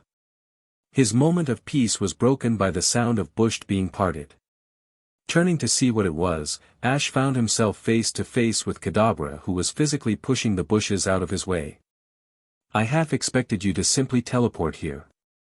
I'm pleased to see you are actually capable of doing something physical." The comment made the psychic type wince, but he knew it to be true. "Have you thought about what I said?" Kadabra nodded slowly before sitting down beside Ash. "Why do you care?" Ash looked at the Pokémon. "Because, you're my Pokémon and this means you are a part of this family. I don't want to break this family apart, and I know that deep down there is a Pokémon that can become one of the most powerful psychics in the world." Kadabra's eyes softened at the very thought. His whole life he had taken anything he saw fit. This had been an inherited trait from his father, a powerful Hitmonchan. His mother had tried to encourage him to seek wisdom over power, but he embraced his aggressive nature and chose to carve his own path. Now he wasn't sure. Since his capture he had been defeated time and time again by opponents he normally would have beaten in the wild. Arceus, he had even been overpowered by a poison type. If he was totally honest with himself, Kadabra knew that he had neglected his mental powers for his physical side. Perhaps it was time to change all of that. "Will you help me?" Ash heard the mental question and looked at the psychic type. "That's all you had to ask." Kadabra couldn't explain it, but something in the way that his trainer spoke made him feel content for the first time since had first left home. Soar. Another week went by and Ash arrived at the entrance of Rock Tunnel. This secret passage through the mountains would lead him to Lavender Town and then to Celadon City. Truthfully, he could have simply taken the road north of Vermilion, but he would miss out on the many trainers that he had been able to fight. His team was continuing a steady growth in power, and the young trainer felt that he was on track to meeting his goal of having everyone evolve by Fuchsia City. While the past week had been good progress-wise, there was still one minor setback. 3 days previously, Ash and his Pokémon had been training when they had encountered a massive migration of Butterfree. As it turned out, it was the mating season of the bug types, and Ash's Butterfree felt that natural urge to start a family. So, being the trainer he was, Ash let his beloved friend follow his heart and watched with loving pride as his Butterfree quickly established himself as the dominant Pokémon in the area. He ended up selecting a beautiful pink Butterfree as his mate, and the two flew off into the sunset to begin their life together. Was Ash and his team saddened by this? Of course, but that didn't mean they weren't happy for their friend either. Butterfree was strong and would be able to live his life out in happiness. Ash smiled down at Ivysaur, who was walking next to him, and looked at the sky. "Who knows, maybe one day we will see our old friend." Ivysaur nodded and swallowed a lump in his throat, trying to hold back emotion. "What do you think, buddy? Can we make it through Rock Tunnel by week's end?" Ivysaur nodded in determination. "Ivy." Ash smiled and made sure his backpack was secured to his shoulders before running off to the Pokémon Center to stock up on supplies before they began their long journey. Soar. And long it was. In fact, instead of a week-long trip it turned into a 2-week journey of dead ends and constant attacks by endless swarms of Zubat, Golbat, Geodude, and even the occasional Onix. His team was battle-weary and exhausted when they finally arrived at the end of the passageway. The young trainer groaned as he slowly walked to the Pokémon Center with his eyes squinting tightly from the blinding light. Days spent on the dark interior of the cave had made simple daylight a chore to be in, but this would quickly pass. When he finally walked through the doors of the Lavender Town Pokémon Center, the nurse Joy in charge gasped at his appearance and rushed to help him. When she heard about his journey through the cave, she shook her head. I keep telling the Pokémon League to change the route. That cave is too dangerous for beginning trainers. The red-headed nurse continued grumbling to herself as she took Ash's Pokémon and had him taken to a room where he could shower and sleep while arranging for him to be sent a big meal. After getting cleaned up, Ash plopped down onto the bed and felt his body instantly start to drift off to sleep, which he smiled to as he embraced the luxury of a soft bed. When he woke the following morning, Ash found that there was a tray with a large breakfast of eggs, bacon, hash browns, juice, fruit, sausages, and pancakes. He chuckled and started to eat, not wanting to anger the nurse who had obviously wanted to make sure he was alright. Before he started eating, Ash brought his Pokémon out to stretch themselves after their healing treatment. His 3 starters yawned before jumping onto the bed with him and snuggling up to him while he started to eat. Wartortle eyed Ash's food with saliva dripping out the sides of his mouth and making GRPNG gestures with his claws. Luxio rolled his eyes and started purring as he pulled back the blinds and laid down in the sunlight of the new day. Dano watched the other members of the team before settling on sitting down near the bed and yawned. Ash noticed that the little dragon was rather tired as of late, and this was usually a sign that he was storing energy for his evolution. Dano, like other pseudo-legendary Pokémon, went through a massive power increase upon evolving. Leading up to it, they would sleep for close to 18 hours a day and eat massive amounts of food to prepare themselves. For the Dano line, however, it was much more staining on the body. When they evolved into Zweilous and eventually Hydreigon, they grew additional heads. For Zweilous, it was literally creating an entirely different being and adding it onto Dano's body.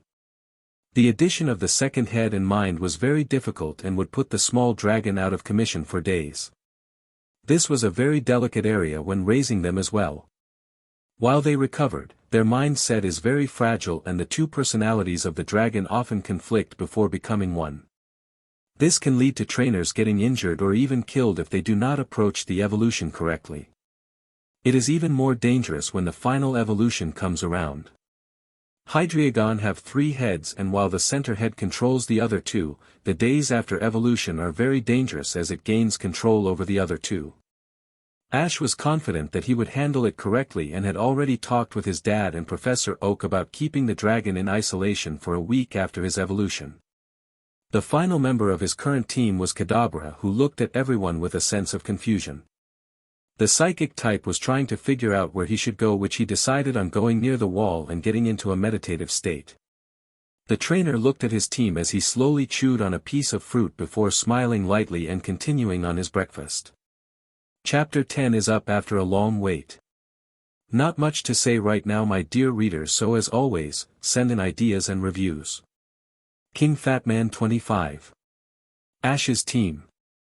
Ivysaur, Tackle, Protect, Leech Seed, Sludge Bomb, Magical Leaf, Razor Leaf, Energy Ball. Charmeleon, Scratch, Shadow Claw, Flamethrower, Brick Break, Dragon Rage, Metal Claw, Protect, Flare Blitz. Wartortle, Tackle, Brick Break, Ice Beam, Water Gun, Aqua Jet, Protect, Water Pulse, Surf. Luxio, Tackle, Growl, Charge, Spark, Night Slash, Shock Wave, Protect, Iron Tail. Spearow, Peck, Leer, Aerial Ace, Agility, Fury Attack, Protect, Mirror Move. Gyarados, Dragon Rage, Tackle, Hyper Beam, Water Pulse, Bite, Flamethrower. Pidgeotto, Quick Attack, Twister, Gust, Tackle, Sand Attack, Steel Wing. Scyther, Quick Attack, Pursuit, Wing Attack, Bug Buzz, Slash. Kadabra, Psycho Cut, Confusion, Psybeam, Teleport, Disable. Nidoking, Horn Attack, Hyper Beam, Takedown, Earthquake, Mega Punch, Mega Kick. Eevee, Tackle, Growl, Tail Whip, Charm, Quick Attack, Shadow Ball, Dig. Cranidos, Headbutt, Leer, Focus Energy, Pursuit, Takedown. Dano, Dragon Rage, Headbutt, Dragon Breath, Crunch, Fire Ice Thunder Fong, Head Smash, Dormant Egg Moves. Chapter 11. Ash currently stood in his room overlooking the vast expansion of Fuchsia City. Over the past 3 weeks he and his team had trained hard and achieved multiple milestones, the biggest and most important being the addition of the Rainbow Badge. Before going up against Erica of Celadon City, Ash and his team had trained for 2 weeks and prepared for their battle. When they finally battled Erica, it was much more than he expected. Erica had been in trouble with the Pokémon League in the past for being very lax in her responsibilities as gym leader. This caused her to be reviewed by the Pokémon League as to whether or not she was capable of being a gym leader anymore. Needless to say, this caused Erica to get into shape and make her gym much more respectable. Ash used Pidgeotto, Charmeleon, and his newly evolved Spearow. The battle started out good with Pidgeotto scoring a strong win against her Weepinbell, but it quickly turned against him when she brought out her Tangela. The grass type was vicious with its vines and quickly immobilized Pidgeotto by wrapping her up tightly. Even when the flying type broke out of the vines with a powerful steel wing, she was battered back down by ancient power. After a difficult 5 minutes, Pidgeotto seemed to gain the advantage with a well-placed aerial ace, but the moment Tangela started glowing showed Ash just how wrong he was. The moment that Tangrowth was revealed, the battle quickly ended. The fully evolved Pokémon fired a massive hyper beam and struck down Pidgeotto without a second thought. Seeing his Pokémon in pain caused Ash to see red, and he brought out Spearow to finish things. With his evolution came a massive burst of power and 2 powerful moves, Drill Run and Sky Attack. Needless to say, the battle quickly ended with, and even when Erica brought out her starter, Vileplume, Spearow was more than capable of finishing the battle. After gaining his badge, the young trainer spent 2 days exploring the city and enjoying a much-needed rest after all the training and adventuring he had done. This included visiting the famous center, which at one time had been a hideout for Team Rocket when it was in its prime. The final place that Ash visited was the Celadon department store. This proved to be a great idea, and he walked out of the store with several additional TMs and other trainer-friendly items. Once he was stocked up, Ash and his team made the journey to Fuchsia City. The quickest route to the city was a long bike path that would take several hours to go through. Ash, however, decided to walk with his team in order battle and train. This provided very wise, and as Ash ended up meeting with Corey and Naisha, who were making their way to the city. Both of them had already gotten the soul badge from Koga, but they were heading to the area to partake in their weekend at the Safari Zone. During the 2 weeks of traveling, the 3 teens got to know each other better and got to see their training styles. Corey was just as energetic in his training as he was in battling. His main team consisted of Brute, his starter, who had now evolved into a Venusaur, a Hitmonlee, Rhyhorn, Pidgeot, Scyther, and a Sandslash. His Pokémon all had powerful attacks and were big on hitting hard. Naisha was more subtle in her training, preferring to focus on her bond with her Pokémon. All of them were generally equal in strength of stats and were always together. The one thing that Ash found out that made her such a deadly opponent was her use of the move Return. Each of her Pokémon loved their trainer beyond belief, and the attack was just about as deadly as can be. Her starter was a powerful Blastoise nicknamed Shellshocker and was a great example of the powerful water type. The rest of her team consisted of a Dugong, Wigglytuff, Rapidash, Vileplume, and Ninetales. While not the best in regards to type variety, it still made a strong opposition. With the addition of the 2 trainers, Ash's team was able to work towards a new level of strength, and it proved effective when Luxio finally evolved into Luxray and learned not only Thunderbolt but the powerful move Wild Charge.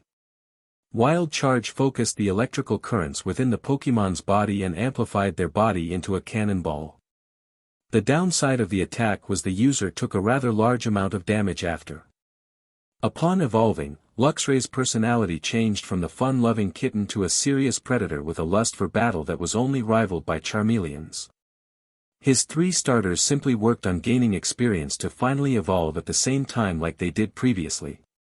Ash tried explaining to his friends that it didn't matter to him when they evolved, but it was obvious that they didn't intend on breaking their trend. Spearow, Pidgeotto, and Scyther worked on their maneuverability, with Pidgeotto pushing herself extra hard to try and catch up and surpass Spearow. Ash's Gyarados was very pleased to be in and around a place that had large bodies of water and spent much of her time swimming in the rivers near the Pokémon Center. Much to Ash's surprise, he noticed that Gyarados really didn't want to battle as much as his other team members. She really was content to simply be a part of the team. Kadabra worked closely with Ash in order to expand his move pool and gain favor with the team. While he only gained 3 moves, the team was slowly seeing that his attitude had changed and they were beginning to warm up to the psychic type. Nidoking was pleased to be back on the main roster and put his effort into becoming his best. Professor Oak had mentioned to Ash that the poison and ground type was back to 100% and would grow naturally now that he wasn't hindered by rushed evolution. This left the final and smallest members of the team, Eevee, Dano, and Cranidos. Eevee still hadn't decided upon any evolution, so she simply focused on getting stronger in order to prove her former trainer wrong. Dano surprised Ash by mastering all 3 of his elemental Fong moves and gaining a large amount of headway on Earth power. This pleased Ash for 2 reasons, the first being that it showed that the little dragon wasn't lazy like his species was known for, and the second reason was the level of control this showed. With this kind of determination and willpower, Dano would easily be able to handle the strain when he grew the additional heads that evolution would bring. The final member of the team was Cranidos, and despite the fact that he had seen little action outside of training, the small rock type was going for broke. Of all the Pokémon in Ash's team, he had shown the most growth in regards to moves, gaining a total of 5. His biggest weakness was his lack of any form of defense. The Cranidos line was legendary for their insane attack power and hidden ability Sheer Force, which added another power boost with the loss of additional effects from moves. At the present, Ash was having the dinosaur-like Pokémon work on getting his defense against his biggest weaknesses. This would prove to be the most difficult aspect for the Pokémon since his resistance was almost non-existent from the beginning. Ash's musings were broken when he heard a knock at the door and walked over to open it. Upon opening the door, the young trainer smiled at the sight of Corey and Naisha standing there. "Morning, Ash, all ready to go?" Today was the first day that the friends would be exploring the Safari Zone, and they were jumping at the prospect of additional team members.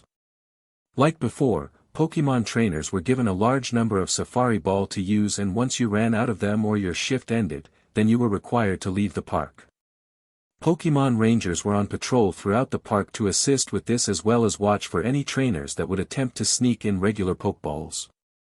The biggest change to the park was that each trainer was allowed to use 1 Pokémon as protection and to weaken their targeted Pokémon. Before, trainers would use feed and rocks to try and capture the Pokémon, but this led to multiple injuries and even 1 death. Ash wasn't sure which team member he would use but knew that it had to be someone who was able to fend off against multiple types of Pokémon. The 3 friends walked to the entrance of the Safari Zone and were surprised at the sight of multiple Pokémon Rangers standing guard. Corey cracked his neck and spoke up, "Wonder what's going on here." Naisha nodded in agreement before her eyes went wide. "Isn't that Lance?" Ash's head snapped up to see the Elite Four champion himself talking with who Ash guessed to be the lead ranger and Safari Warden. Walking up to the man, Ash cleared his throat. Lance turned around and instantly smiled. "Ash Ketchum, you are a sight for sore eyes." Ash smiled lightly. "It's good to see you, Lance. Is everything all right?" The Dragon Master nodded. "I'm just checking on a rumor that has been going around. It seems that there have been sightings of a Golett roaming around in the deeper areas of the Safari Zone. It wasn't on the original list of imported Pokémon, and given how powerful their evolution is, this is cause for concern. The Warden hasn't seen anything, but several of the Rangers claim to have seen it." Naisha looked down at her Pokédex. Golett is a ghost and ground-type Pokémon, and it is rather calm-natured. Legends say that it and its evolved form, Golurk, were ordered to protect people and Pokémon by the ancients who created them. Lance nodded. "Indeed, but the thing that concerns me is that it is so far from its normal home of Unova. This added with the risk of its evolution, we can't leave it there." Corey looked to the Rangers. "So I'm assuming that you are having the Rangers hunt it down?" The champion nodded slowly. "I don't like doing that way, but if the Pokémon is indeed in the Safari Zone, then we need to catch it." Ash was silent before he looked to the Warden. "Are we still able to participate in our hunts for the weekend?"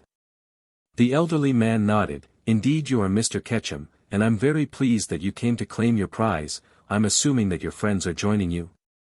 Ash looked to Corey and Naisha. We will be all going in today, do we have to stick together? The warden shook his head. No you don't, but I would advise you to keep your head on a swivel. There are many Pokémon that are very aggressive when trainers come around their young. The three friends nodded and said farewell to Lance as he continued to work with the rangers. The warden led the three trainers to the entrance and pulled out 3 trays of Safari Ball and a small device that hooked up to the main computer. Okay, these are your Safari Ball, you each get 30, and you have until closing or until you use up all the Safari Ball to complete your hunt. Since the 3 of you purchased the weekend pass, you can end your hunt at any time and simply pick up from where you left off. If you use up your ball today, then you can come back tomorrow, seeing as you did pay for it. The only thing is that I do ask you to be considerate when capturing Pokémon and not to target entire herds of Pokémon. The 3 teens nodded, and then the warden asked for their Pokédex to update them with the zone maps.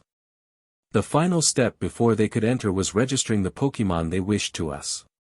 Corey went with his Hitmonlee, Naisha went with her Blastoise, and Ash decided on Charmeleon. Once that was taken care of, they could finally enter the hunting grounds. Ash released Charmeleon and the 2 started their hunt. The 2 walked for around 30 minutes before they found their first target of interest.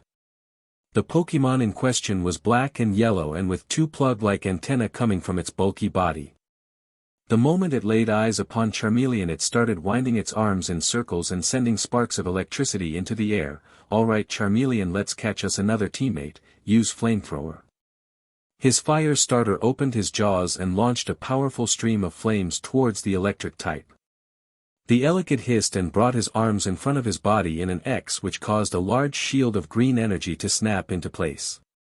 The moment the shield faded, the small electric type rushed forwards with quick attack, with each fist glowing a different color. Ash's smile widened at the sight of the moves. Awesome, Thunder Punch, Fire Punch, Protect and Quick Attack, let's get this guy. Charmeleon counter with Brick Break and then hit him hard with Flare Blitz. Both arms flashed white as he charged up the attack and countered Elekid's moves. A second later, he slammed into the smaller Pokémon with a massive wall of flames that engulfed it. Charmeleon jumped back and grimaced from the recoil damage before running forward and slashing with his claws.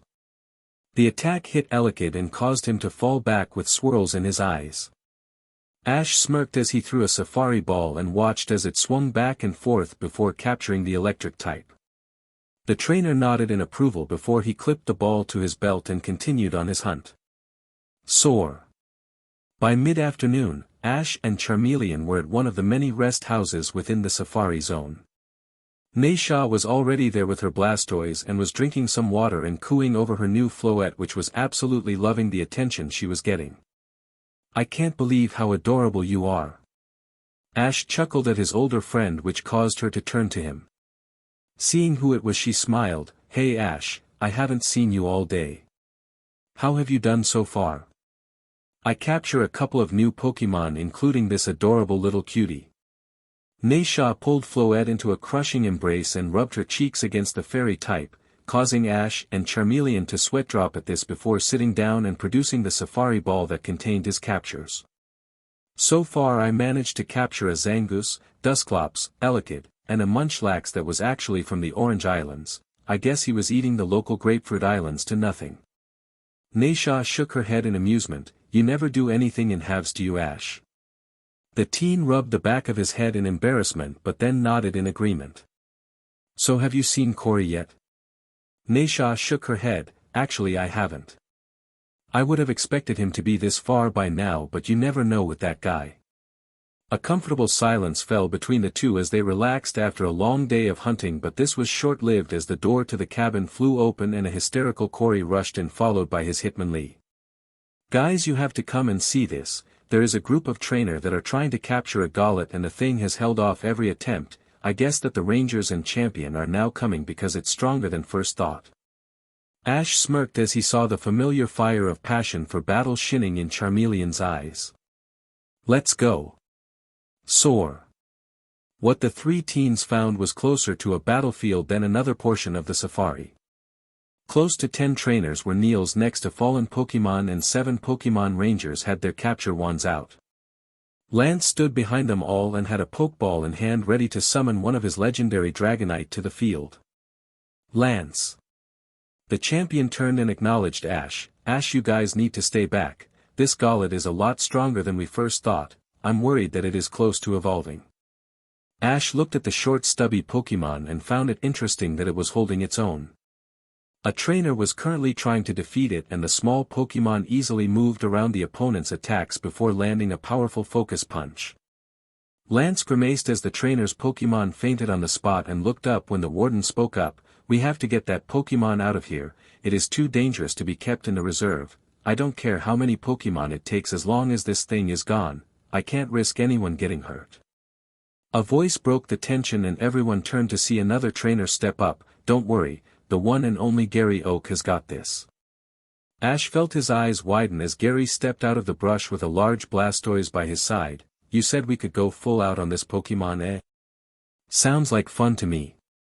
Gary raised a handful of Pokeballs. Guys, let's show this pipsqueak what we are made of.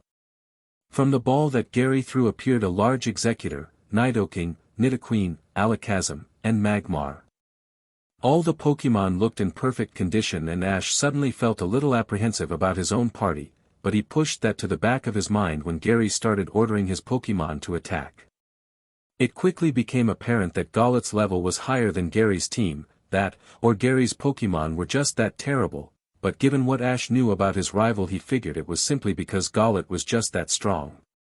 With practiced ease the small ground type moved around the oncoming attacks and pushed away the senders. All the attacks were close range so they caused massive damage due to the ability Iron Fist. What the small Pokémon didn't know though, was that Gary was actually pushing him back into a corner with all of his dodging and soon the little Pokémon found himself up against a plateau staring down 6 powerful Pokémon. Ash looked down at Charmeleon and his fire type seemed to be concerned, and when Ash looked at Golett he knew why. The little Pokémon was shaking in fear. Of course. Naisha looked at Ash. What is it, Ash? He looked at the older teen. Think about it, Golett is from the Unova region and suddenly he is in this strange region with Pokémon he doesn't know and trainers looking to capture him at every turn. He isn't trying to attack people, he is scared out of his mind. The rangers and trainers have been hunting him day in and out. The assembled group of people milled over the statement and seemed to accept it. That is, except Gary. Scared or not, Ashy boy, that Pokémon is dangerous and needs to be captured. Guys, knock it out. All 6 of Gary's Pokémon roared in agreement and charged up their attacks. This caused Golett to close his eyes and cry out in fear before being swallowed in a bright light just as the attacks landed on him. The bright light swarmed over the area and nearly blinded all who were present, but those who watched could only gap as Golett's form drastically changed. He grew to a massive 9 feet 2 inches with a powerful build that resembled a suit of armor. His skin was still the vibrant teal with brown and cream-colored patches every so often. Across his chest was a large jagged crack that was held together by a brown belt-like object. Finally his form was revealed and the now evolved Pokémon threw his powerful arms down and roared in anger, Guroloyurik. The moment the Pokémon finished his name, he slammed his arms to the ground and a massive earthquake ripped open the area. Gary's team was thrown back and the trainer in question was pushed aside as Ash slammed into him. Are you really that much of an idiot, Gary? The grandson of Professor Oak was pale with shock as another earthquake rippled through the area. The 2 teens turned to see the assembled trainers and ranger running for safety along with many of the local Pokémon. We have to try and calm it down. Gary looked at Ash. Are you nuts, Ash? That Pokémon just blew away my team, leave it to the champion. Ash looked over to see Lance assisting with getting the people to safety. He is too busy right now, I have to stop it. Before Gary could respond, Ash and Charmeleon rushed forward. Soar! Golett yelled out in anger again and charged up a large shadowy fist before he slammed into a bunch of trees, breaking them apart into splinters. The last thing he remembered was going to sleep and then waking up as his cave started bouncing. His cave had actually turned out to be a plane destined for the Kanto region, and when he finally got out he found himself in a land with strange Pokémon and humans on the hunt for him. He tried his hardest to get away, but the one boy cornered him and attacked him. His fear and anger ragged in him and forced his evolution, and now he was stuck in his anger and fear. He roared out again as he fired another shadow punch at the fleeing humans. He would make them pay for trying to hurt him. Soar. Ash quickly found Golurk as he destroyed one of the rest cabins. Not far away was a group of people including Corey and Naisha. Ash looked down at Charmeleon and brought out Ivysaur and Wartortle. You guys wait here, I'm going to calm him down. His three starts looked at him like he was nuts, but their protests fell on deaf ears. Ash jumped in front of Golurk with his arms spread out. Golurk, please stop this. The massive Pokémon halted in his advance and glared down at Ash with flaming red eyes. Joel. Ash nodded. We didn't know that you were scared and only trying to protect yourself. We simply didn't understand. Golurk looked at Ash for a single moment before swiping at him with a giant hand. Ash jumped back with practiced ease thanks to his training with his party, but the shadow punch launched next caught him off guard. The wind was knocked out of him and he fell to the ground gasping for air. Golurk quickly grabbed Ash and raised his giant fist above his head, crying out in anger. He was going to make an example of this human. The ground and ghost type then tucked his legs into his armored body and powerful flames erupted from the skirt-like protection on his lower body, and with the force of a rocket, Golurk launched into the air with Ash in his arm, only to be hit in the side by a flamethrower. Turning in anger, he saw Charmeleon, Ivysaur, and Wartortle glaring at him in anger. Charmeleon roared, "Let go of our trainer, you monster." Golurk rumbled a response, "Your trainer is just like the others and shall be the first to die." The three starter Pokémon looked on in anger. Not if we can help it. Ash felt his breath leave him again as his three Pokémon roared in anger before becoming engulfed in the bright light of evolution. Their forms quickly started to change, and in just a few moments a might Venusaur, Blastoise, and Charizard stood before the assembled group. Golurk rumbled out a warning to them, but Charizard quickly took the lead and launched a flamethrower at Golurk. Blastoise followed suit by extending his cannons and firing 2 massive blasts of water, while Venusaur lashed out with 10 large vines. The triple attack caused Golurk to drop Ash and avoid the onslaught, but one of the many vines from Venusaur quickly intercepted him. Once Ash was safely on the ground, Charizard rushed after his target with a single push of his mighty wings and was above him before he knew what happened. Raising his claws, Charizard channeled his rage into his arm and a wall of flames slammed down into Golurk. The massive attack sent him down to the ground where Venusaur and Blastoise were waiting with attacks just as powerful. Venusaur roared and stomped on the ground to create a storm of powerful thorn-covered vines that slammed and ripped at the ground type. Blastoise wrapped up the triple attack by firing a powerful condensed orb of glowing water that exploded upon impact and sent up a cloud of dust. Soar. A powerful gust of wind quickly made everything visible again, and Lance was seen standing in the center with his lead Dragonite by his side. The look of anger and determination on his face made everyone remember why he was a champion. The sound of coughing made Lance turn and see Ash slowly standing up with the help of his 3 evolved starter Pokémon.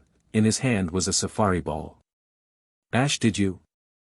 The young trainer nodded and put the ball in his bag. "I captured Golurk after the explosion, that I am taking responsibility for it now."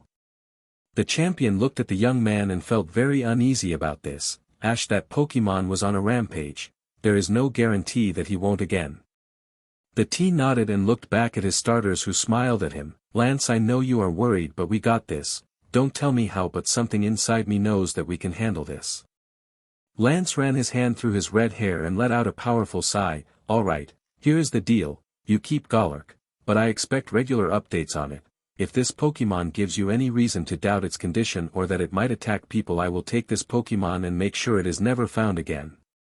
The teen trainer looked the taller man in his eyes with determination that reminded Lance of himself. "It won't come to that." Chapter 12. Ash stood poised in an open area just outside of Fuchsia City, Naisha and Corey along with him. The three had decided to travel a short time again once the weekend was over and Ash had his gym badge, but first, Ash had a Pokémon to deal with. His friends had both of their starters out with moves ready to use should they need to assist, but truthfully, Ash's starters should be enough. That night after the Safari Zone incident, Ash had taken Golurk to Nurse Joy after hours and had the Pokémon checked on. The nurse was very patient and understanding, and when the actual exam came, she was very much the professional that she was trained to be. Golurk was still unconscious when he was brought out, and the massive Pokémon was so large he almost took up half the exam room. Halfway through his exam his yellow eyes flared to life and Ash almost brought out his starters, but when he saw the eyes lacked the glowing red hatred from earlier he stilled his hand. The entire time Nurse Joy was working, the ground and ghost-type Pokémon kept his gaze fixed on Ash, and the two of them shared the beginnings of a bond that would last a lifetime. A single thought hit Ash while they looked into each other's eyes, and it was this: why? Ash smiled and focused his thoughts towards the large Pokémon. You needed help, you were afraid and no one was listening to your cries, your rage would have consumed you. Golurk gently nodded his head in acceptance before closing his eyes for rest.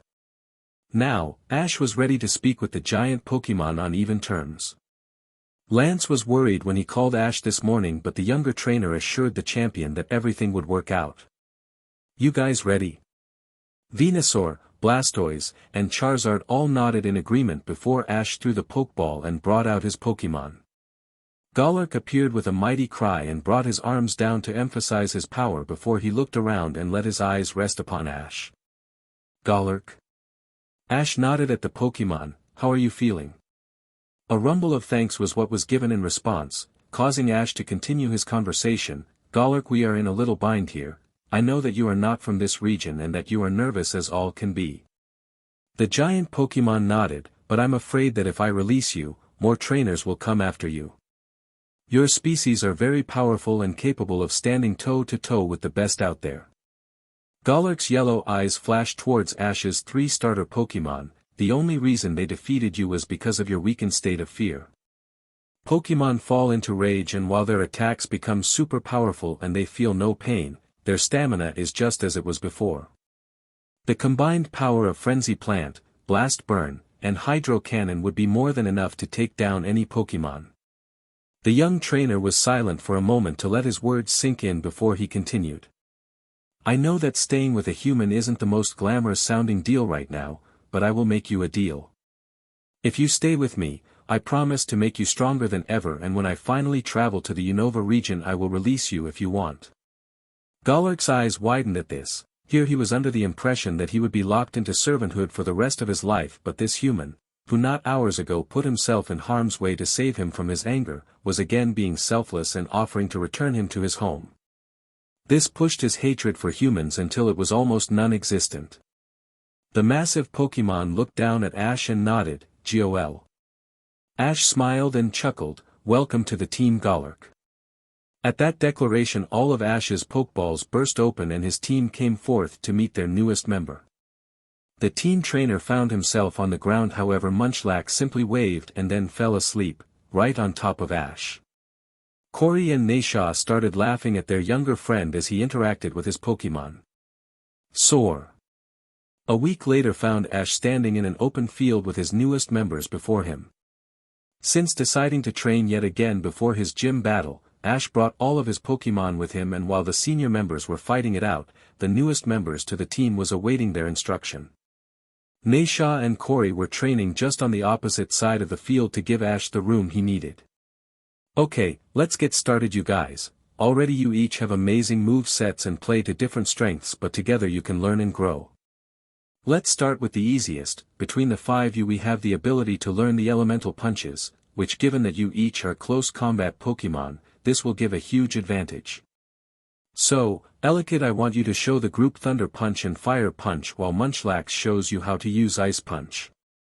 Focus on ease of using the attack first and then we will establish the power aspect. Ash stood back as Elekid stepped up first and started speaking to the assembled Pokémon. Brining up his fist, he concentrated on making the heat from his energy move to his fist and then ignite into flames. With it being demonstrated, it started out as a small stream of smoke before slowly bursting into a spark. Turning around, the small electric type hissed out as he slammed his fist into a nearby rock and cancelled the attack. He then held up his arm again and hissed out the instructions for Thunder Punch before demonstrating as well. When it was time for Ice Punch, Ash was genuinely surprised that Munchlax was so energetic in regards to the concept of improving his battle skills, but the normal type happily demonstrated the powerful move. The group then dispersed and began working on the moves and made a lot of progress with them before Ash finally called the quits. He smiled as his team ate later that evening, knowing full well that their future looked bright. Soar.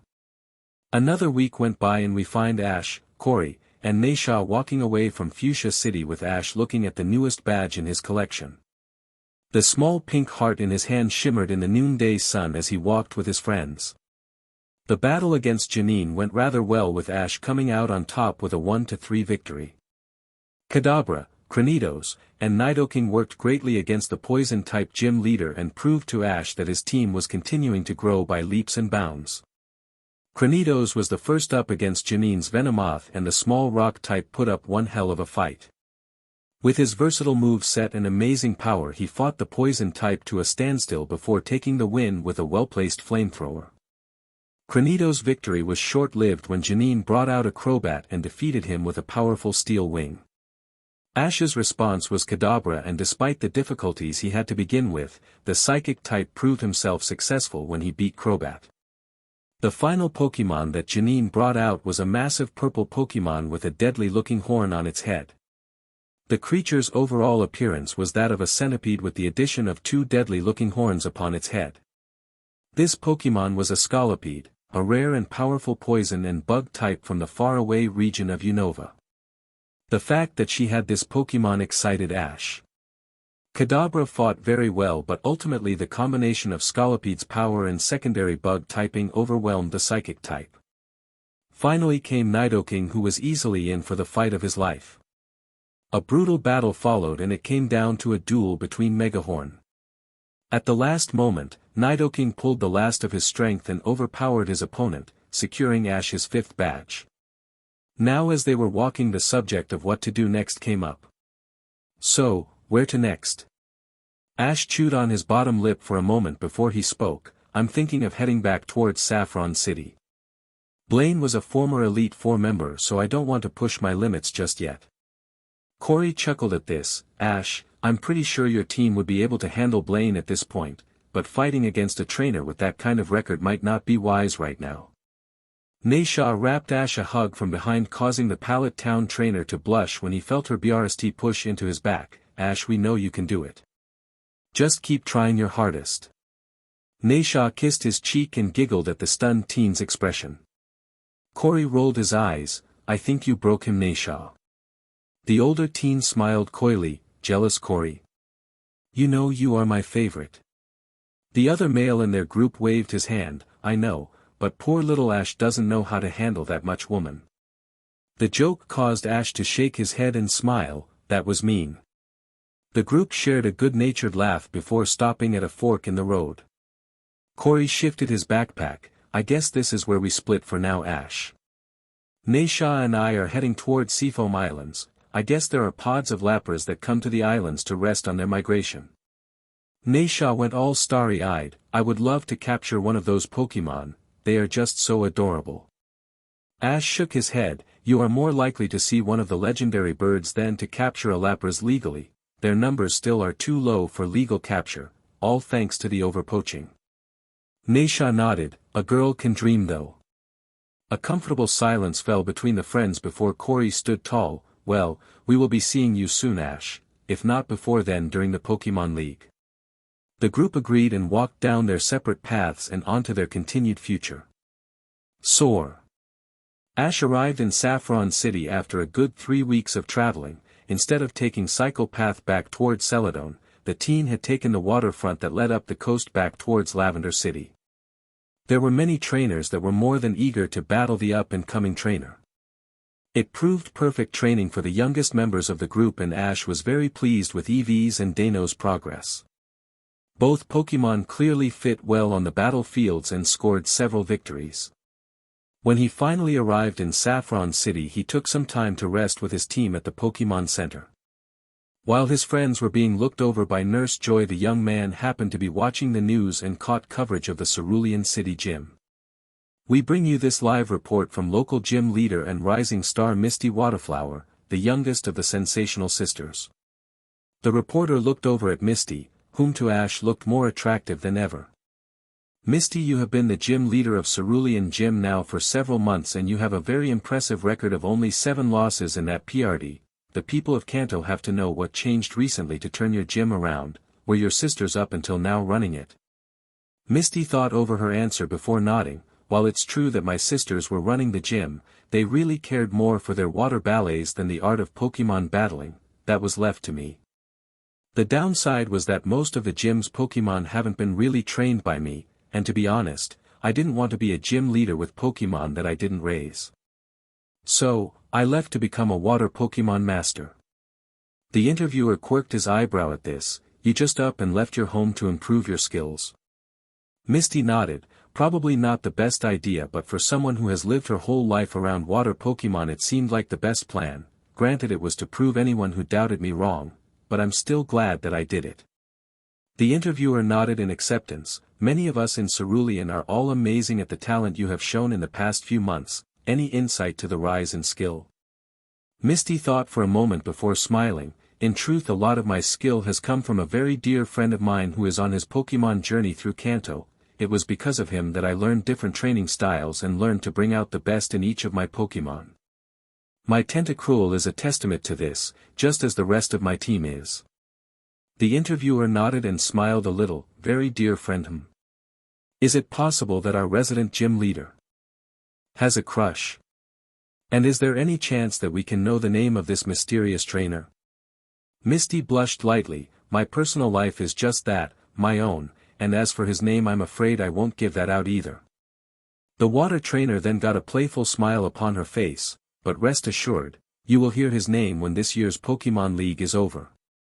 Soar.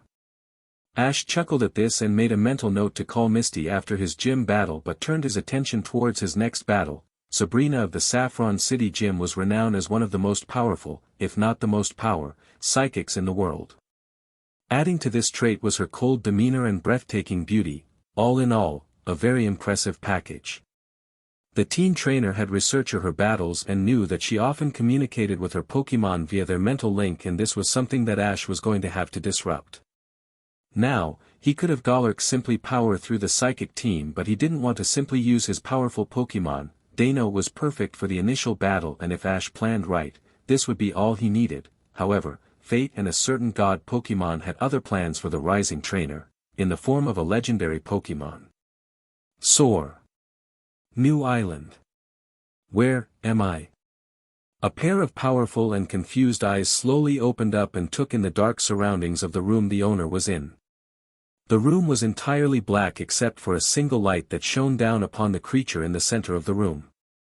The being's eyes focused again and looked around before remembering the location.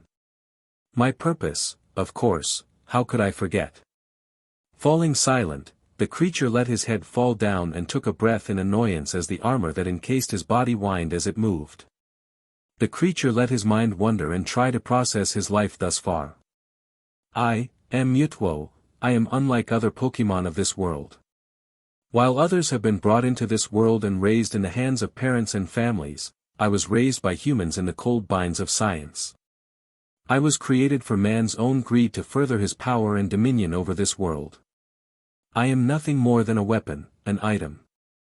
I have been used to destroy and attack, capture, torture, battle, all because humans have a hole that cannot be filled within their souls. My purpose is that of a laboratory specimen, a test subject for their cloning process. I was created from the legendary Pokémon Mew, and by the rules of the Pokémon world I myself am a legendary, the most powerful Pokémon in the world. And yet with all my power, here I stand in chains. A voice broke the psychic's thoughts, as it should be.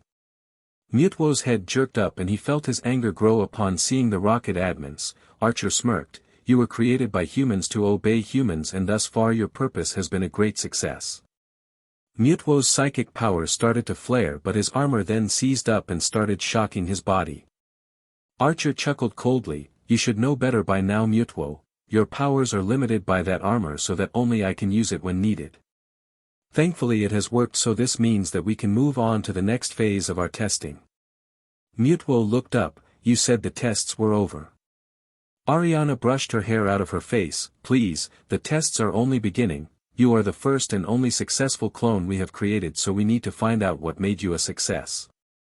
This way we can create an army of clone Pokémon that are loyal to only us. No longer will we have to capture Pokémon and raise them. With your abilities, we can create Pokémon and rule the world in no time. The former Rocket generals snickered at this, and Archer started talking to them about upcoming tests for Mewtwo, leaving the legendary to his thoughts again. So is this my lot in life? Nothing more than a test subject. His eyes widened when a soft voice answered, No, it isn't, my child, your destiny is so much more. Mewtwo looked up at the admins to see if they heard the voice. Who are you? The voice answered back, I am known by many names, Alpha, Omega, the first and the last, God, but you, my child, may call me Arceus or Father. Mewtwo's eyes widened at this. Father? I have no father, I am a clone.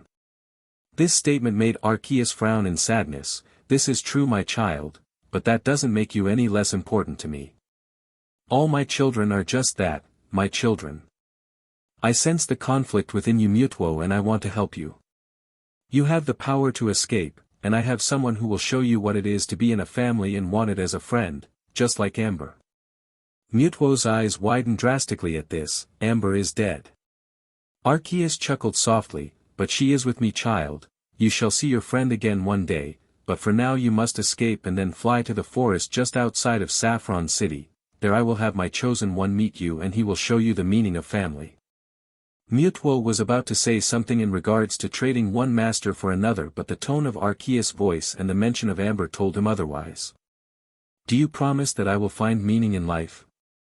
Arceus smiled and reached out with his powerful presence to wrap Mewtwo in an aura of comfort. My son, you shall find so much more, now awaken and be free.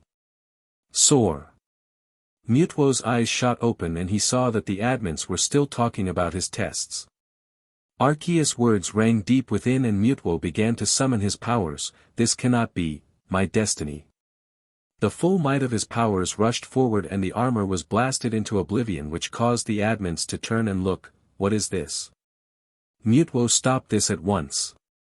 Mewtwo slowly levitated towards them as an alarm sounded, bringing the small population of the former Team Rocket to the lab. I have been given new life and a path has been laid out before me. You do not control me. You dreamed of creating the world's most powerful Pokémon, and you succeeded. As Mewtwo said this, his powers flared around him like a raging fire and then solidified into a glowing blue orb that then expanded, engulfing everything in its path. The screams of humans and Pokémon within the lab echoed through Mewtwo's mind, but he didn't care. Something told him that these humans and Pokémon were evil. His power exploded out and the entire island was covered in a dense light that disintegrated everything, ending the limited return of Team Rocket. The psychic legendary surveyed his work and then turning towards Kanto he took off with a single thought, I am free. Soar. Ash's eyes shot open and quickly focused on the darkness of the room he was sleeping in. Sitting up in his bed, the young trainer looked around before moving so he could stand up. Quickly putting on his clothes and grabbing his belt with his Pokeballs, Ash moved out of the room and down to the main entrance of the Pokémon Center. Once he was there he looked out at the quiet scene of Saffron City, which for as large of a place it was rather amusing. The young man slowly made his way through the dark streets and followed the feeling that was guiding him. For some reason, he felt called, like he was supposed to be looking for something or someone. This feeling only increased as Ash made his way towards the edge of the city and finally at the entrance of the woods. Standing still, Ash focused on the feeling and then turned his gaze into the darkness of the woods. Nothing appeared, so he glanced up into the sky and was greeted with the sight of a powerful blue object streaming down towards the forest at frightening speed. Every fiber in Ash's body screamed for him to run and warn the city, but a tiny voice in the back of his mind told him to wait. Unsure as to why he was waiting, Ash watched as the orb of blue light rushed into the woods and slammed hard into the ground. The moment this happened the feeling returned and Ash rushed into the woods to locate the object. He quickly found it and felt himself gape in shock.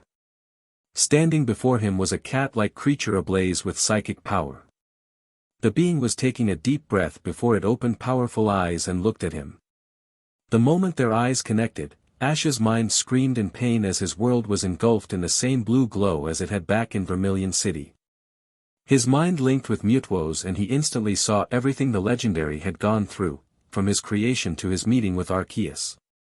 Ash's heart filled with sorrow as he felt the Pokémon's sadness when Amber and the other cloned Pokémon passed away, leaving him all alone in the world at the hands of Team Rocket. He finally felt cold hatred towards the evil team when they continued to persuade him that his place was as a SLV.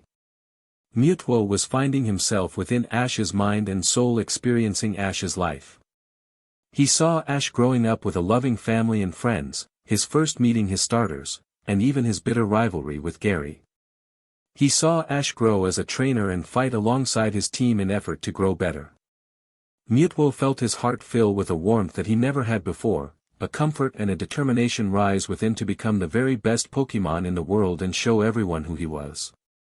When the psychic link was finished forming, both Ash and Mewtwo fell back in exhaustion and looked each other in the eyes. That was intense, Mewtwo. Ash's words fell short as he recalled everything the Pokémon had gone through. Do not feel pity for me, Ash. It was my destiny to be brought into the world in such a way, just as it is my destiny to become your Pokémon and help you become a master. Ash's eyes showed determination. Are you sure? The new psychic legendary nodded. When our minds linked, I felt something I had long forgotten, something that I held only for a moment when I was with Amber and the other clone Pokémon, like I belonged. If going with you is the path to lead to this feeling of content, then I take it with open arms. Ash nodded and walked towards the Pokémon before surprising both of them and pulling Mewtwo into a power hug, letting a few tears land on his fine fur.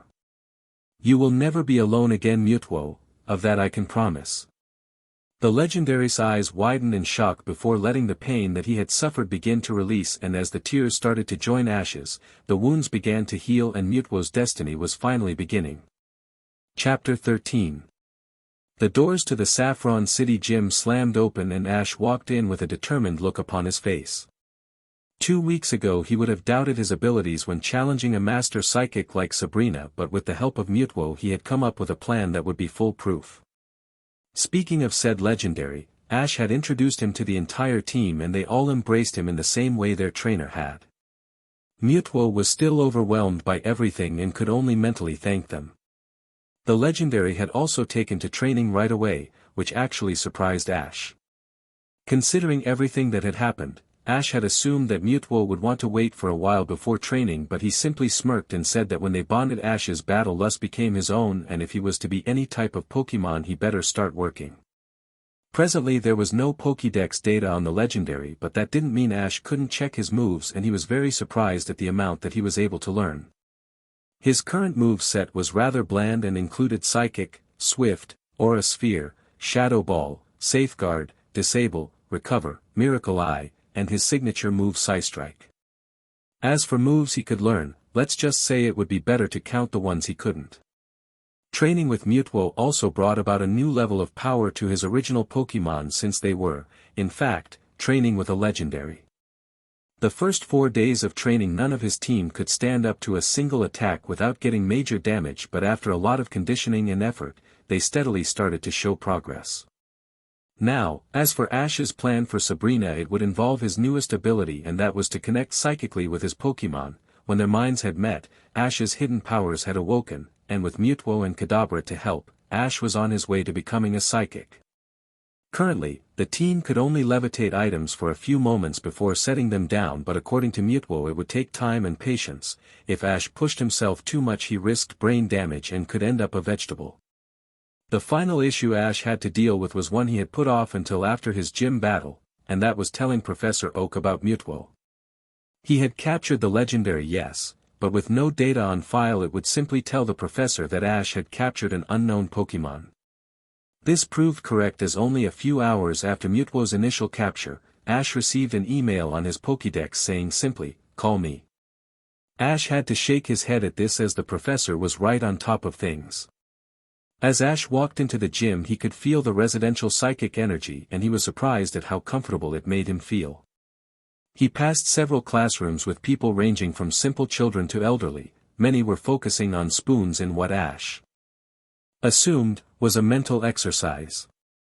The young trainer finally arrived at the inner gym doors and looked at two teens standing there in trainee robes. You have a powerful energy around you, young trainer, a powerful psychic energy. Ash's eyes hardened and his own powers flared to life, making his eyes glow blue. I'm here to challenge Sabrina. The teens were taken by surprise as they had not sensed Ash's powers but then smirked coolly, as you wish. They turned and with a wave of their hands the doors opened and revealed a very planned battle arena that you would see in the finals of a league competition. At the far end was the mistress of psychics herself, Sabrina. She was quietly levitating above the ground in a lotus position with her hands folded in her lap. Her hourglass figure was outlined with blue energy from her powers and her dark purple, almost black hair flickered slightly with the vibrating power. Ash stepped into the room and gently caressed Mewtwo's Pokeball which was hanging on a chain around his neck. Their minds linked and Ash felt at ease. Her powers are great, Ash, I would be careful. Mentally nodding, the Kanto trainer finally arrived at the challenger box and was about to speak when Sabrina's eyes snapped open and focused on Ash. I have been waiting for you, Ash Ketchum. I had a vision of your arrival long ago, and depending on the outcome of this battle we may know more about each other soon. Not at all surprised at Sabrina communicating via her powers, Ash replied, I don't know why my arrival would have been predicted, but let us see who shall win. I'm here for a badge and nothing will stop me from winning it. Sabrina gracefully levitated to the gym leader's side of things and nodded stiffly to one of the students from earlier who raised two flags. This is an official gym battle for the Marsh badge. The challenger, Ash Ketchum, will face the gym leader, Sabrina, in a 2-on-2 battle. Substitutions are allowed for the challenger only. Begin. Sabrina selected first and threw a ball that burst open to reveal a small brown fox-like Pokémon that Ash was familiar with, an Abra. The young trainer selected a ball and threw it. The ball burst open to reveal Dano, who hissed at the psychic type. Dano, let's start off strong, use Dragon Breath. The little dragon opened his maw and fired off a powerful stream of blue-green flames right towards Abra. Without any form of command, Abra vanished with a flick of light and reappeared behind the dragon type with his fist ped back in glowing white. Abra slammed hard into Dano with a powerful focus punch and sent the small Pokémon rolling across the field. I know you got this, Dano. Just because Sabrina is prepared for a dark type doesn't mean we will lose. Use. Ash's eyes flashed light blue and his mind linked with the little dragon, much harder than he first thought due to his traits of being a dark type. Use another Dragon Breath and at the last second turn around and hit him with Crunch. Dano grunted his understanding and fired off a powerful stream of flames. Sabrina's eyebrow quirked up slightly. Normally she would have felt that a trainer would have frozen, but with Ash she felt a slight shift of psychic energy, so she knew it wasn't the case. Back at the battle, just as Ash had figured, Abra teleported away just as the flames from the dragon type almost washed over it, and just like before, the psychic type appeared with a focus punch ready. Dano quickly reeled around and clamped down hard with dark energy radiating from his fangs. Abra hissed and cried out in pain as the fangs sank deep into his fur and flesh, securing him in place. Now while we have him, us all 3 Fong moves if you have time. Heeding his trainer's call, Dano sent a rush of power through his fangs, causing an explosion of fire to engulf Abra. A moment later, crackles of electricity ran over the small psychic Pokémon and caused his body to seize up. Finally, as Dano was about to send a surge of ice energy through his fangs, Abra brought his tail around and slammed an iron tail into him. Sending the dragon back, Abra quickly teleported back to Sabrina's side and was visibly gritting its teeth in effort. This caused Ash to smile as he knew his victory was close. Earth Power. Dano reared his head and upper body back before he slammed down and sent a powerful tremor in Abra's direction. Before the psychic could respond, a crack opened up and the Pokémon fell in and was engulfed with powerful yellow energy. Ash didn't need to use his powers to tell the Abra was knocked out. The red beam from Sabrina's Pokeball was enough evidence. Abra was not quickly replaced though. Sabrina focused on Ash. I sense great power within you, Ash Ketchum, power that could rival my own. I also sense the link, bring forth the legend that I shall know the power of the greatest psychic in the world." Ash's eyes widened as she described Mewtwo. He had never even considered using his new friend in battle, but Sabrina wanted a fight. Signaling for Dano to return to his side, Ash unclipped Mewtwo's Pokeball from his necklace and enlarged it. "I will not be held accountable for your mistake. You wanted to face the world's greatest psychic, then here he is." The ball burst open and Mewtwo appeared in a flaring blue aura that gave off his power. His eyes were filled with a menacing glow as he gently landed on his feet. "What do you hope to prove by provoking Ash?" Sabrina's mask of no emotion remained. "I wish to see just how worthy you are. My visions of the future have shown many great things, one being that Ash and myself are tied together depending on the outcome of this fight." This caught Ash's attention, but he pushed it aside. "Let's do this, Mewtwo." His newest partner nodded and started levitating off the ground with his powers on full blast. Sabrina's eyes flared with power and she threw a Pokeball which opened to reveal her starter and most power Pokemon, Alakazam. The fully evolved psychic type opened his eyes and revealed power that would rival any of the Elite Four Pokemon. Alakazam, Psychic. The Psyfox let his mental powers loose and sent them at Mewtwo, who was constricted in the energy. Mewtwo gave the show of struggling, but Ash knew better. "Stop it." Mewtwo gave a low chuckle and slashed his arm down, severing the psychic link. Alakazam flinched at the connection break before holding his silver spoons up in defense. "You truly believe that this Pokemon is able to withstand my power? I am the strongest psychic alive, and now I shall show you my might." Ash's eyes became covered in the blue aura of psychic energy and his mind spoke with a powerful amplified voice, "Psystrike." Mewtwo started gathering energy around himself, appearing to be wrapped in a cloak of blue flames. The energy was thick and flared with rage before it condensed into an orb in front of Mewtwo and fired a powerful stream that crackled with lightning. Alakazam and Sabrina both held up their hands to defend but were easily overwhelmed by the power. The referee slowly declared the battle over, still in shock at what he had just witnessed. Ash and Mewtwo stood defiantly in front of Sabrina, who had walked over to them after returning her Pokemon. She smiled lightly. "My visions of the future are never wrong, and this one proved to be truer than the rest. Take the Marsh badge, Ash, as well as this." Before Ash could respond, the psychic pulled him towards her and kissed him with a powerful passion that sent fire screaming through his body. His psychic powers flared up and both his and Sabrina's minds connected, sending powerful emotions into each other. Ash saw the vision that she was talking about, and it consisted of them standing together as lovers, wrapped in the passion of love-making and leading the Pokemon world to greatness, with Ash becoming a master. When Sabrina pulled back, they both had deep blushes on their cheeks and she turned away. "Know that we shall meet again, Ash. Our futures are now intertwined, but I won't be the only one, my love." A moment later, Ash and Mewtwo found themselves in his room at the Pokemon Center in a state of shock. Soar. Several hours later, Ash was sitting in the center waiting for his team to be checked over and grimaced as he felt Mewtwo reach out to his mind. "You know, for a supposed witch, she really isn't all that bad looking." The rising champion growled, "I'm not in the mood." Mewtwo's deep baritone voice chuckled, "You forget our minds are one. I know you are in the mood." Ash threw his hands into the air and got out of his chair to make a phone call he knew was inevitable. After a few moments of waiting at the video phone, the legendary image of Professor Oak appeared on the screen, and the moment he saw Ash's face turned into an amused glare.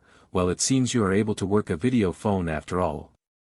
Ash rubbed the back of his head in embarrassment. "I guess I was nervous about the call." Samuel nodded in understanding.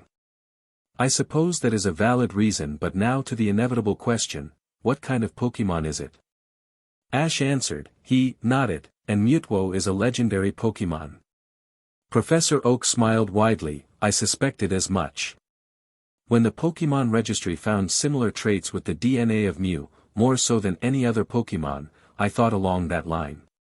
Ash nodded and took a deep breath. "Here is the story, but I need you to promise not to reveal it to anyone unless it's a must." When Professor Oak nodded, Ash started to recount Mewtwo's short, but sad tale of how he was raised to be the ultimate weapon for the hands of Team Rocket. How his life had been nothing but lab tests and abuse at the hands of the rocket generals until Arceus himself saved him from his inner turmoil. The professor was silent for a moment before asking, "Can I see him?" Ash looked around and mentally asked Mewtwo if he could throw up a barrier around them. A brief shimmer of psychic energy appeared around them and then the legendary clone appeared. He looked at Professor Oak with slight disdain when he saw the lab coat, but a gentle hand from Ash calmed him. "I must say you are quite a sight to behold, my friend. I'm sorry to hear about your upbringing up until this point, but I can assure you, there is no one more qualified to train you than Ash here. I trust you both will grow strong together." Mewtwo nodded stiffly. "I trust him completely. When our minds connected we saw everything, the pain we both suffered growing up, mine at the hands of the rockets and his at the hands of your grandson." Professor Oak sighed at this. "I know, I wish Gary would have grown out of his arrogant streak, but with his countless victories and captures, he sadly hasn't changed." Ash shook his head. "It is in the past, Professor. I have made friends on the road and I have my Pokémon, that is all I will ever need, aside from Mom and Dad." The professor nodded. "I see you have been busy on that front as well. I must say you never fail to set my old ticker to racing. That is quite the collection you have accomplished, and to see all three of your starters fully evolved this early is a sight. I would love to take a closer look at them all when you next pass through Pallet." Ash nodded. "I will be there in a few weeks. I just got my badge from Sabrina and am going to be heading to Cineabar Island next." The professor put a finger on his chin in thought. "Ah yes, Blaine's stomping grounds. Be ready for him, Ash. He was an Elite Four member when I was still traveling, and just because he left that doesn't mean he is any less powerful." The Kanto trainer nodded. "I won't. I'm going to let you go, Professor. I need to make a few more calls before we head out." The two bid farewell before hanging up and Ash dialed the next number on his list. It rang for several moments before the beautiful face of a redhead girl appeared. Her face lit up with a smile that was reflected all the way up to her blue eyes. "Ash Ketchum, as I live and breathe, how are you doing, handsome?" The Pallet Town trainer smiled. "Just fine, Misty, just fine. I actually have a ton to tell you." The redhead nodded. "I would hope so, we haven't spoken since after Vermilion City." Ash rubbed the back of his head in embarrassment. "Yeah, I have some fault with that." Misty snorted in amusement. "Try all of it." Ash nodded. "Well, if you have time now I can catch you up." Misty smiled widely. "I'd love that." An hour and a half later. And that about sums it up. After the Safari Zone and gaining the Marsh badge, I plan to move along to Cineabar Island and take on Blaine. Misty nodded in approval. "I met Blaine a few weeks ago and he is quite the trainer. His signature Pokémon is the Magmar line, with his oldest and most powerful Pokémon being a Magmar. I guess it didn't want to evolve and has yet to lose a battle against its evolved form." Ash smiled at the challenge. "Sounds good to me, but from what I heard on the news you have been doing just as well." Misty blushed at this. "Well, I don't know about that, but I guess my reputation has increased." Ash laughed. "Mist, I looked up the stats, and you are currently ranked in the top 5 gym leaders of Kanto. Given the fact that there are roughly 20 gyms within the Kanto region, I would take that as a compliment." Misty smiled lightly. "It was all thanks to your training, Ash. I would still be fishing on the side of a river if we hadn't met." The Pallet Town trainer smirked. "You would have made it, Mist. I have faith in you."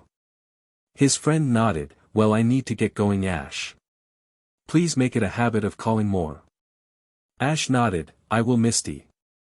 The redhead blew a kiss to Ash before closing the line and leaving Ash to his final phone call. The phone again rang for several moments before a click signaled the line being picked up. "Ketchum Residence, Silver speaking."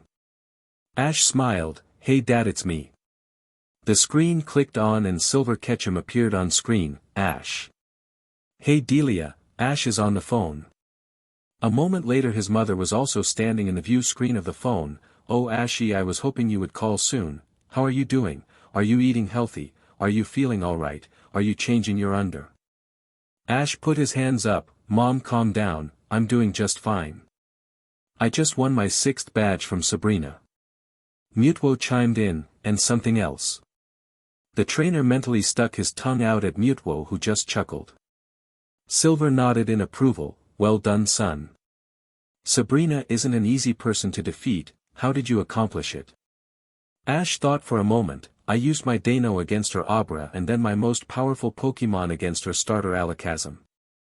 Silver's eyes widened, you battled Sabrina's starter. Kid, what the hell are you feeding your team? Ash smiled awkwardly, lots of vitamins. Silver shook his head, alright, have your secrets, but when you come home after winning that 8th badge we will have a battle and I will see this secret of yours. Ash nodded in agreement, I'm heading out to Cineabar Island later this week, and I'm giving my team a chance to rest after our training sessions. Delia put her hands on her cheeks, oh I just love Cineabar. It's such a beautiful vacation spot, maybe we should go there dear. Silver smiled roguishly, if it means seeing your amazing body in a bikini then I'm all for it Delia. Ash felt a wave of nausea come over him, I'm going now. Silver laughed loudly, come on kid, would you rather your mom and I not talk to each other? Ash shook his head, no, but I still don't see the need to hear about your overzealous energy. Delia smiled and ran an arm down her husband's shoulder, it is perfectly natural Ashy, how do you think you came into this world? The Pallet town trainer grew pale and quickly said his goodbye and ended the call. Shaking himself out of shock, Ash turned and looked at Mewtwo who was smiling with amusement. If you ever say anything. The legendary shrugged, not like you could do anything to me if you wanted, besides, it's all perfectly natural Ashy. Ash glared at his friend in an attempt to be intimidating but Mewtwo just looked around in amusement. Come on you overgrown cat, let's get going. Mewtwo turned himself invisible but not before accidentally smacking Ash in the head with his tail. Ash growled and tried to swipe at his friend but caught nothing but air. And you intend to be a Pokémon master? Ash chuckled and walked out the door with his friend. Soar.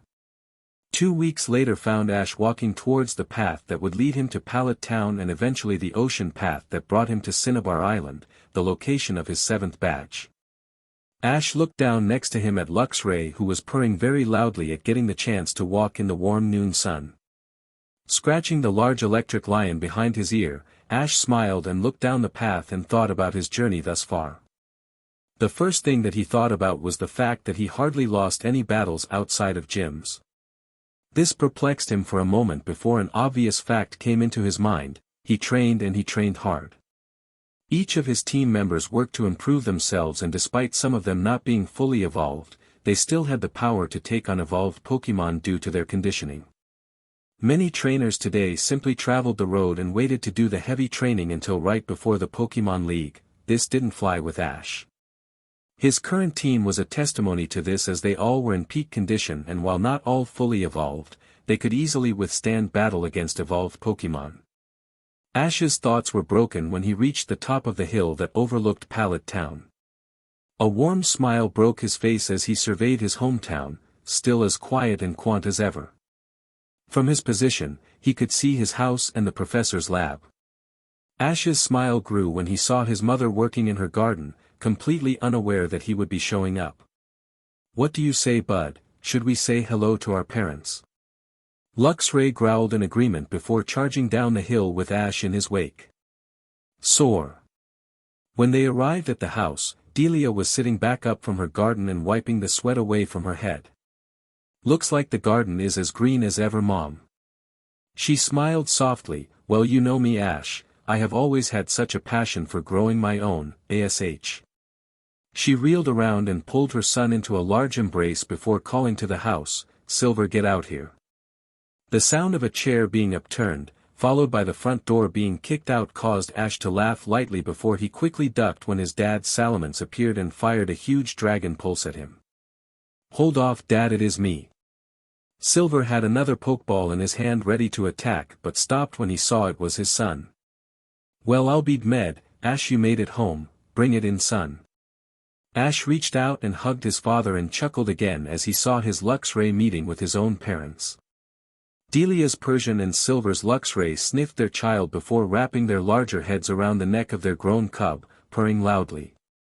Delia cooed at this and pulled her camera from out of nowhere and started snapping pictures. So Ash, I assume you are stopping by on your way to Cineabar. Ash nodded and sat down at the table his family had on the porch. I figured it would give my team and I a nice rest from the road before heading out. I also wanted to check on something with Professor Oak before I head out. Silver nodded. Anything I can help with? Ash looked at his father and watched as the giant silver-haired man gently scratched his salamence under the chin, which the large dragon closed his eyes in contempt. Actually Dano is getting ready to evolve and my main concern is keeping him in check while his mind is split. Silver nodded. As it should be, the Hydreigon line is powerful, but a very dangerous breed of dragons. Outside of the fact that you have one in Kanto, what have you done to prepare? Ash smirked as he remembered getting the little dragon from Lance. Well, my plan is to have some of my stronger members stay with him at Professor Oak's ranch. Silver shook his head. I wouldn't do that. Think of it this way. When Dano evolves he is literally become born a second time, and a third time when he evolves again. Each head has its own personality while his conscience is being sorted out. The worst thing to do is leave him around with multiple Pokémon that are bigger than him. I would recommend staying with him the next couple of days to make sure your bond is solid. Then when he evolves, treat it like when a new Pokémon is born. You need to be the first thing he sees. His primary mind will remember you and get the push it needs to force his second into SBMSN. Ash nodded at this, but had to admit he was nervous. Dragon-type Pokémon were the number one type that had a history of attacking their trainers due to rage, the second type being Tyranitar. Silver noticed his son's anxious look. Don't worry son, I will be there when the evolution happens. I'm not about to leave you facing this big of a challenge by yourself. That is unless you have the ability of your mother when it comes to calming Pokémon. Ash looked up at this. What do you mean? Silver smiled over at his wife. Well, your mother over there has this strange ability to calm any Pokémon. Hell, that Gyarados of yours is turned into a purring kitten when your mom is around. Ash chuckled at the thought of his massive water dragon flipped over on her back. Granted she didn't like to battle compared to the level of his other team members, but she was still a powerful Pokémon. Silver stood up. In fact, why don't we go over to Professor Oak's place now and get a look at that team of yours? Ash smiled over at his mom to see what she thought but was pleased to see her throwing on a light jacket. Shall we, Ashy? The young man smiled and followed his parents out the door. Soar. They arrived at the lab a half hour later, taking their time to let Ash absorb the familiar sights of Pallet. When they arrived, Professor Oak was already waiting for them near the back of the lab. Ash my boy, it's great to see you. I trust your journey has been going all right. Ash nodded. 2 more badges and then I will be all set to go into the Pokémon League. Professor Oak nodded. Good, Gary has already gotten 10 badges and is on his way to have a little vacation on Cineabar Island. Ash narrowed his eyes at this, to which Mewtwo sent his calm thoughts to his friend. 10 badges. Silver saw the look in Ash's eyes. Now Ash, I raised you better than that. Just because Gary rushed through his badges doesn't mean he is a better trainer. Professor Oak nodded. Listen to you father Ash, Gary may have 10 badges but only 3 of them are from the Regional 8, the rest are gyms authorized by the Pokémon League but defiantly not the same challenge as the Regional 8. The teen thought for a little bit and then nodded. Granted he didn't like that Gary had upped him, but he wouldn't let that stop him. Alright, let's go out back so I can show you my team. The group followed Ash out back and then watched as he threw out 10 Pokeballs. From the ball appeared Charizard, Luxray, Scyther, Eevee, Nidoking, Dano, Elekid, Munchlax, Pidgeotto, and finally Mewtwo. The rest of Ash's team, Venusaur, Blastoise, Spearow, Gyarados, Kadabra, Cranidos, Zangoose, Dusclops, and Golurk appeared around them after Mewtwo sent a mental command to them. The 3 adults looked at the gathered Pokémon and nodded in approval before looking at Mewtwo. The legendary psychic held them with his famous steel-cold gaze before looking over to Ash. Was this necessary? Ash smirked at his friend. Maybe, everyone, you all know Professor Oak, but these are my parents, Silver and Delia Ketchum. I came over to Pallet to rest with you all for a couple days before heading over to Cineabar Island to get our 7th badge. His Pokémon all roared in approval before Ash started to introduce each of his friends to his parents. After the introductions for the main team were completed, Ash stopped at Mewtwo, and finally, this is Mewtwo, the legendary genetic Pokémon. Silver gasped at this, you captured a legendary Pokémon. Ash chuckled lightly as he rubbed the back of his head, there is more to the story. Professor Oak held up a pen and paper, Mewtwo, I am asking this to you, would I be able to get a few stats on you? Ash had said that you didn't like lab testing, so I wanted to check with you first. Mewtwo's eyes flared with power, what kind of tests? Ash put a comforting hand on his friend, Mewtwo, it is simple tests like your height, weight, a blood test to make sure you are healthy and to get your abilities. I will be there the entire time and you can ask my Pokémon to see if they are ever hurt. Professor Oak is a world-leading Pokémon expert and would never hurt a Pokémon on purpose. Mewtwo glared at the elderly man and then back at his trainer, if you will vouch for him, then I will trust him. Ash nodded, we will do the tests later, let Mewtwo cool down a little bit. Professor Oak nodded, whenever you are ready Ash, ultimately as long as it is before the Pokémon League it should be fine, oh and by the way, nice touch with the genetic title. Ash nodded, you can thank Mewtwo for that one, he said it felt right. The young trainer turned over to see his dad inspecting Dano. The little dragon was at ease with Silver as he could smell the scent of a salamence on him, if one of the great dragons trusted this man then he would as well. You know Ash, I bet that if we worked with this little fell we could get him to evolve within the week. Ash thought a moment, I would like to work with every team member a little. I feel I have been neglecting some of them for others, not the best rapport to build up as a trainer. His Pokémon roared in protest but Ash held his hands up, now I appreciate it you guys but let's be honest, each of you deserves one-on-one time, so let's change it up a little bit this week. His Pokémon all agreed and then Ash turned to his parents, ready to help me train.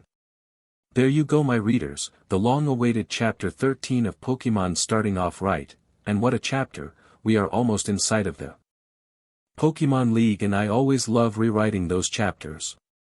Now, I'm well aware that I have skipped over multiple battles but that is because I really didn't feel those helped in Ash's growth as a trainer in anime or my story. Blaine and the mysterious Earth badge holder however will be helpful to Ash's growth as a trainer.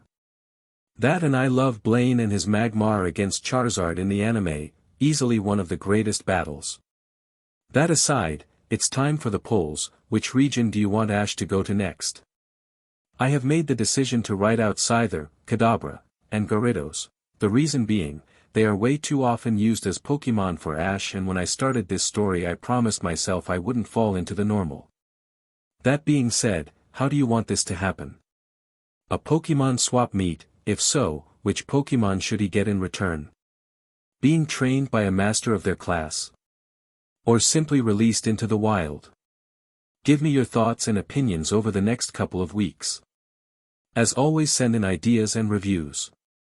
King Fatman 25. Ash's team. Venusaur, Frenzy Plant, Protect, Leech Seed, Sludge Bomb, Magical Leaf, Razor Leaf, Energy Ball. Charizard, Blast Burn, Shadow Claw, Flamethrower, Brick Break, Dragon Rage, Metal Claw, Protect, Flare Blitz. Blastoise, Hydro Cannon, Brick Break, Ice Beam, Water Gun, Aqua Jet, Protect, Water Pulse, Surf. Luxray, Tackle, Thunderbolt, Wild Charge, Spark, Night Slash, Shock Wave, Protect, Iron Tail. Spearow, Peck, Aerial Ace, Agility, Fury Attack, Protect, Mirror Move, Drill Peck, Drill Run, Sky Attack. Gyarados, Dragon Rage, Tackle, Hyper Beam, Water Pulse, Bite, Flamethrower. Pidgeotto, Quick Attack, Twister, Gust, Tackle, Sand Attack, Steel Wing. Scyther, Quick Attack, Pursuit, Wing Attack, Bug Buzz, Slash. Kadabra, Psycho Cut, Confusion, Psybeam, Teleport, Disable, Thunder Punch, Ice Punch, Fire Punch. Nidoking, Horn Attack, Hyper Beam, Takedown, Earthquake, Mega Punch, Mega Kick. Eevee, Tackle, Growl, Tail Whip, Charm, Quick Attack, Shadow Ball, Dig. Cranidos, Headbutt, Leer, Focus Energy, Pursuit, Takedown, Ancient Power, Zen Headbutt, Bulldoze, Flamethrower, Iron Head. Dano, Dragon Rage, Headbutt, Dragon Breath, Crunch, Fire Ice Thunder Fang, Earth Power.